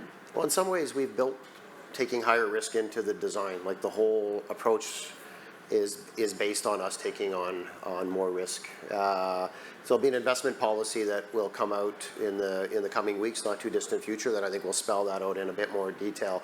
But I'll take, for example, if you look at the 3 KPIs like we've established for Build Canada Homes, they are maximizing supply and shovel-ready supply. That's number 1. Number 2 is modular and off-site construction usage, and then the third one is affordability and supporting the growth of that part of it, of the industry. And so risk is built into kind of all aspects of that. So there's an intention to take more. We've not set.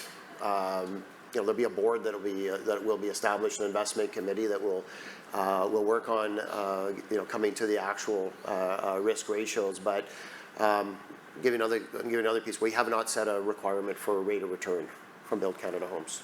So they're not playing with they need to earn 6% or 7% or even 4% on this.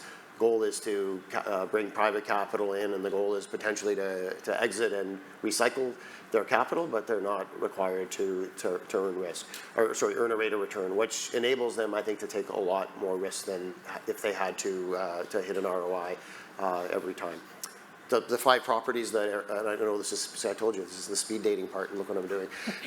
You heard from Canada Lands Corp this morning, which is building 6 properties on behalf of Build Canada Homes.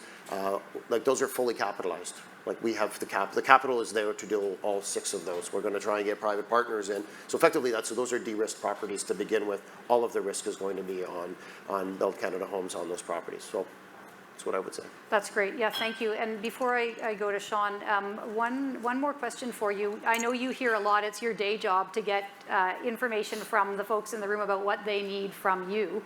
But as the Deputy Minister of Housing Infrastructure Canada, what do you need from the off-site manufacturing community? What's going to help you?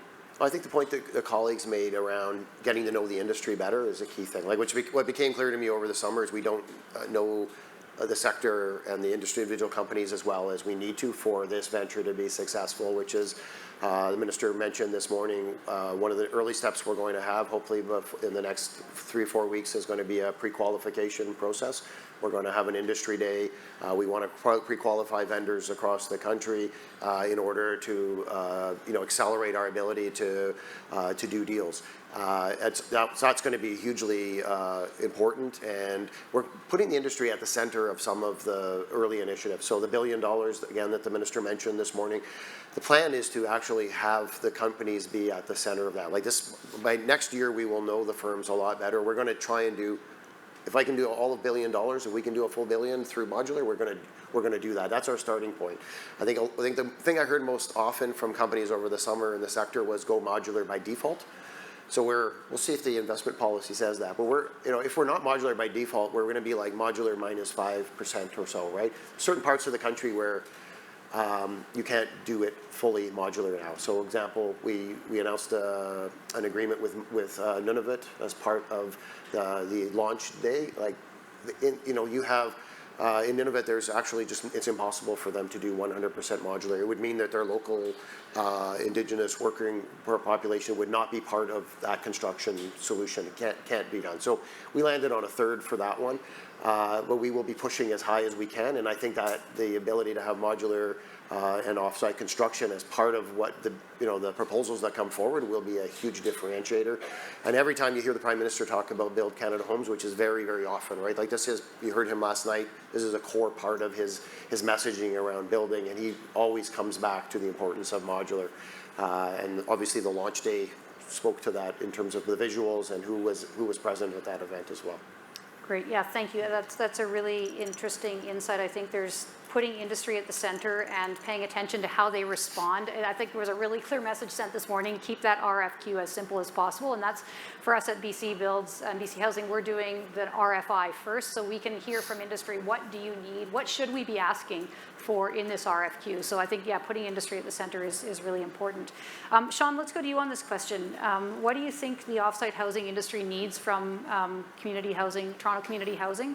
And what do you need from the industry? Yeah, sure. So I think it's important to remember that we've got 2 distinct but sort of self-reinforcing goals here, right? So I want to get as much housing built as possible, That's what I want to get done. And we've got really strong goals to meet that. I think the additional investment and building up and scaling up of the overall modular industry is alongside that, and we'll reinforce that, right? I strongly believe in my heart of hearts that if we build and scale up this industry, it's going to let us build more housing faster and cheaper. However, that hasn't happened yet, right? Like, so our experiences aren't matching what we know to kind of be the reality of what should happen. And my belief is that that's because we haven't scaled up enough yet, right? The capacity isn't quite there yet to be able to fully meet our needs, right? Simple example, I need to build 40-story towers, right? Like, who's gonna help me do that, right? We're not there. I know we're not there. That's okay, right? But I know that others can do that. It's happening in other parts of the world, right? So we need to be putting in the investment and the education and the support all the way up and down the system, right? The financing, the zoning approvals, the trades, all of that. Like, those things don't fully integrate with completely modular delivered construction approach here in Canada yet, right? So I am all in for getting us there, but I got to build housing at the same time, right? So I've got to keep focused on both of those goals as we go forward. I think what I can help with, what we collectively can help with is, well, this is a rough panel. Seriously. Really, what broke now? What did we break now? I know. Like, we can help keep the pipeline full, right? There is no end to the sites, the demand, the opportunities for builds that we have. And it's not just TCHC, it's all of the other non-market providers that operate in Toronto and across Ontario and across Canada, right? There are tremendous opportunities to do that. And on sites that don't need new infrastructure, don't need new zoning, right? We're ready to rock and roll, ready to rumble. That's what the minister said this morning, right? So we can help keep the pipeline full, happy to make those kind of commitments. I need the industry to scale up fast and bring forward the new technology that's necessary to meet really, really high volumes. I mean, look, we talk about Dunhouse a lot, and it's amazing. If you haven't seen it, you should go see it. It's wonderful. We had 100 of those, and we had 100 of them last year, right? In every city in the country. Sure, but I'm focused on Toronto first. I know, but this is a national conference and a national panel. 100% that's right? And so the scale is massive in terms of the need, and we got to get there fast. Yeah, Hugh, jump in, and then I was going to say that we also need it to cost half what it costs at Dunhouse. Like, that is our challenge. So, like, if we have a goal to start 65,000 rent-controlled homes by 2030. I have a limited budget, and Sean gets some, and Vic gets some, and they say, you can either produce twice as much through this method, or because the industry's not there yet, half as much, or I doubled what I was saying there. But you basically need an industry now because the demand is so high to reducing at scale and at the same cost as our traditional methods. Otherwise, we have to justify why we're investing in this industry. And that's the hard conversation that we have to have at all the levels of government and say, it's worth it. It may not be worth it for this year's budget or next year's budget, but 2028, 2029, 2030, that is when the payoff is going to happen, because all of a sudden we have a train that's going that is throwing units off at the $400,000 to $500,000 a unit. No matter the scale, no matter the size, no matter the configuration, we can deliver. So this really leads to a question that I hadn't thought of until we're having this conversation, which is the whole point of having these conversations, which is who pays for what I like to think of as the innovation increment. And I'll just give you a couple of examples to illustrate what I mean by that. So we're working that mass timber building that I showed you that we're working on in Kelowna with Housing Okanagan and Intelligent City. It's about 5% more than concrete because it's the third or fourth of these, not the 70th. So who pays for that? And then another example, the DASH initiative that I showed you, it is, as I said, a prototype. We are going to be doing 5 DASH demonstration projects in various regions of British Columbia.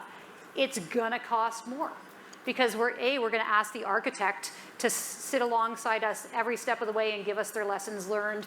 It's going to require training of our staff in BIM because DASH relies on building information modeling.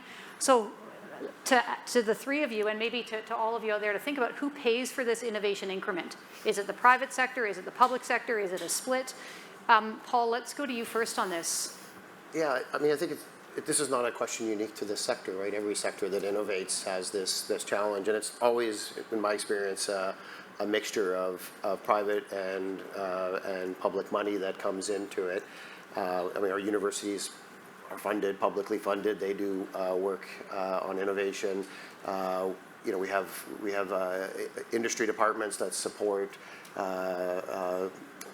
you know, key companies, strategic technology development. That definitely needs to happen.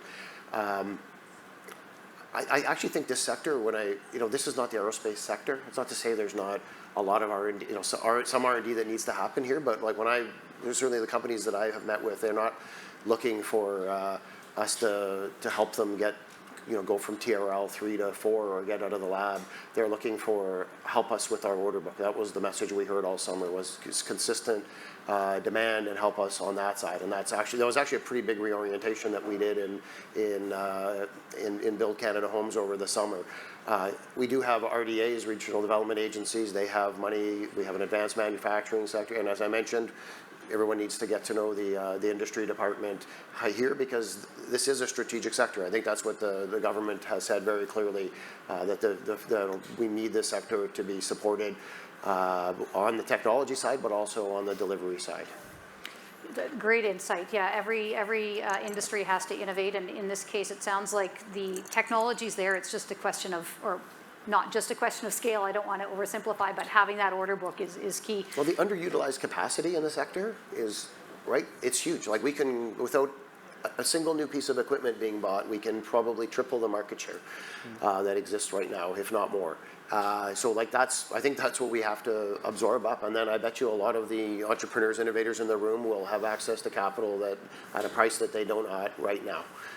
So I think that's the solution. That's the kind of direction that we need to follow. To both of you working in Toronto, and again thinking it's, you know, a similar story in Vancouver and Calgary and Edmonton and Halifax. You're building housing, you're working for the public sector. Sean, you go to your board and you say, you know, there are these 5 projects, they're going to cost a bit more because we're trying something new.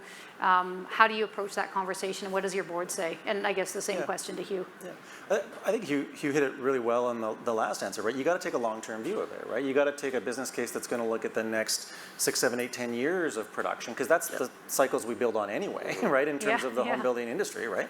And I think the other thing is you have to take a portfolio view to it, right? So I absolutely have individual projects that aren't going to pencil today, 100%. Everybody's got below-the-line projects right now, right? But if I take a portfolio view and I take a factor on it that's going to be, once we get to the 70th project, as you say, that it's going to bring it down by this much, and we can put some reasonable numbers behind that, you know, that just helps you start to quantify the risk, right? And helps you start to quantify how much is that investment increment that you talked about, right? And are we willing to take some of that on so that we can get the benefits of that down the road in 4, 5, 6 years? Of course we are, right? But probably not 100% of it, right? It's got to be some shared risk there and some shared value creation there. Yeah. Hugh, what are your thoughts? Well, I just say, like, who built the railroads, right? Like, it was actually federally funded. All the railroads across North America were federally funded, right? Like, they were given special opportunities through the federal government, and I'm actually, Paul, I'm not saying that the federal government, I'm saying that the public sector funded for those social infrastructure. Housing is a social infrastructure. So we actually do need to fund it. Our goal is to be very selective in how we fund it, so we're not throwing good money away, but being very strategic in how we're investing, because it is a social infrastructure. You know, if you have housing, if you have transportation, if you have sewers that lead to all these places, your economic engine goes. And we always have to think about it in those terms. I was at a budget meeting last night where we were talking about this exact thing, about needing to make these infrastructural investments, because it's the only thing that's going to lead to the economic engine that is Toronto and Vancouver and Canada and the whole nation, the rest of the country, right, that we're all very proud of, to get up to full speed. So Sean's entirely right, though. Like, it's not all in, all at once. It's selective through various means to build that. And it's how we coordinate ourselves so our dollars are stacking properly to build the industry. And it is all in that coordination, I think, we'll be able to build the railroad of housing.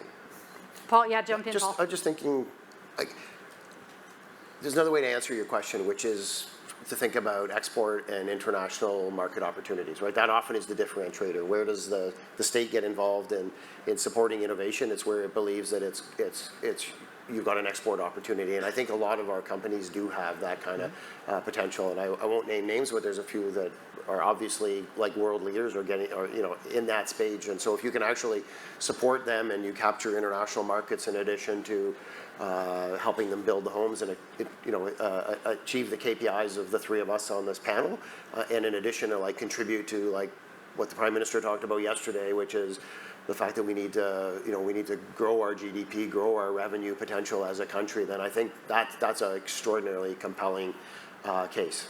And it's another reason why the industry department needs to get to know some of the firms around this table.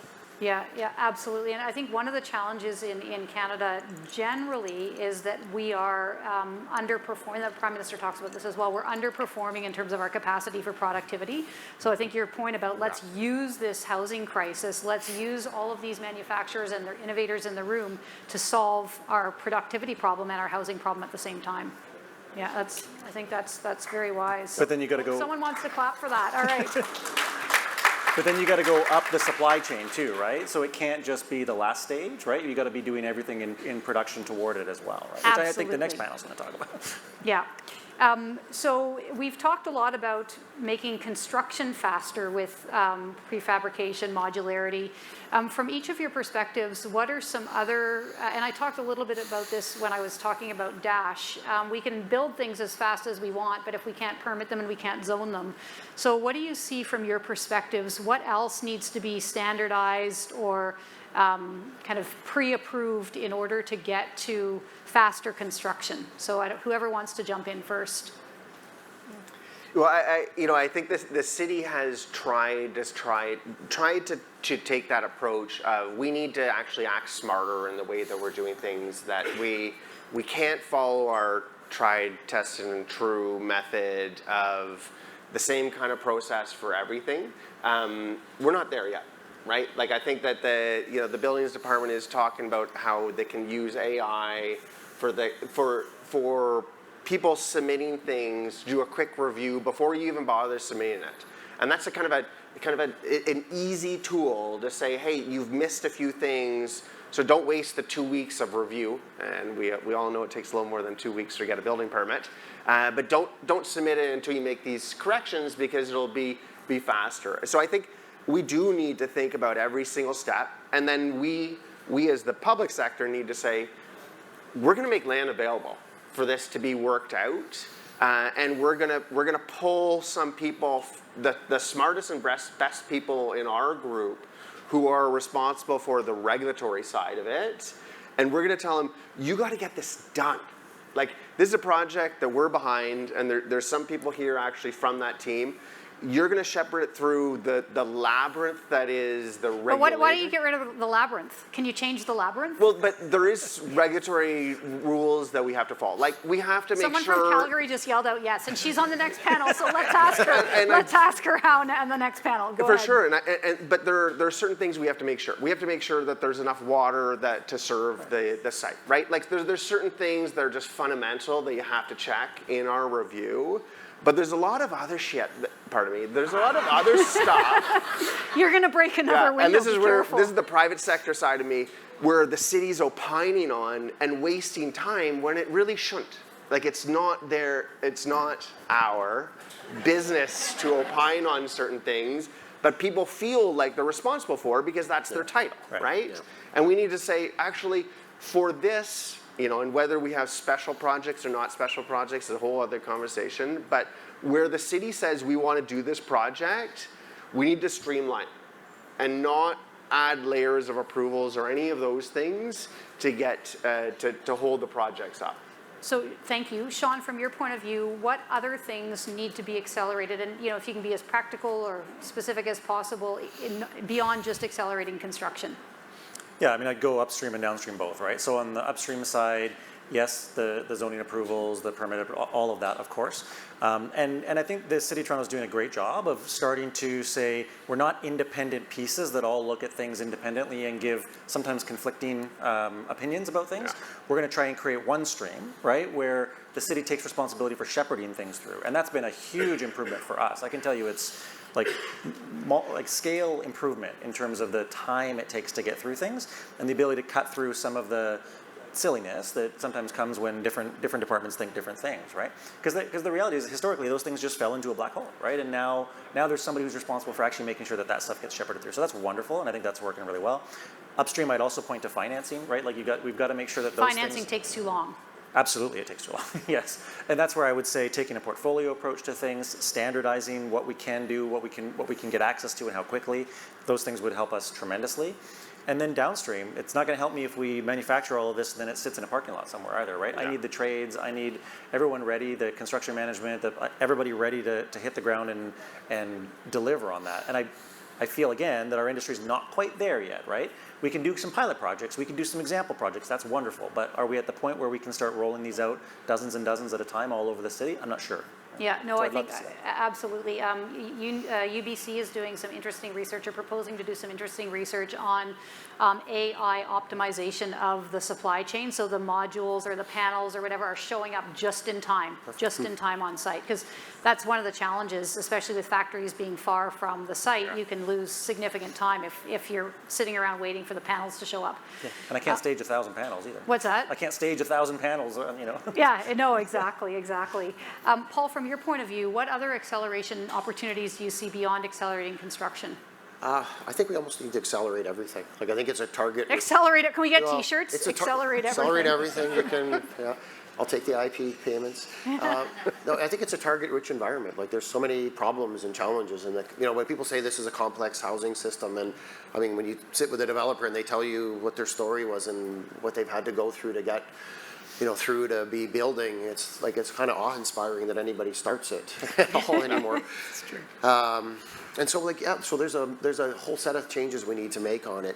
But I think it needs to come down to us acting like we're in a crisis, which, we tried to do a lot when we were doing the design on Build Canada Homes over the summer, right? I kept hearing it's going to take 18 months before we're doing anything on this. Well, I think we started in June and we announced in mid-September. It's capitalized heading in, this budget will, if it passes, there will be $800 million accrual dollars available to it till April 1st, and then there'll be another installment. And so I think acting like we're in a crisis is key. And then the other thing, I think where the capital gets deployed by Build Canada Homes should be like an indication of where the country is ready, where the jurisdictions, everybody is ready to be in partnership. If there are cities that are throwing up obstacles then I think that we should just not put our capital there.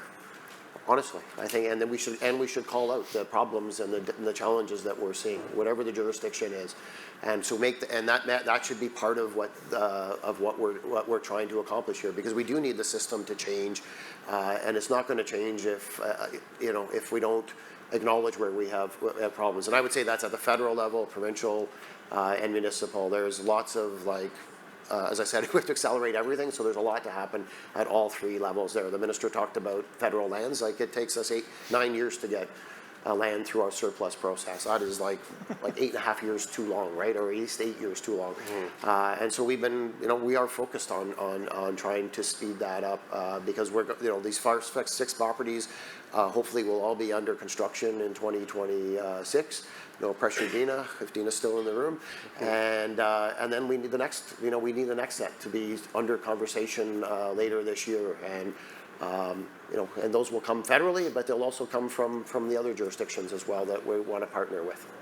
Yeah, I think that's a really good insight about going to the jurisdictions, the municipalities and provinces where the yeses are, where the energy is. When we started BC Builds, I did a bit of a roadshow around the province, and I went to various, and our BC Builds land is mostly municipal. Municipalities are putting their land in, and then we're partnering with them to find developers, or they start their own housing corporations.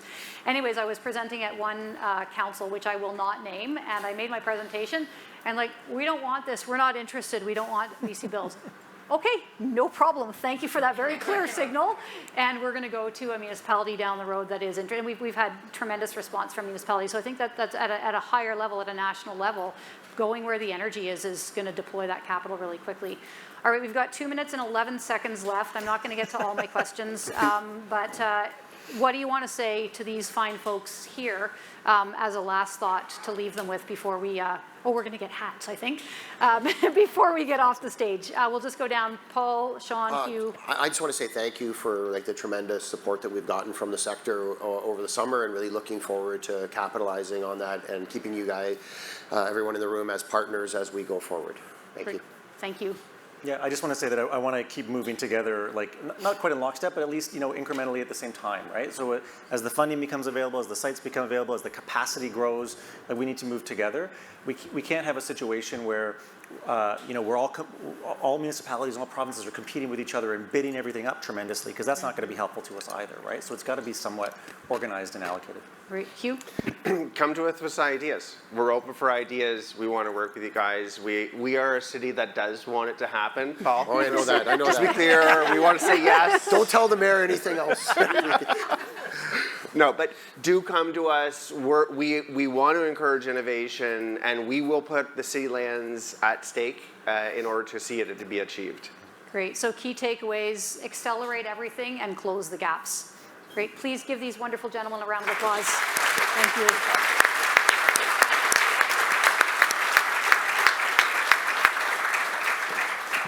So a couple of words just to thank our panel. And the first thing I'll point out, which I think is quite fascinating, is that there was enough energy to blow out a window in this session.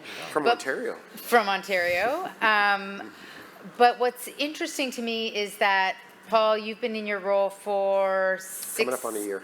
Okay, you're coming up on a year. Sean? Year and a half. Year and a half. Hugh, 3 months. In fact, we were actually seeing Hugh go from the transition of being in the private sector to the public sector in real time. Exactly. I'm over here now. And Lisa, in your role, a year or so? 20 months. 20 months, okay. So very new and coming at this from really different perspectives, bringing different energy. There's the tech lens that you're bringing, Lisa, the economic development and economic supply chain lens. Sean, you're more on the social services side, and then we have Hugh, who is in private sector development. I just think that is a reflection of the momentum that all of you, with all of your expertise, and you're all very clearly superstars, are doing this right now. It just shows how the momentum is growing around the importance, and this is exactly what we need to solve the housing crisis, and it's exactly what we need to drive through and to break through on the innovation side. So I'm just so grateful that all of you took the jobs that you took, and you're doing the thing that you're doing every day, because it's exactly what we need. And it makes me, I don't know about you, but it makes me feel incredibly hopeful that we're really going to do something differently. And many thanks to Lisa, who took on the moderating role at the last minute, and she truly is in her sweet spot doing it. And for all of your hard works, you get a baseball cap. Yes. A baseball cap. I'm going to give our panelists a baseball cap. The rest of us are going to take a very quick break. 10 minutes, have a coffee, do what you need to do, get back in your seats, and we have a great panel coming up: supply chain, site readiness, and clearing the path to scale. Our next panel is going to build on the topics that we touched on a little bit in this panel. Very good. Thanks so much, Jennifer. Great job. That was No, great. thank you. Yeah.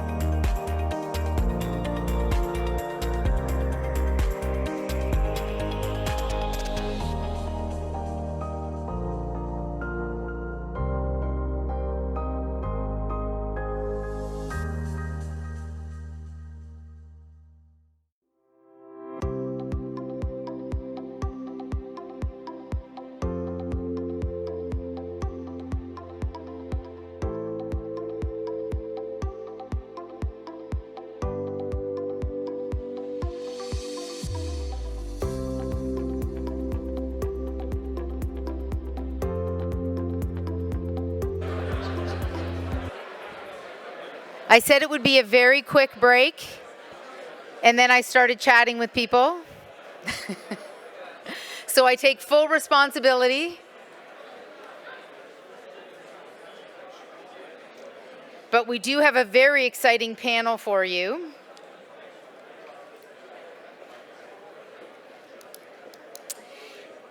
And I would like to invite our panelists to come on up to the stage, get yourself settled, as we get everyone else settled in the room as well.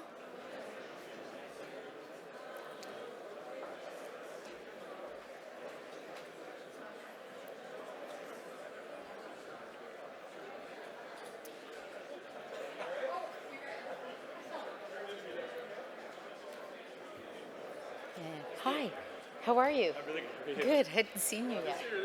I'll start on the end. You're going to do more talking than me. Okay, if we can get some of the stragglers to come on in, grab a seat, everyone.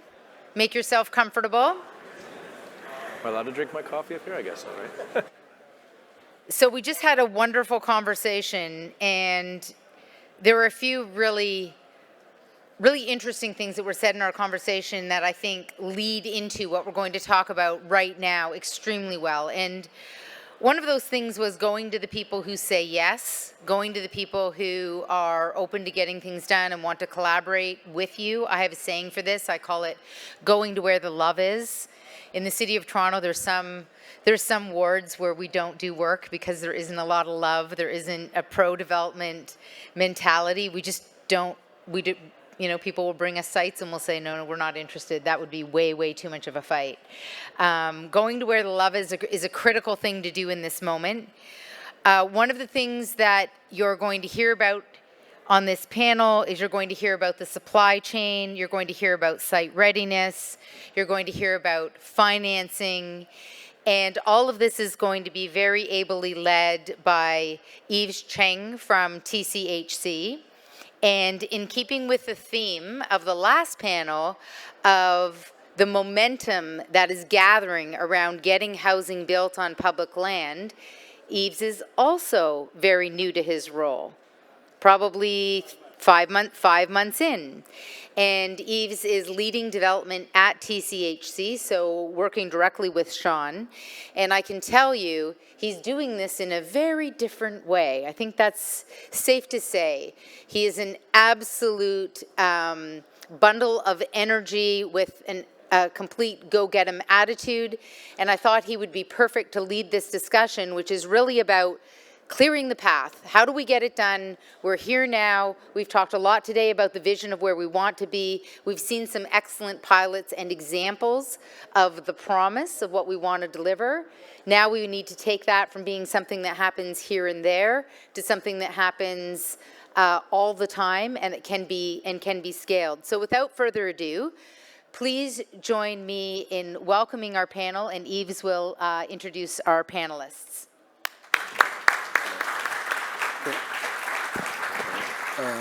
Okay, let's check the mic. Okay, perfect. Thank you.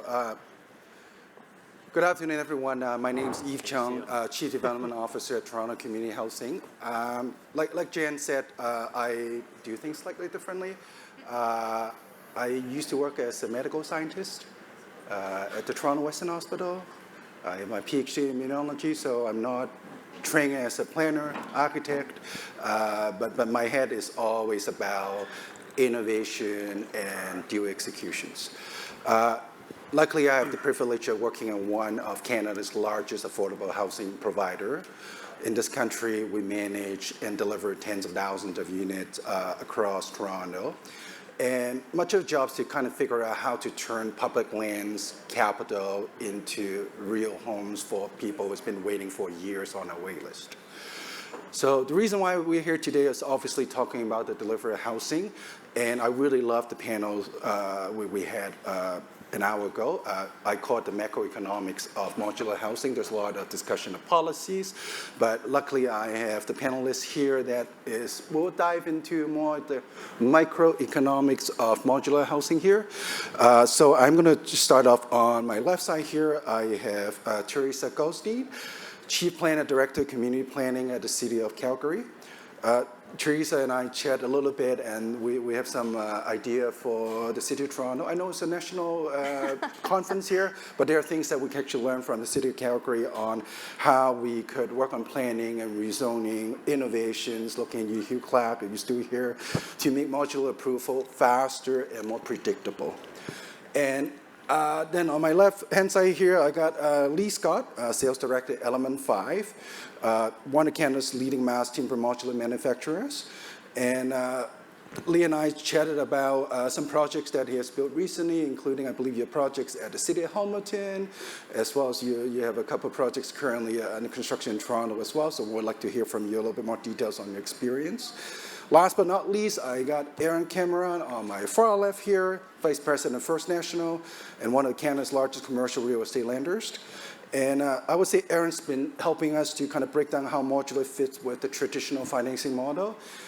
He said he has some ideas how he could actually finance those off-site construction materials. So I'm looking to Aaron later on to kind of help us to figure out how to do it in Toronto. I know Lisa already said BC Bill is doing it. My personal experience in Toronto is still remaining a challenge, so looking forward to it. So to keep things short, maybe I'll let Teresa, I know each of the panelists have prepared a presentation. Maybe I'll let Teresa start off with hers. Oops, sorry. I went the wrong way.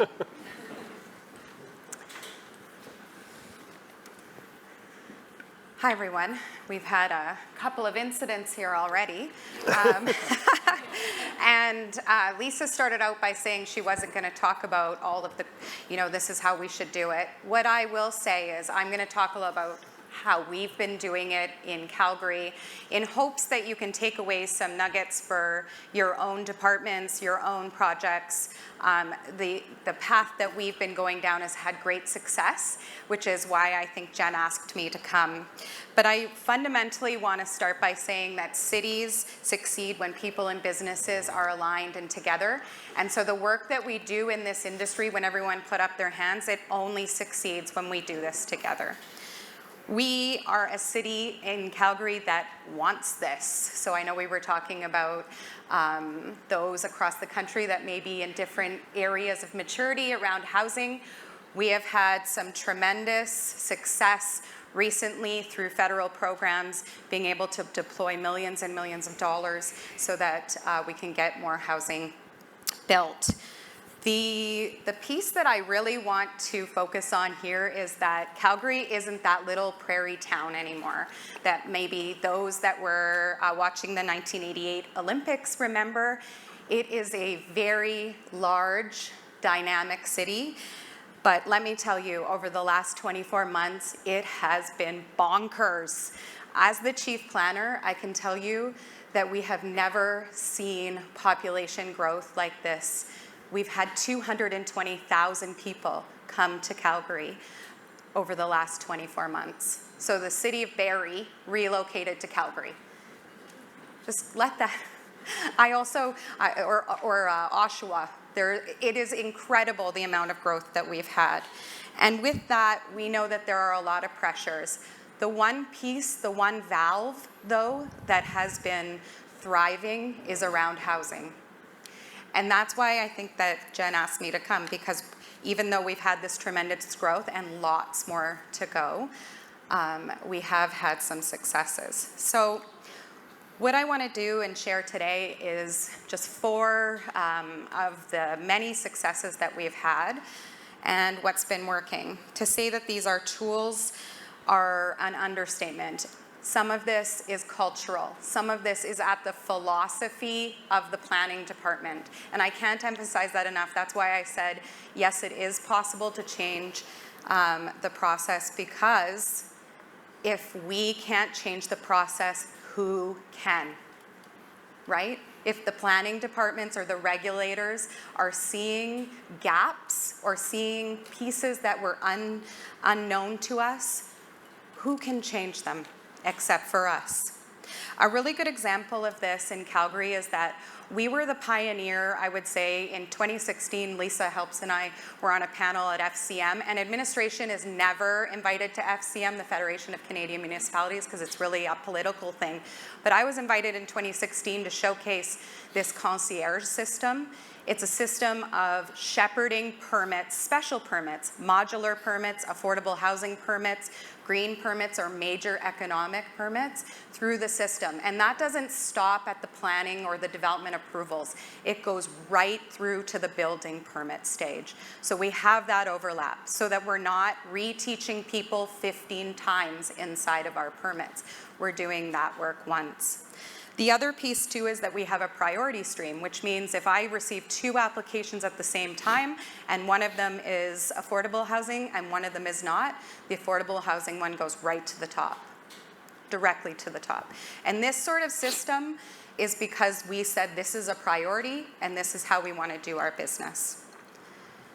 The second piece is that as cities evolve, it's important to recognize these blind spots. Our current system in planning, I would say across the country, is not set up to handle modular permits the same way. I'll give you a really good example. 24 months ago, I would have said, well, why don't you just go and get your partials? You don't get partials. You need the fulls.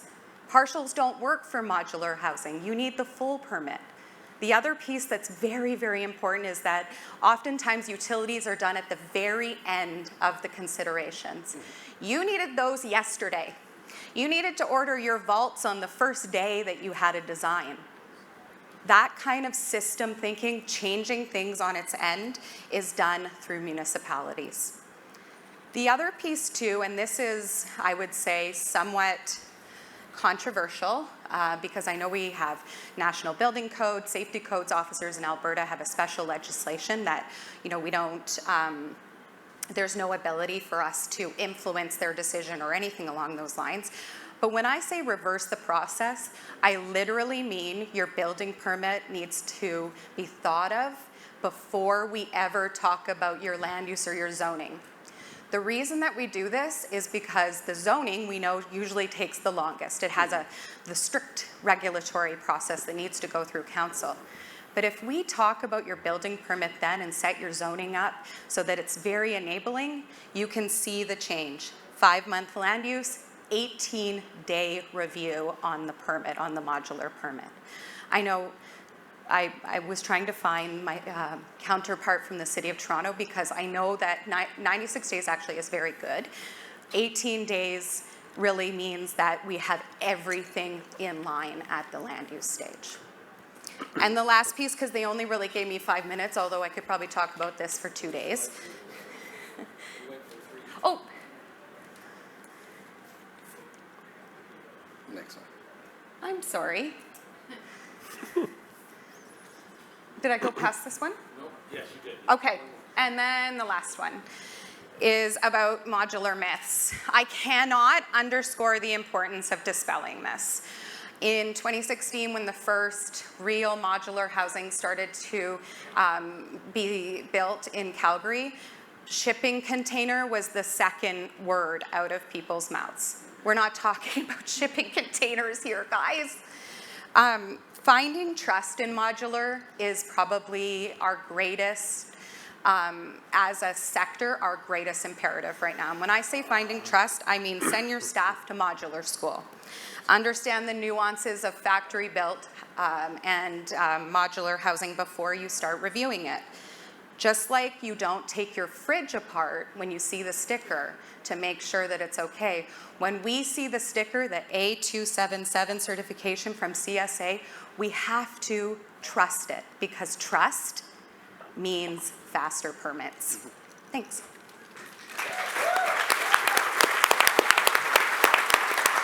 I'm not going to go that way. Go this way. I'm not going to go that way again. Thank you, Teresa. That's like some awesome insight. And I'm going to ask you some question later on. I'll just like... I would welcome any questions But from anyone. I know our panelists have also the slides. I think the next one, if I remember correctly, is Lee might have some slides. Sure. Next, from Element 5, showing some pictures of what it's been building. Thank you.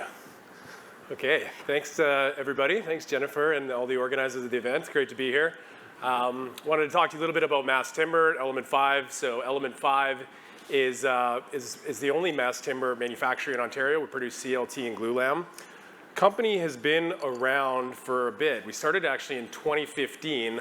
I feel like, we've been building towards this moment because mass timber was fairly new in 2015 when the company started. There was only a handful of manufacturers.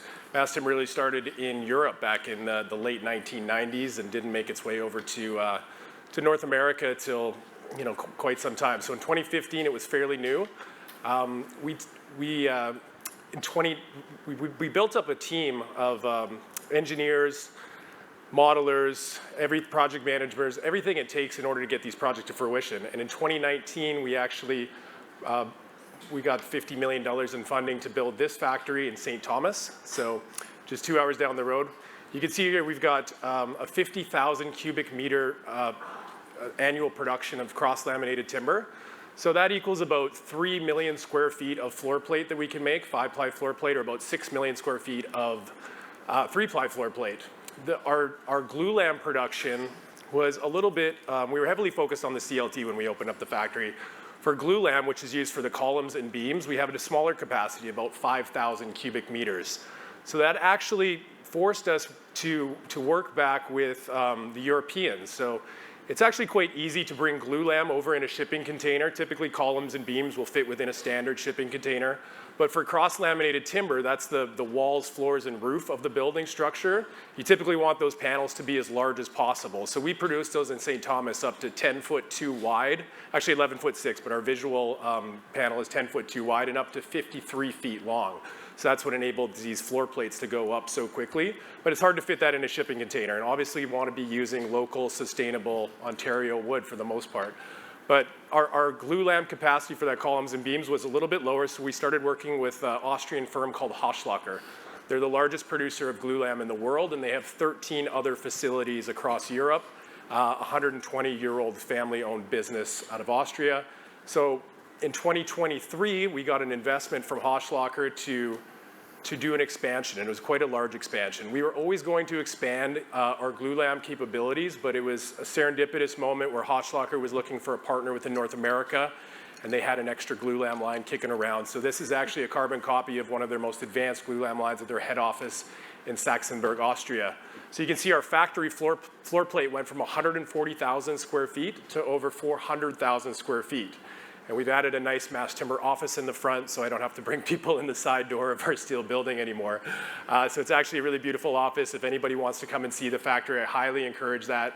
We've added new CNC capabilities. So the production lines produce what we call raw billets. So glulam columns and beams come off the glulam line.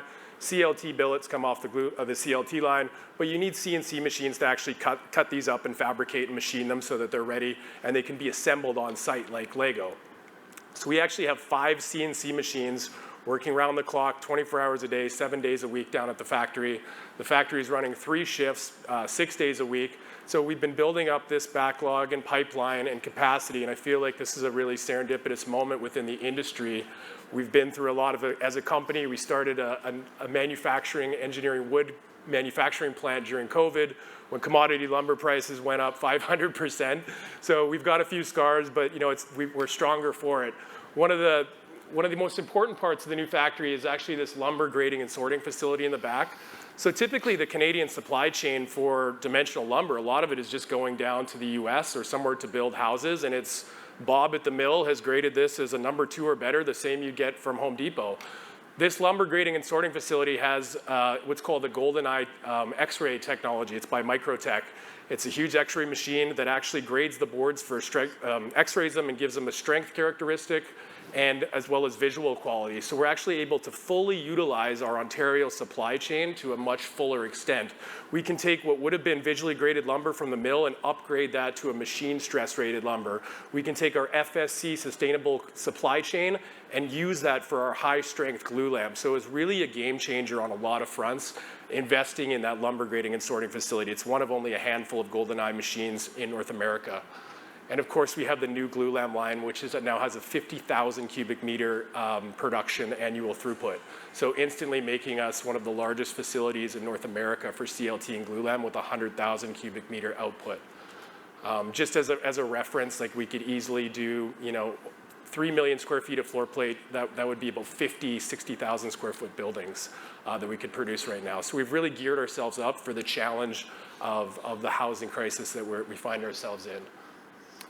The main products, I've talked a little bit about it, CLT and glulam. CLT used for the floor, wall, and roof assemblies. Again, we make those up to 11 feet wide and 52 feet long, about 3.5 meters by 16 meters. The glulam, same thing, we make that up to about 13.5 meters, and in all different sections and sizes for the columns and beams required for this structure. So we're making a full structural kit of parts for the building to be flat packed, delivered to site. So as opposed to other full volumetric systems, we're flat pack delivering this, which gives us a little bit greater variability to deliver to longer distances and still be very cost effective on the logistics. We're still doing a digital twin of the building, and we're coordinating all of the mechanical, electrical, and plumbing openings so that these buildings are still getting assembled on site. And you've thought through the coordination of all these systems so that when trades get in there, not only does the building go up very, very quickly, but it gets fitted out extremely fast too, and there's far less change orders, site instructions, which gives owners a lot more cost certainty. So I want to go back one actually. So we have, that doesn't happen without a great team behind you, and that's what we've been building up, systems, processes, and a team over the last 10 years. It's not an easy thing to just jump out of the gate and start producing millions of square feet and multiple buildings. You have to have a great team in place. And so we've got an amazing estimating team. We've got a very robust engineering team that we've built up, over 25 engineers on staff now, 25 modelers. These are the people that are putting these projects together and bringing them to fruition and executing on them so that we can scale up and harness the industrialized processes in our factory and get more of this product out the door. So the team is essential, the factory is there, and we're working with preferred installers right across North America, really heavily focused on Canada right now, obviously, to put these buildings up. But depending on the size, scale, and maybe union requirements of the building, we've got teams across the country that can put these buildings up cost effectively and very quickly. So we started out the gate in 2021. The factory broke ground in 2019. This is one of our first projects to come out in early 2021 once we had all our certifications and all the equipment was commissioned. It's a 26,000 square foot affordable housing project, 41 unit women's shelter in Kitchener, Ontario. This building is entirely CLT because we weren't certified for glulam yet, so we designed it with CLT. But we designed it under a design build delivery method with the team to optimize it for mass timber. It has to be optimized for mass timber to get the cost to be competitive and to really harness the abilities of the offsite manufacturing. So this building went up, the structure went up in 18 days. But I think the real point here is that we went from schematic concept design to occupied in about 12 months on this project. And we replicated it. We've done it several times. I think we have over 22 affordable housing projects now complete or in construction, 5 of those with our partners here, a lot of the partners in the room, across Canada. So this is just a few of them that we've completed recently, but we have several more in construction in Toronto right now and across the country. And the construction schedule is just something to talk to you about again. Like, wood is light, so you can use less concrete foundations. You can use less soil remediation. You can be building the building off-site while you're doing the concrete work on-site. Those can happen in parallel. Like I said, we've coordinated all the MEP, so that portion is going to go together quite quickly. We can even use mass timber as the envelope, and hopefully we're using timber as the beautiful exposed finish, which reduces more trades on-site. And helps the building go together faster. So there's so much value for so many different stakeholders with these mass timber buildings, and I think that's why it's so popular right now. Is it's sustainable. It goes up quickly. It looks beautiful. And I just wanted to finish off. We've talked a lot about affordable housing, but I really think it's important that the private sector and market rate housing are utilizing these industrialized offsite manufacturing processes as well. And we're showing that with, this building was on the cover of Architectural Record magazine in the summer. And I just think it's a showcase of what a beautiful, warm, mass timber, multifamily building can be. And so super proud of this one and others that we're doing with the private sector, because we need all of it to come together to really scale this industry. So thank you. Thank you. It's beautiful. last but not least, we got Aaron. I call this Mr. Money Guy here.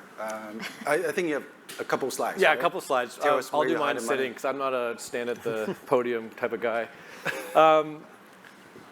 First and foremost, thanks to Jen and Danby and Shauna and all the team for organizing. I mean, we're the last group, or almost the last group. The day's gone away. The day's gone fantastically, so thank you very much for all the effort. It's been awesome, and looking forward to a conversation with you guys. Yeah, so quickly, First National Financial, largest commercial lender in Canada. We focus predominantly on CMHC financing, so therefore our mortgages are insured, which means we focus almost exclusively on apartments. We're the largest CMHC insured lender in Canada. We did about 11 to 12, or we're going to do about 11 to 12 billion of new origination in 2025, which puts us about 10 to 15% of all CMHC insured term mortgages. And then we're active, very active on the construction space. We've got an active book of about $6 billion of active apartment construction loans. Vast majority of that is CMHC insured. And that makes us by far the largest apartment construction lender in Canada. And in that book, we're about 25% of all apartment financing in the country, which means if you think about across Canada, there's 1 of every 4 active construction loans are financed by First National. My job, I run the operations for First National, which kind of puts me in the middle of a little bit of everything. One of my roles is partner with CMHC, and so I'm staring at Vesna, who works at CMHC, is to be the relationship manager and manage the CMHC partnership, and of course manage all the policies and work with CMHC to make sure that what we're doing on the front end as approved lender kind of jives with CMHC and what they're doing from their policy perspective. And so I find myself here today because I knew that CMHC was working on sort of a modular pilot. Of course, I'm a real estate nerd. I guess I should mention I also co-host the Commercial Real Estate Podcast. And so I've done 400 episodes with experts all around the country on every nook and cranny of a topic within commercial real estate. So I knew modular was coming. I could see how modular may be of value to the apartment industry, to the affordability challenges that we're having in our industry, et cetera. And so I started working with CMHC and Vesna actually in particular, to try to figure out just how First National could help with the rolling out a financing solution for modular. Do you want me to keep going, or do you want to take it back, Yves, and we can jump into... Maybe I'll jump into some spicy discussions. Sure. And, spicy. My slide speaks to what I will say, so maybe I'll go back to it afterwards. Yep. Okay. Absolutely. Thank you, Aaron. So we have now 33 minutes, so let's jump right into some interesting points that our panelists have already made, maybe starting with Teresa. So we've been talking about permitting process, and you mentioned in Calgary, you literally turn things upside down by granting a full building permit before things even started. But you can imagine in Toronto in particular, we're still struggling to get shoring excavation permits sometimes. And you can imagine I'm going to bet all my money that building with a crane on top, they're still running on a conditional structural permit that don't have a full permit. Right? We're laughing, but we accept this is like the way of life for us in Toronto. However, my understanding is that to build modular, according to the CSA 8277, that you need to have a full building permit granted before you could even fabricate. Maybe that is something I want to pick your brain on. How did you do it in Calgary? And how can we do it better in Toronto? Because we kind of want to learn from your experience, because I don't think our current system will work right now. Well, I'm also not going to say that everything is perfect, and even though I think we've been having really great success, there's a lot of room for improvement in specific areas. I think foundationally, you have to say what are your priorities.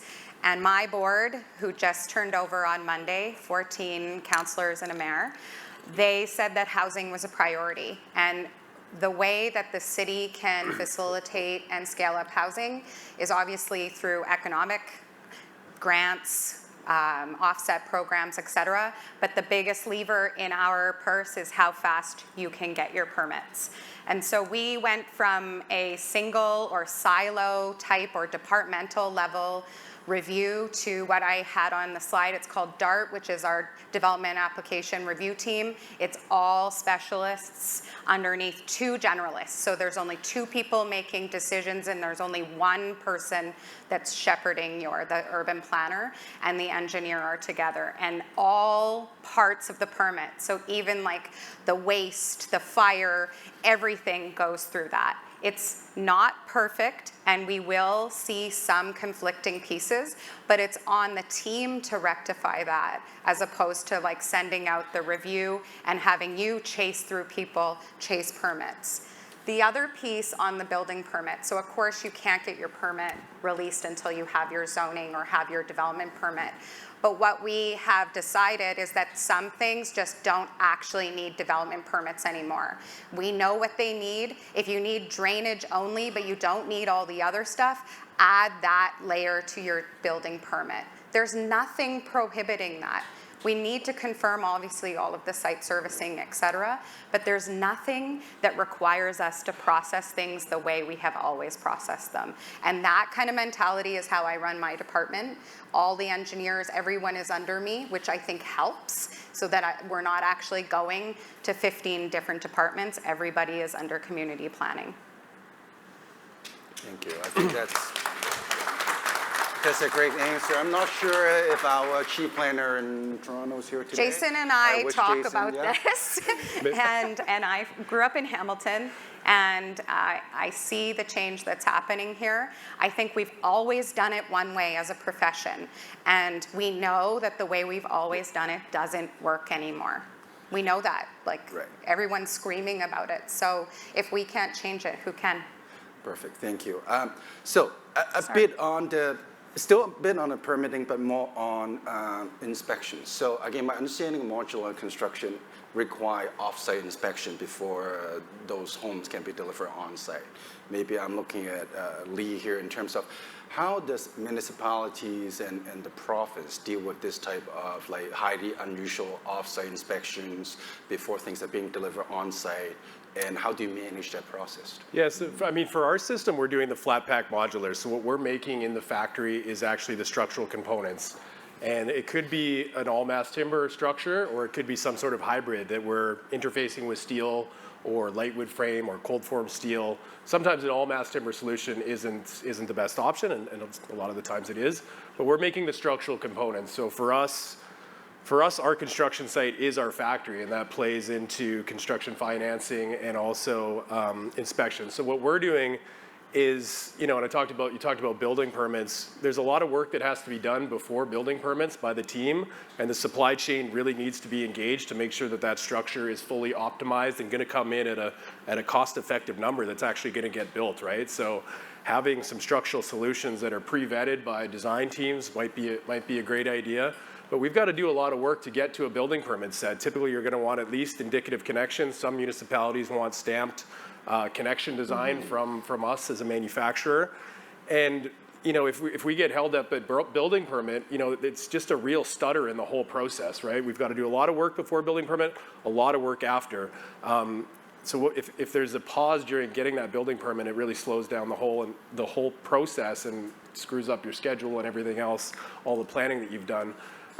For us, there's even more work to do after you get to 100% CDs. Once we get to 100% construction documents, as an offsite manufacturer, I'm going to take that and I'm going to give you my interpretation of that design through an issued for approval set. So from the CD set, I'm actually going to build a full 3D model, a digital twin of the building that has all of the steel interfaces, all of the mechanical, electrical, plumbing, penetrations shown as they go through my structural elements. And I'm going to create a set of drawings that show that, and that'll be my interpretation of the drawing that we give back to the consultants, the building department. Everybody has a look at that and approves that. Once those are approved, they usually come back with a couple comments. Nothing's ever perfect the first time, but once we have those comments integrated, I can't make anything until then.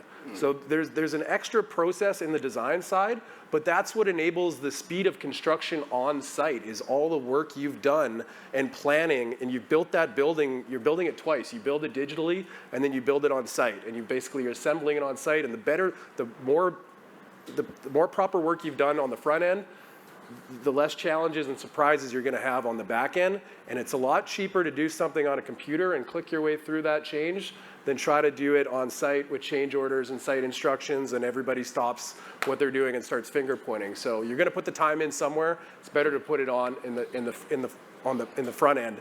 But as for the inspections, I mean, that's really our inspection, is issuing that issued for approval set and saying, this is what we're going to make in our factory. Do you agree with this? Yep. And then when it shows up to site, everything is good, and we've got a nice construction sequence laid out that we can go and everybody's happy. Thank you, thank you. Now, one more question for you. So I actually told my 10-year-old son I'm coming to this modular summit this morning, and he asked me, is building modular like building Legos? Like, because we're all trying to really like find innovative solutions here. But maybe a question for Lee, just continue on this discussion. What exactly is modular housing, right? You mentioned mass timber. I was talking to Mark Richardson from Housing Now. He said, well, here's some good idea about the steel frame structure, right? Yeah. I know you guys work on modular. I believe I saw Grove Construction told me about the steel frame. I grew up in Hong Kong. They do the mix system using mostly construction with steels. There's so many products out there, and I'm sure we talk modular, but what exactly is modular and why is it better? From your point of view, I know in last panel was talking about the cost could be a little bit higher. Is it true? Because I'm hoping that it's actually cheaper. And is there some experiences you could actually share with us from construction standpoint? I mean, if you're just looking at material, and I get this all the time from cost consultants, quantity surveyors, people come and say, hey, wood costs more than concrete, or the material prices aren't lining up. But I mean, you really have to look at the project holistically, right? So we're harnessing industrialized processes in the factory under perfect tolerances. We're running basically 24 hours a day, but the weather conditions, everything's always perfect in the factory, and we're setting ourselves up for success on site. And compressing that construction schedule on site has a lot of trickle down benefits in terms of reducing your general conditions costs, reducing the amount of site trailers, reducing the time you need builder's risk insurance, reducing the interest payments you're paying on your construction loan.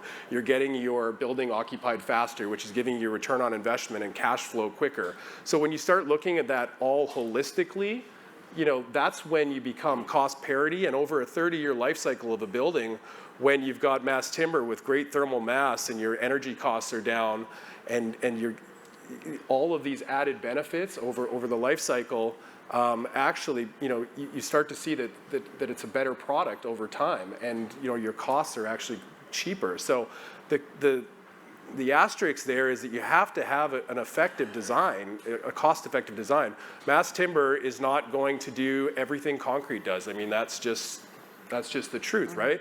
The difference is, though, if you want concrete to do something outside of ideal design parameters, the costs go up like this. With mass timber, you really have to work within some certain constraints in order to get your building to be cost effective. And when you get outside of those constraints, the cost can go up quickly. And that's why we like to engage, we'd like to encourage that you engage the supply chain early, and you work with us and our engineering team and engineers and architects that have experience in the product, so that we can stay within those constraints and have successful projects and have more data points. I think we're getting the snowball rolling here because we have enough data points with our 20 to 25 affordable housing projects that we've successfully executed on, that the momentum is there and the proof is in the pudding. And a lot of people are a little bit less risk adverse when they see some data points and say, hey, this is happening. You guys have proven it time and time again. Let's keep the momentum going. And as there's more of that, insurance rates come down. Like, there's all these trickle down effects. So, what is modular? It's taking advantage of off-site manufacturing, industrialized processes, and compressing the construction schedule, increasing the quality, and getting, scaling up production so we can build more houses faster. Got you. Thank you. Aaron, I know you're so used to interview people instead of waiting for questions. Yeah, I'm not comfortable answering questions. I like asking questions. So I do have a lot of experience working with First National. One of my projects that in the past in the private industry involved a RCFI loan managed by a First National. Great experience. However, I do want to point out flag that there are times where I want to do a precast. That's one of the projects where I have to do precast building envelope that is built offsite somewhere in Barrie, which is a $20 million contract. And suddenly, CMC told me that, hey, if I can't fund it until it's delivered on site, which is like, it was kind of early in the process, kind of like become a shock to us. And then suddenly we got to kind of scramble to find $20 million equity to like temporary equity funding, right? And like luckily like I find money, but you can imagine if I'm now at TCXC, the challenge finding $20 million in capital could be a challenge. And you can imagine now everything modular is being constructed offsite. And I'm curious, like, how's your worldview of financing for modular? I know Lisa from BC Build said they found a solution. I'm curious, like, what's your solution and how could it be applicable to Ontario? I'll reference Lisa one more time, and maybe they asked the question that you asked Lee. What is modular? I mean, I had her on the podcast earlier today, and she said we should really probably change the language, right? And maybe she said that earlier today and I missed it, but it's just offsite construction, right? That's really what we're talking about, whether it's panelization or volumetric modular or whatever it may be. So whether it's the precast or it's whatever, it's just offsite construction, and that is the challenge. So really quickly, if it's unfamiliar, financing, we like to fund, we do fund once the material is affixed to the site, right? I take security to that piece of land through a mortgage on title, and I will give money to the borrower who has paid for the development of whatever it may be. If they poured the concrete and put the rebar in, I get a cost consultant to go and validate that concrete and that rebar has been affixed to the site, and then I go and I pay for it. And that's because I've got security of those things that are now being affixed to the site. So of course, as soon as you introduce off-site construction, I no longer have security against that material, and yet the off-site manufacturers are expecting payment for those things that they're putting together. And so, yeah, right? So, and so it creates this crux. And so when I got into this sort of journey through trying to figure out how we can participate in the modular, the offsite construction, it was apparent to me that the financing challenge was one of the major cogs in sort of unleashing more offsite development, whatever it may be, from mass timber to whatever. And so, I think almost it's fortuitous to see, because of my relationship with CMHC, and I think CMHC, of course, is always listening and looking for ways to participate.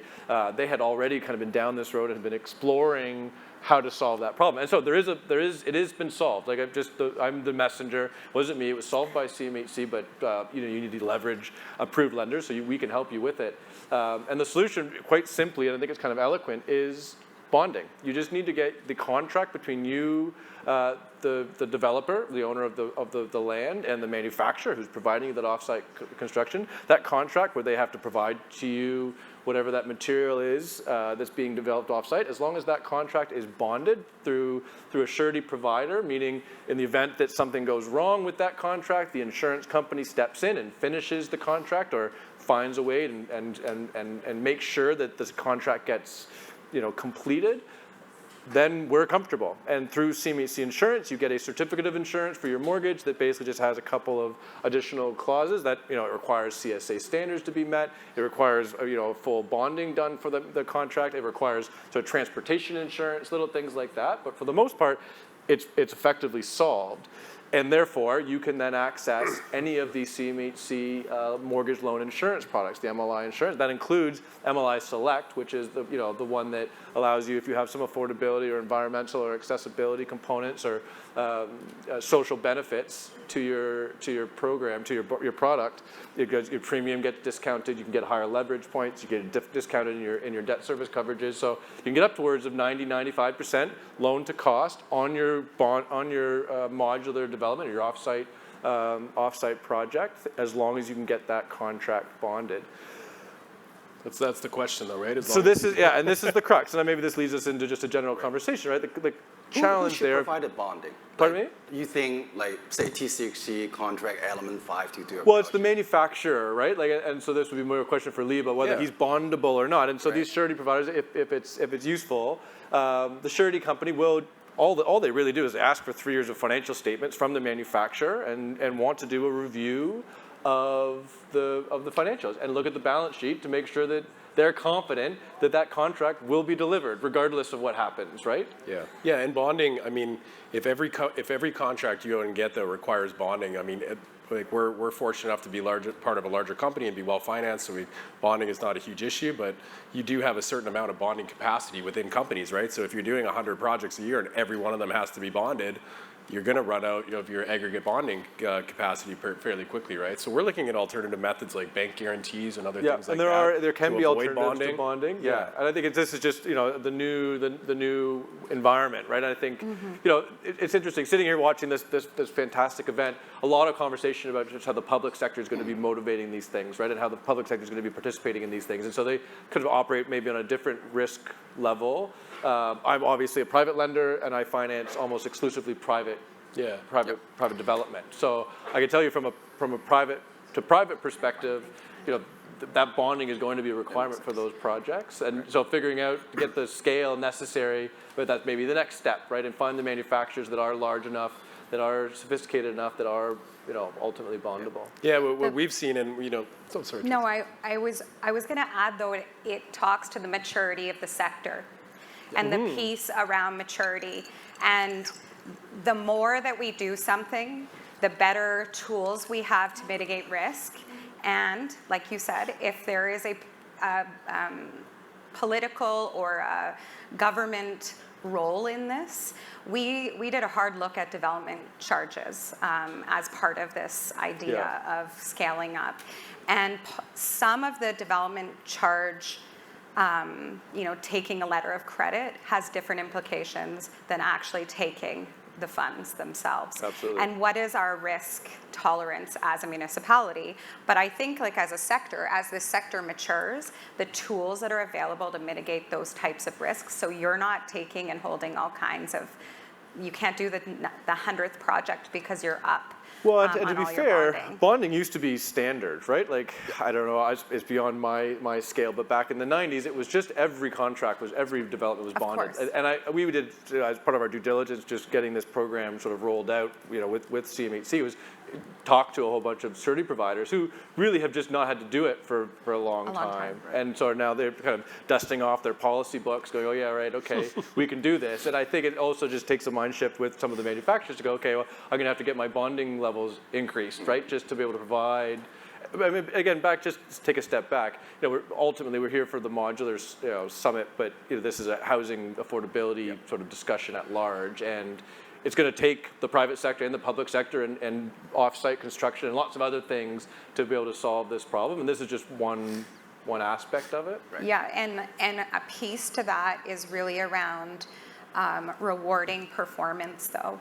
And so if I think about how development charges work, the better you are, the better you perform, the more insurance or the more projects you have, the less securities that we take as municipalities, as an example. So like car insurance company. Exactly. You're a good driver, if you're a good driver, I have teenagers, so I understand this completely. And that would be, and that great comment, because I mean, working with our partners at CMHC, let's say I've got, Mattamy Homes, who's entered the manufacturing space here in Toronto. Mattamy is Peter Gilgan, a very, very large, easily bondable. They're all over Calgary. And then if I've got a large, multi-billion-dollar sophisticated organization that's the developer on that side, now I've got two multi-billion-dollar organizations, I probably have a little bit less concern about the performance on that, but that's a different scale, right? I think at the onset, we're going to be talking about smaller developers and smaller manufacturers. Now, you bring that up a very good point is, I know, and sorry to kind of like jump into discussion, but there are, as you can imagine, Toronto, I'm going to use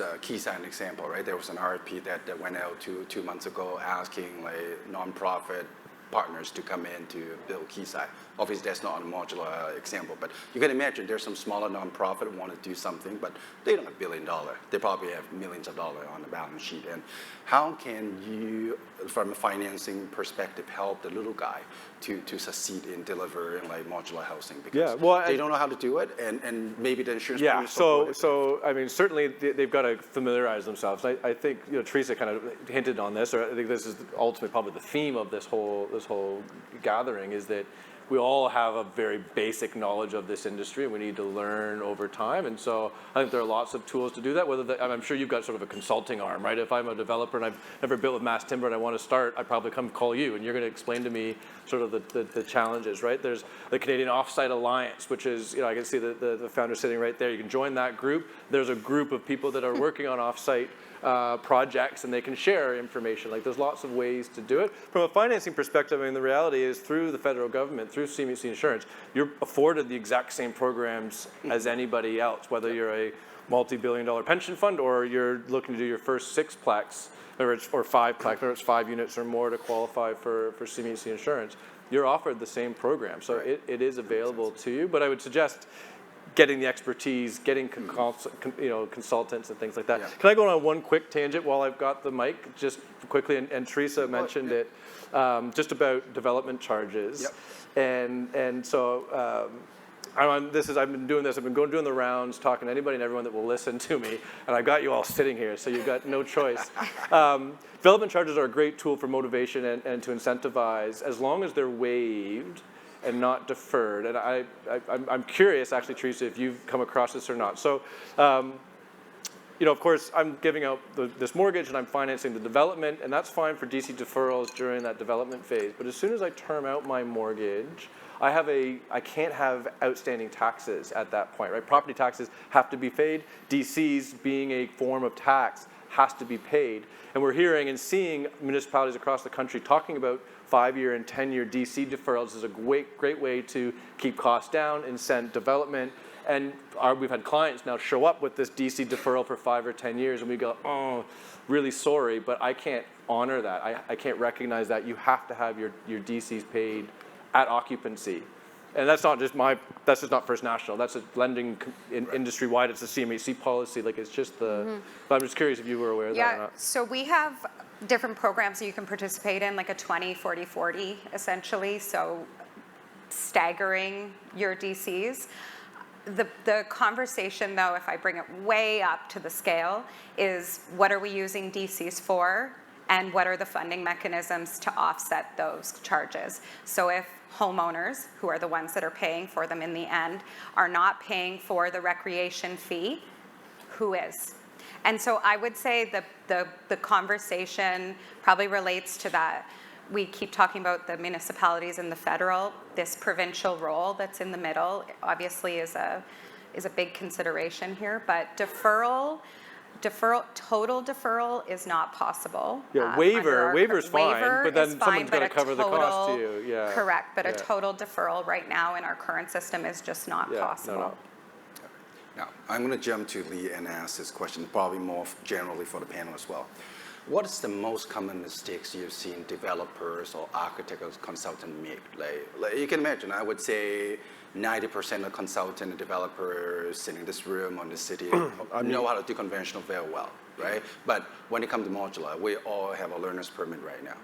And the last thing you want to do is change orders. I've been told that change order in modular housing is even more challenging because once it's built, it's built. Yeah. So kind of curious, what's your view of it? You've been through 100 units now. Can you tell us, like, what's the one most common mistakes you've seen, and maybe so that we could learn from I mean, I think the most common mistake is probably like an obvious one of just not engaging your supply chain early enough. And getting too far down a design path that is not optimal for modular offsite manufacturing. So I see it time and time and time again where, if we just would have made a small change in your grid, the most important part for a mass timber building to be cost effective is really the structural grid spacing. We're making CLT floor plates out of 3-ply, which are about 4 inches thick, 5-ply, 7-ply.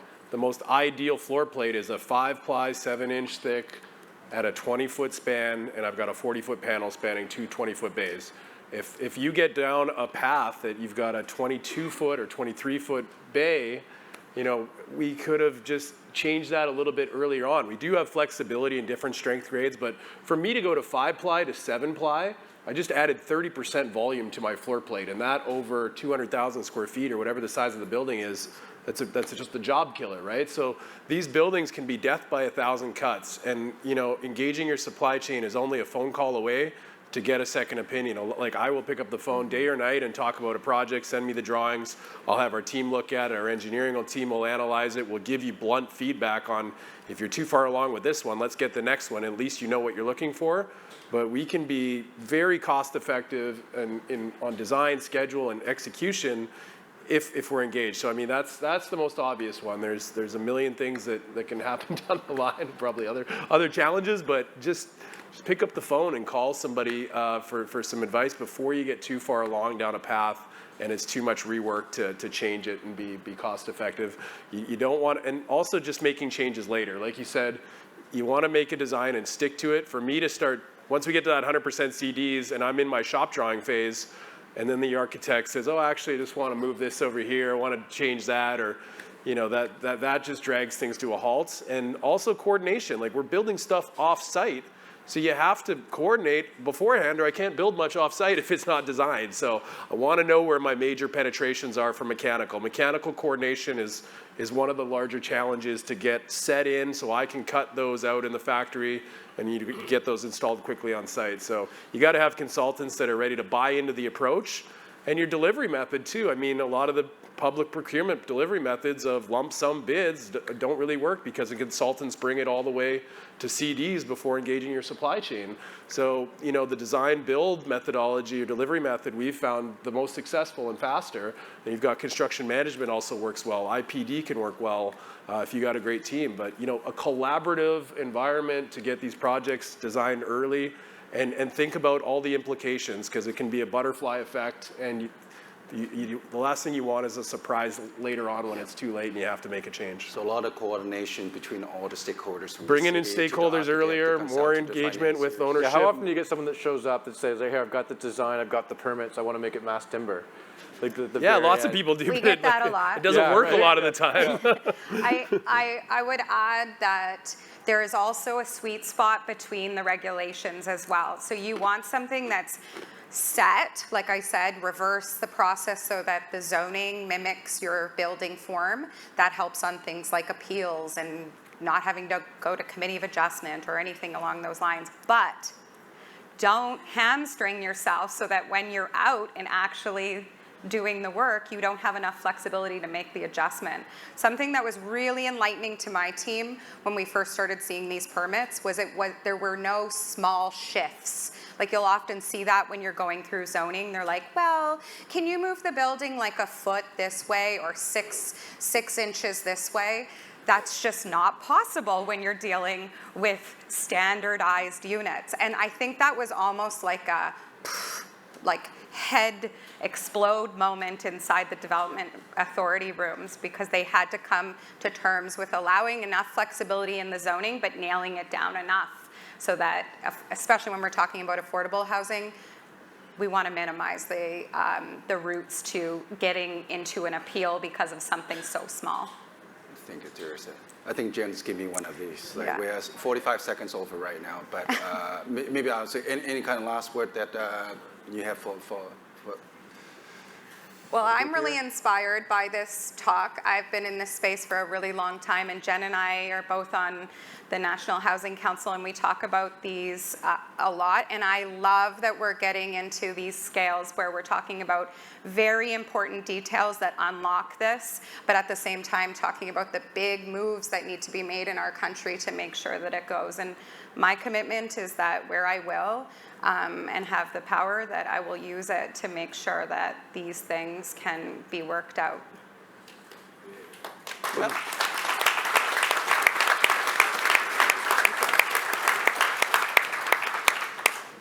Well, thank you very much to our panel. I'm just, I'm a bit gobsmacked. It was incredibly wide-ranging, but at the same time, incredibly rich, the discussion. And so Thank you all so much. Aaron, Lee, Teresa, and Yves, you did a wonderful job. I have to say that there's a lot of takeaways here, I think, for other municipalities across the country in terms of how you're doing things in Calgary.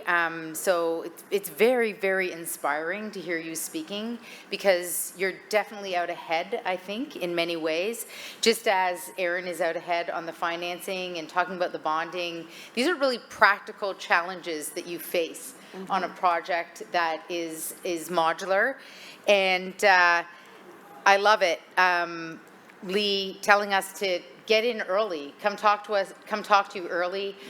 I love the level of sophistication in terms of integrating and doing the 3D mock-up of the entire project with the mechanical systems, making sure that everything works. We've learned this on some of our projects, working with the grid, as opposed to thinking, you know, you have to standardize. This is about standardizing, and the best people to talk to about that are the people in the factory that are going to make sure that that standard is something that can be delivered. So I think linking together the 3 areas that all of you work in, and of course, Yves is the one with the land. Yves has a lot of land. A ton of land, actually, so, and a passion for affordable housing. So this was just a brilliant conversation. Thank you to all 4 of you. Your prize today is... a baseball. What could it possibly be? World Series tickets. It's a baseball cap. So I'd like to give you this baseball cap, and I'll momentarily call up our next presentation. Thank you very much. Appreciate it. Appreciate it. Yeah, it was Thank so you. fun. That was excellent. Appreciate it.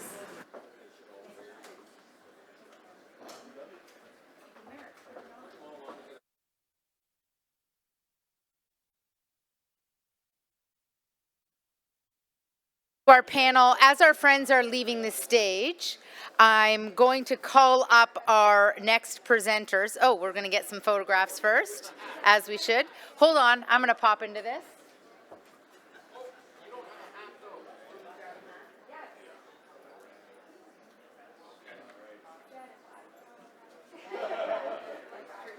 Okay.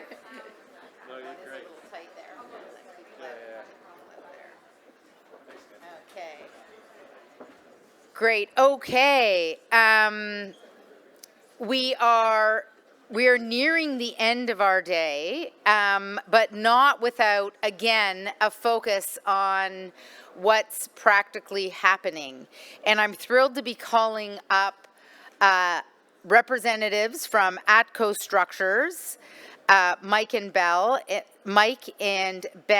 and from CPCI, the Canadian Precast Pre-Stressed Concrete Institute, and Jaden from Attainable Homes Calgary, who is building with ATCO Structures and follows beautifully on some of what we've been hearing about from Teresa, because he's doing so on behalf of the City of Calgary. I'm thrilled to call them up to cap off our conversation by, again, showing us how it's being done, showing us what's happening in the landscapes of Canadian cities today in the modular space. So please join me in welcoming Mike, Ben, and Jaden for a closing presentation. Good. Crisis averted.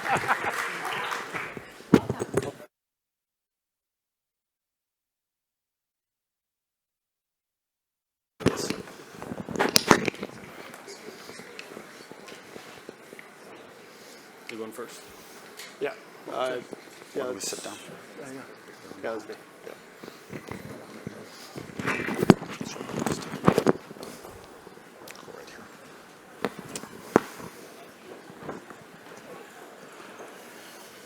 Good afternoon, everyone. My name is Michael Bell. I'm a producer member of CPCI. Thank you for the opportunity to present. I'm pleased to be here to discuss how prefab precast concrete can provide a resilient solution to Canada's housing crisis. I know it's been a long day, so I'm tasked with keeping this on time and on script. Since the early 1900s, precast concrete industry within North America has steadily expanded, initially focusing in on largely infrastructure projects. The application of precast concrete extends well beyond this traditional infrastructure, now offering solutions for industrial, commercial, and residential sectors. Specific to residential, is increasingly becoming more and more popular for low to mid-rise apartment buildings, condos, hotels, and care homes. Today, within the precast sector of Canada, it's well established, with manufacturing from coast to coast. There's over 70 different facilities within Canada represented under CPCI. Our approach focuses on efficiency and quality. By producing components offsite in a controlled facility, we're able to ensure each piece meets the highest standards of durability and precision. This methodology also helps us avoid weather-related delays that often slow down traditional construction. What's more, many phases of the buildings can happen simultaneously. For example, when the foundation is being installed on site, many of these precast components are being fabricated within the facility, being able to accelerate the construction timeline. Precast construction can help address the housing crisis by significantly reducing build times, often by 20 to 50%, which accelerates the supply of new residential units onto the market. By manufacturing 50 to 100% of the components in a controlled precast factory, we're able to decrease waste, improve the quality control, and enable continuous construction regardless of the weather, ultimately delivering the housing units faster onto the market. In addition to significantly reducing construction schedules, prefabricated concrete can help lower costs and, most importantly, offers a long-lasting, resilient building. All our Canadian-made products increase local jobs, manufacturing, and regional supply chains, helping boost all the local economies. Now on to some example projects.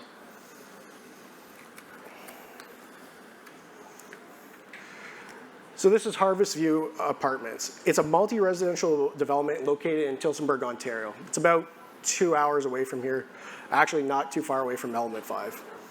This 8-story building is home to 132 modern apartments, offering a mix of studio, 1-bedroom, and 2-bedroom units designed to meet a variety of housing needs for the local community. This project was built utilizing the total precast system, which includes hollow core floors, exterior cladding walls, load-bearing walls, shaft walls, balconies, stairs, and landings. The windows were also installed within the factory to improve both quality and efficiency on site. By using optimized concrete elements and concrete mix designs, utilizing local raw materials, we're able to reduce the concrete or the carbon emissions, sorry, oof, that one was a little difficult, but we're able to reduce the carbon emissions to only 222 kilograms of CO2 per square meter. This is well below the current carbon limits set out by Tier 2 of the City of Toronto. This is highlighting the strong environmental performance of what is capable utilizing concrete. Most impressively, the entire project was completed in just 12 months. This is from scraping of ground to when we were actually able to receive occupancy for this site. Harvest View Apartments is more than just a building. It's a model of efficient design and forward-thinking engineering for the future of residential development. This is Cheris Village. It's a non-for-profit organization committed to offering faith-based senior housing in Lacoma, Alberta. As the need for more senior housing grew, Cheris Village needed a new building. This made it essential to find a solution that could be designed and quickly built. The precaster was responsible for designing, manufacturing, and constructing the 4-story complex. Aside from the roof, the entire structure is built utilizing precast concrete elements, including the parking garage. The building features 46 units and a below-grade parking. Precast concrete was the optimal solution because of the added fire protection, lower annual maintenance, operational costs, and the accelerated construction schedule. It only took 10 days to produce the concrete wall panels, 24 days to produce the precast hollow core system, and 45 days to install it. The overall construction only took 8 months for this building. This is Le Normand. Located in Ottawa, Ontario, this 6-story housing complex with 156 units organized into several color-coded volumes featuring 1- and 2-bedroom apartments. This building was used a cast-in-place structural system with precast concrete panels. For the building enclosure, the windows and ventilation grills were pre-installed within the plan, improving quality and precision while protecting the materials from the weather. This prefabrication approach greatly reduced the on-site time and cost. In total, 550 panels were installed in just 50 days. It's a strong example of how efficient design and modern construction methods can deliver high-quality housing quickly and cost-effectively. This is Odea, Montreal. Odea, Montreal is a remarkable 26-story development featuring 367 apartments, 68 condos, and multiple office spaces and retail areas. Its design, inspired by the shape of a canoe in the boreal forest, pays tribute to the Cree Nation, one of Canada's largest First Nation groups.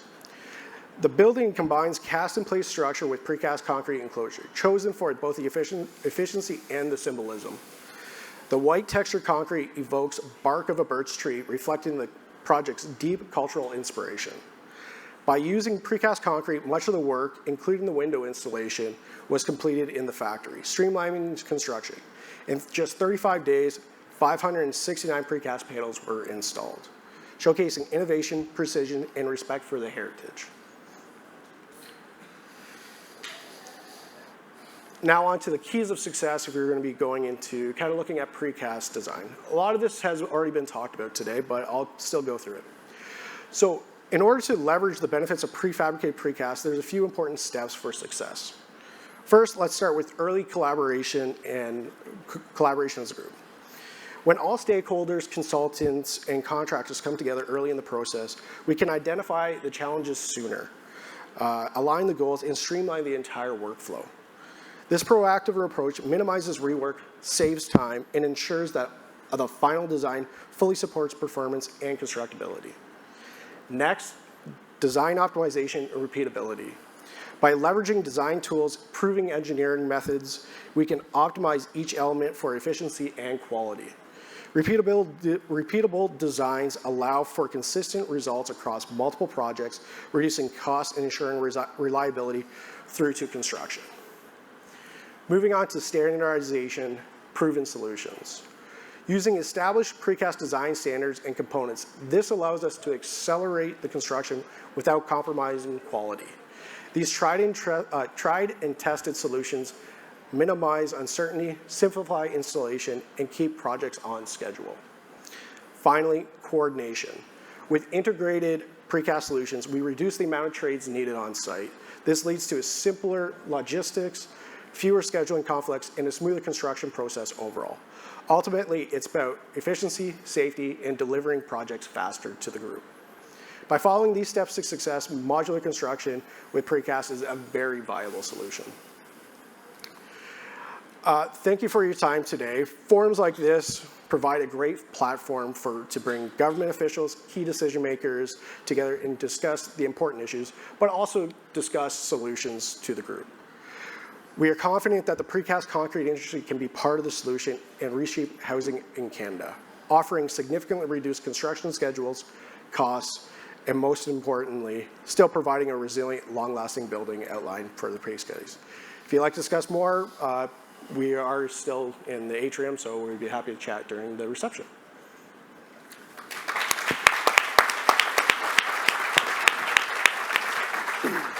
What's up, buddy? Hi, everybody. Here we go. 12 minutes and 40 seconds, Benoit. All right. Jennifer laughs. This part of the agenda today is called Afternoon Reflections. So let's lean into that for a second. First to Jennifer and team, what an unbelievable job today. So thank you for putting this together. Really good. Really good on every level. Really appreciate this. Really appreciate the hospitality for a couple of Alberta guys and a bunch of other Westerners that are here. I have to say it, I'm wearing 4 shades of blue at least. So let's get a win tomorrow night in the game, right? That's important. No one's said that yet today. Right. Yes. And 2 Alberta guys wearing ties. No one else has. The world, what a wonderful world we're in, right? Fire away. Great. Well, thank you, everybody. Seems like the crowd has thinned a bit, but you know, we saved the best for last, and we're happy to be on the panel tonight. So good afternoon. My name is Ben Gagne. I'm the Senior Vice President for ATCO Structures in Canada. We're a manufacturer of modular buildings. So we're not precast, we're not timber, we are not steel. We are very much married to wood frame modular construction, volumetric as we've referred to it today. And we've been doing it for 75 years, so it's not new to us. It's very much something that is ingrained in our DNA at ATCO. And ATCO, you know, the acronym there is Alberta Trailer Company. So this is very much part of our roots. You know, if we were to rename that today, it might have been Alberta Modular Company because the vernacular has changed over the time. But we're very much happy to be here today.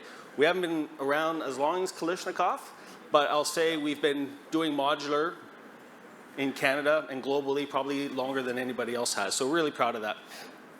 And we've taken what we've incubated here in Alberta, in Canada, and really taken that model across the globe. So we have 11 factories across the globe, 5 in Calgary, sorry, 5 in Canada. So very happy about that as well. And yes, officially Ben went off script.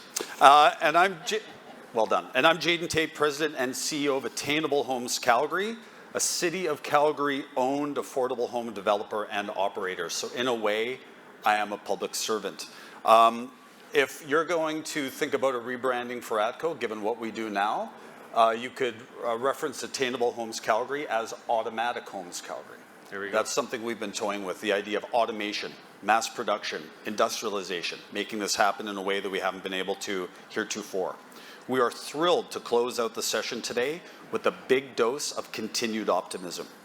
We've spent the day, yes, very optimistic today. Been really, really happy about how positive this has been. We've spent the day hearing about the many challenges facing modular construction, permitting process grind, financing gaps, regulatory inconsistencies, and more. These are real issues and they deserve serious attention. But we're going to focus on a couple of things that are a little different than that: built positive outcomes. So we're here to tell you that modular construction is not a new age concept or a fad. It's a proven solution. So a solution that we at ATCO have been honing since 1947. And we're very elated to finally see that modular construction is being recognized as a legitimate build form in Canada. And I think it was Fred here a while ago from PwC that said, 6 years ago, he just told people to be patient. Well, we've been patient since 1947, so we're very much happy to be here today. And what we'll be discussing today is really walking you through 2 real-world projects that are currently undergoing construction right now, one in Calgary, one here in Toronto. And Jaden will also give you a preview of what he's working on next. So our first success story comes from downtown Calgary, where Attainable Homes Calgary and ATCO partnered to deliver an 84-unit affordable rental apartment, as you saw on the previous slide. The 6-story building was fully modular factory built, comprised 56 units, wood frame modules assembled on site, targeted at modest income working Calgarians. Here are the 3 keys to success. Number 1, land and approvals. Built on a small inner city site under 11,000 square feet, so a quarter of an acre. This is a tight site. Land use redesignation or rezoning was achieved in 5 months, about as quickly as it can be done given how that process works. We relentlessly reference specific actions in the City of Calgary's September 23 approved housing strategy, which calls for all housing uses to be permitted or as of right. This means, should development applications conform to land use bylaw rules, sorry to get nerdy, they must be approved with permits issued as per provincial law in the Municipal Government Act. The automatic yes residential use at this site was codified through a site-specific direct control district with clear permitted use rules. Then, with this level of zoning certainty obtained, the DP was approved and issued in 3 months from application. We will go from a zoning application on May 22nd last year to occupancy in December 19th of this year, 19 months. Yes, we can do it. Application for zoning, Full public hearing, approval by council, unanimous approval in a 4-minute public hearing, DP, BP, DSSP, construction, move-in, occupancy, 19 months. We could do it everywhere in this country. As of right approvals is the key to unlocking mass production of affordable housing, and is the only way AHC could ever solidify our spot on your production line. Ironically, all we are doing is ensuring we get the same rights to build that are already enjoyed by every single family housing builder across Canada. Equal rights to build multifamily would be a huge start and is a necessary start in solving the massive affordable housing supply shortfall in our country. Okay, number 2, the financing model. The capital stack combines public and private sources of financing supports. City of Calgary provided a grant equivalent to 25% of project costs, big deal. The remainder was financed via construction loan with ATB, Alberta Treasury Branch, financial, underwritten through a CMHC's MLI Select. So the top project there, that's an MLI Select deal. All-in project costs are 21.5 mil. All in, land, hard, soft, financing, everything. 256K a door. There's no parkade, that helps. Thirdly, cost and efficiency. Lean manufacturing principles avoided cost overruns. Upfront design integration with ATCO meant no late surprises. Overall cost per square foot is about $370 a foot, including soft costs. Rents will be below $1,050 a month for all units. That's affordable for people that we target earning around $42,000 a year, meaning they don't spend more than about 30% of their income on the shelter. Good job. So the story here extends beyond the manufacturing process. This is really a textbook approach to leverage the strengths of the modular manufacturer into the overall delivery of the project. And what I mean by this is that Jayden, from the outset, sought to integrate us into the program in a true progressive design build format. Now that can't be underscored enough, and I think we've had a lot of people here today say the same thing. We all understand the virtues of modular construction, but what is less recognized is the significance of moving away from a conventional project delivery model for what is or what has been a non-conventional build method. Owners simply cannot harness the true value of this build form without early engagement and collaboration, which is not always obvious under a typical design build model. So an example of how this works in practice, Jayden provides his vision of the project with us as the builder, and we in turn develop internally the design and the solution based on parameters that fit our manufacturing model. We then create the conditions for the consultant team to refine further. In essence, the consultant team works within our model and not the other way around. Yep. Often we have seen that when this is led in a conventional owner-consultant manner, it can introduce redesign efforts downstream which are very costly, timely, and sometimes very prohibitive to pivot away from. You're still going. So I'm still going. So we're going to shift now from the west to the east. So not too far from here, we have a project that we are delivering in York. And what this is a 175 Cummer Avenue project that we're building for the city of Toronto, which will be operated by Wood Green here. So that should be operational in the spring of 2026. And what I will offer as part of this project, and similarly with the one for Jayden, is that we at ATCO, we offer also not only the manufacturing scope of the project, which is a lot that we're talking about here today, but also the general construction services that come with managing a project. Now, we've done this in British Columbia, we've done this in Alberta, we're also doing it here in Ontario. And we lean on a very lengthy experience as a full-service contractor in the industrial sector to be able to deliver the added service to our clients. This has been the case on the Cummer Avenue project. And the one important highlight, this is important to highlight for a few reasons. One is that being the general contractor on the project gives the owner one point of control for the project, a direct line of accountability with an entity responsible not only for the manufacturing portion, but also the site portion, which equally represent about 50% of your project value. So the question to ask yourself as an owner is, how do you get comfortable with a subcontractor that represents 50% of your project if they're not at the table with you every step of the way? And we would submit that you want us, you want them at the table with you every step of the way. Now, there are many instances where the owner contracts with a general contractor who will in turn contract with the manufacturer. This happens very frequently. In these instances, there is an inherent risk with multiple layers involved, and the heightened requirement for a clear scope alignment between the parties is ultra critical, so disputes and change orders can be avoided. Second is payment terms, which we've heard a lot about the financing aspect of that today, can generally be more favorable for the owner when a manufacturer is heading the entire program delivery. Typically under a supply-only model, the manufacturers will require payment in full before the units are delivered to site. With the manufacturer, as a general contractor, payments can somewhat be more flexible. And from what we heard here today, it sounds like BCH will solve some of that for the industry, so great. An example of one of the nuances to consider on a supply-only model is the warranty period. Things go sideways sometimes, whereby the manufacturer can take the position that it commences when the units are completed ex-factory, and this is a very important distinction. As the manufacturer, in essence, does not have care, custody, or control of the building once it leaves the factory. The opposite, therefore, is when the manufacturer, as a general contractor, has full accountability over the project. They have no issue extending what is a typical standard warranty from the substantial completion date of the project. Third, generally speaking, the risks in a project are very much more elevated on the site delivery component versus the manufacturing component. So being involved from cradle to grave on the project, we can easily balance that risk holistically over the entire project, which again converts to added value to the client. All right, let's go to the next slide there, if you don't mind, Ben. All right, here is the proof of replicability and our next project on the horizon, a AHC and ATCO jam.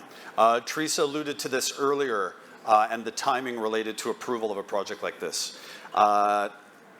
Attainable Homes Calgary submitted a development permit application for this 198 unit affordable apartment building in the heart of the Kensington neighborhood. Yes, we have a Kensington too in Calgary. Basically, center ice urban Calgary. We submitted this application about 4 weeks ago. We are already through first comments and are proving conformity to the land use bylaw. We should have approval in 3 weeks. It's a couple of months as per MGA, which is quite something. The city is providing land, rolling it in at zero cost. Massive when you talk about the burden of financing projects like this. Projected rents are about $1,200 for one bed and about $1,400 for 2 beds. The project is engineered to meet NECB Tier 2 energy performance with about a 25.6% energy savings. With CMLC ACLP, which we're trying for here, as a modular carve-out, we heard of that $500 million modular carve-out within ACLP, or a new Build Canada Homes equivalent, if anyone's listening, whatever that looks like, we can start production with that certainty of approvals and an idea of line of sight on financing in May of 2026. We will be on the line in ATCO building this next May. By the time we're built, the site, shipped, stacked, etc., we could have occupancy of this site as early as December next year, just like we showed in our downtown project. A lot of things need to happen, but this is what we're on target to do. We can build up to 2 modules a day, about 250 working days a year. So our plan at AHC is to get to a perpetual production stream of 500 unique individual units in the modules per year. We then use our knowledge of process and support, very key. Support from the elected and administrative leaders, like Teresa talked about, to get the land, the permits, and the sites ready for the delivery of those modules.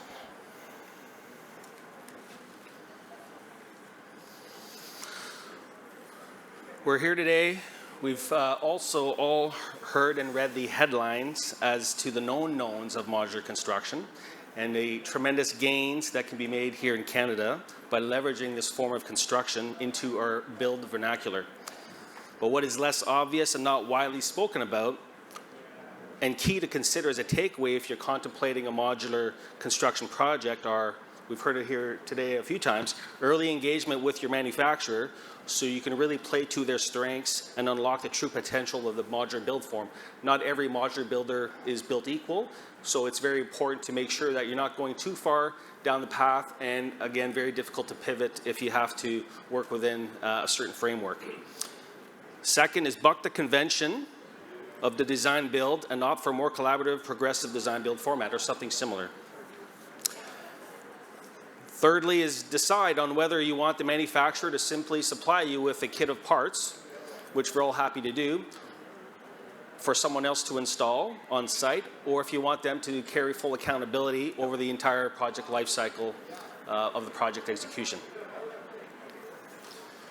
So, quick aside here, this is a collage of images related to the product that we just built and have shipped to site. That is a picture of one of the finished 84 studio units. Your specification is only limited by your budget, your imagination, and the size of your lanes to get the module shipped to site. Keep that in mind. We had a budget in mind, that drove the spec. We are very proud of the finishing in these projects. They're all the exact same, 365 square foot studios, rented in downtown Calgary, sub $1,100 a month. Pretty good. And then you can see the final module being stacked onto site in the bottom right picture. And again, 18-month build. All right, here we are, the concluding part of the presentation. And Ben, we're only 4.5 minutes over. That's not bad. Okay.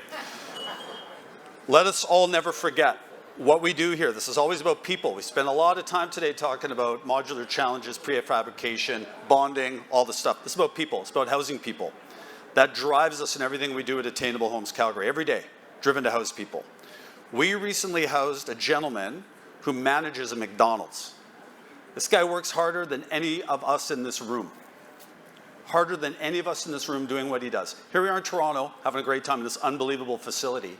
And this guy's making close to minimum wage, schlepping burgers, working hard. We gave him a housing option just down the street from where he works. He can walk to work, and he makes probably $40,000, $45,000 a year. That's why we do this. He can't get a credit card, but because he had a job, we gave him a place to live. Never lose focus on the fact we're housing people, and that's the driver for these conversations and overcoming these challenges to get this housing built. So, the successes of the Calgary-Toronto projects prove that modular construction is not only feasible, it excels when applied under the right conditions. By tackling land, money, and approvals up front and leveraging offsite manufacturing, these teams delivered homes in record time. Modular construction techniques can produce high-quality, sustainable buildings that meet community needs while being affordable in perpetuity. After a day of hearing why it's complicated to build modular, we end by asserting it can be done, it was done, and we will do more by decomplicating the layers of risk that make this hard to do. It need not be this hard. Modular construction works, and now we have the Canadian proof points to back them up. So let's take these success stories and replicate them nationwide, making modular construction a key part of the solution to Canada's housing challenges. The factories are ready, the designs are ready, and with your leadership and our continued working on this together, the land, permits, and financing deals will be ready. Let's deliver on our collective goal and my personal dream of a dignified place every Canadian can call home. Thanks. Good job.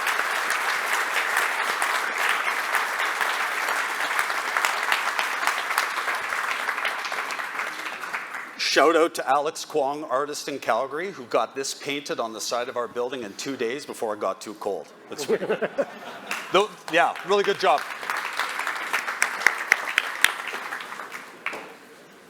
Do we get hats? Do you mind sitting down? Yes. I like hats. What do you think? Should I we know, give them right. hats? What do you think? I've got your hats, but just before your hats, I have to say that was a fantastic wrap-up. I was going to say a few things, but you've kind of taken the words out of my mouth. So thank you, Jaden. Thank you, Mike. Thank you, Benoit. I love it that we ended with a company that has been in business for 75 years and has adapted its model and is so at the forefront of delivering at scale. Great to hear about the precast, because we wanted to talk about the breadth of what we're talking about when we talk about both modular, and I keep inserting the words factory-built housing. You've heard about the Off-Site Alliance. They're all different ways. We're trying to find the language, I think, still to talk about what it is when we talk about modular. But what we're really talking about is anything that is built in a factory and delivered and assembled on site. And I think we've heard about a bunch of different examples today, and we've layered in at the beginning of the day this incredibly big new aspiration of the federal government, $13 billion through Build Canada Homes to finance and deliver exactly what Jayden and Ben and Mike have been talking about here today in a fundamentally different way. Because we have all of the pieces, and now what we just need, doesn't have to be complicated, we need the thread to weave through all of these elements: land, the financing, the regulatory framework. And where are we at the end of the day? At the end of the day, I was going to tell a story as well about a new resident moving into a home. I love the example of the resident who works full-time in McDonald's and now has a stable home just steps away from where he works every day. I talked a little bit about our Habitat from Humanity story last week of meeting these residents as they came into their homes.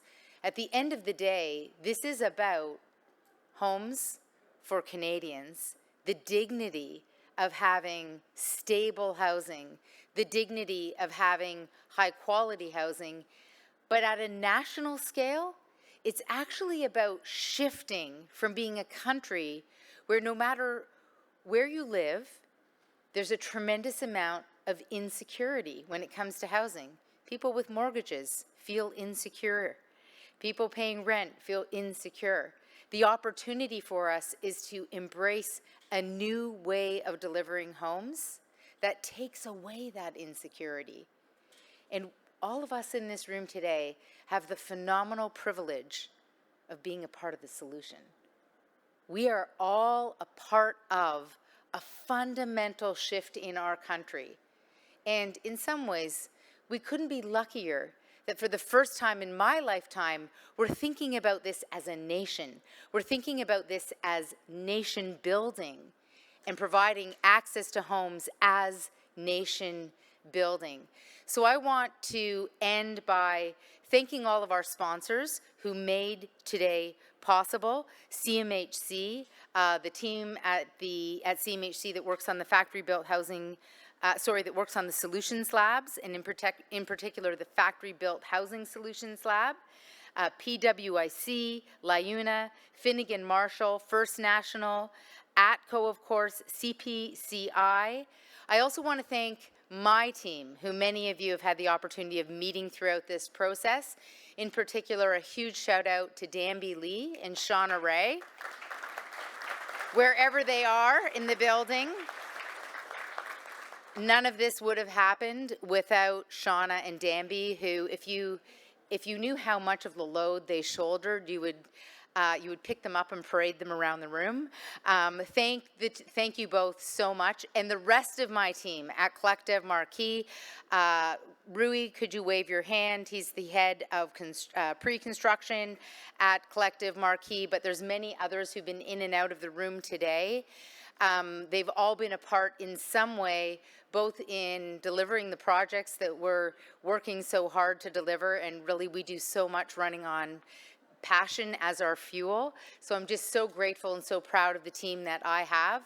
And then to our colleagues at the City of Toronto. I see Dennis Braun is still in the room here today. Dennis does a tremendous amount of the heavy lifting in shifting to a fundamentally new model. We're very grateful for our partners at every level of government. And I will say, we're about to move into our reception. Some people started the imbibing a little early. That's okay, we forgive them, we get the temptation. But I will say, a big part of today has been about building relationships and making connections. And I hope that all of you have had the opportunity to meet one another, and that over the course of the next hour you'll continue to do so, because we're all a part of a tipping point. The reason we wanted a memento from today is because we're hoping that next year and the year after and 5 years from now you'll say, holy smokes, remember that day when we all got in the room together and said, we're going to do this differently? That you'll remember today as a stake in the sand. You'll remember today as the day when we all got together and we had the conversations and we met new people and we renewed our sense of mission and passion for doing housing differently, for building housing differently, and for being part, really, of a very, very big Canadian dream. That's happening in this room today, and thank you, every single one of you, for being here and being a part of it. Now, let's go have a glass of wine.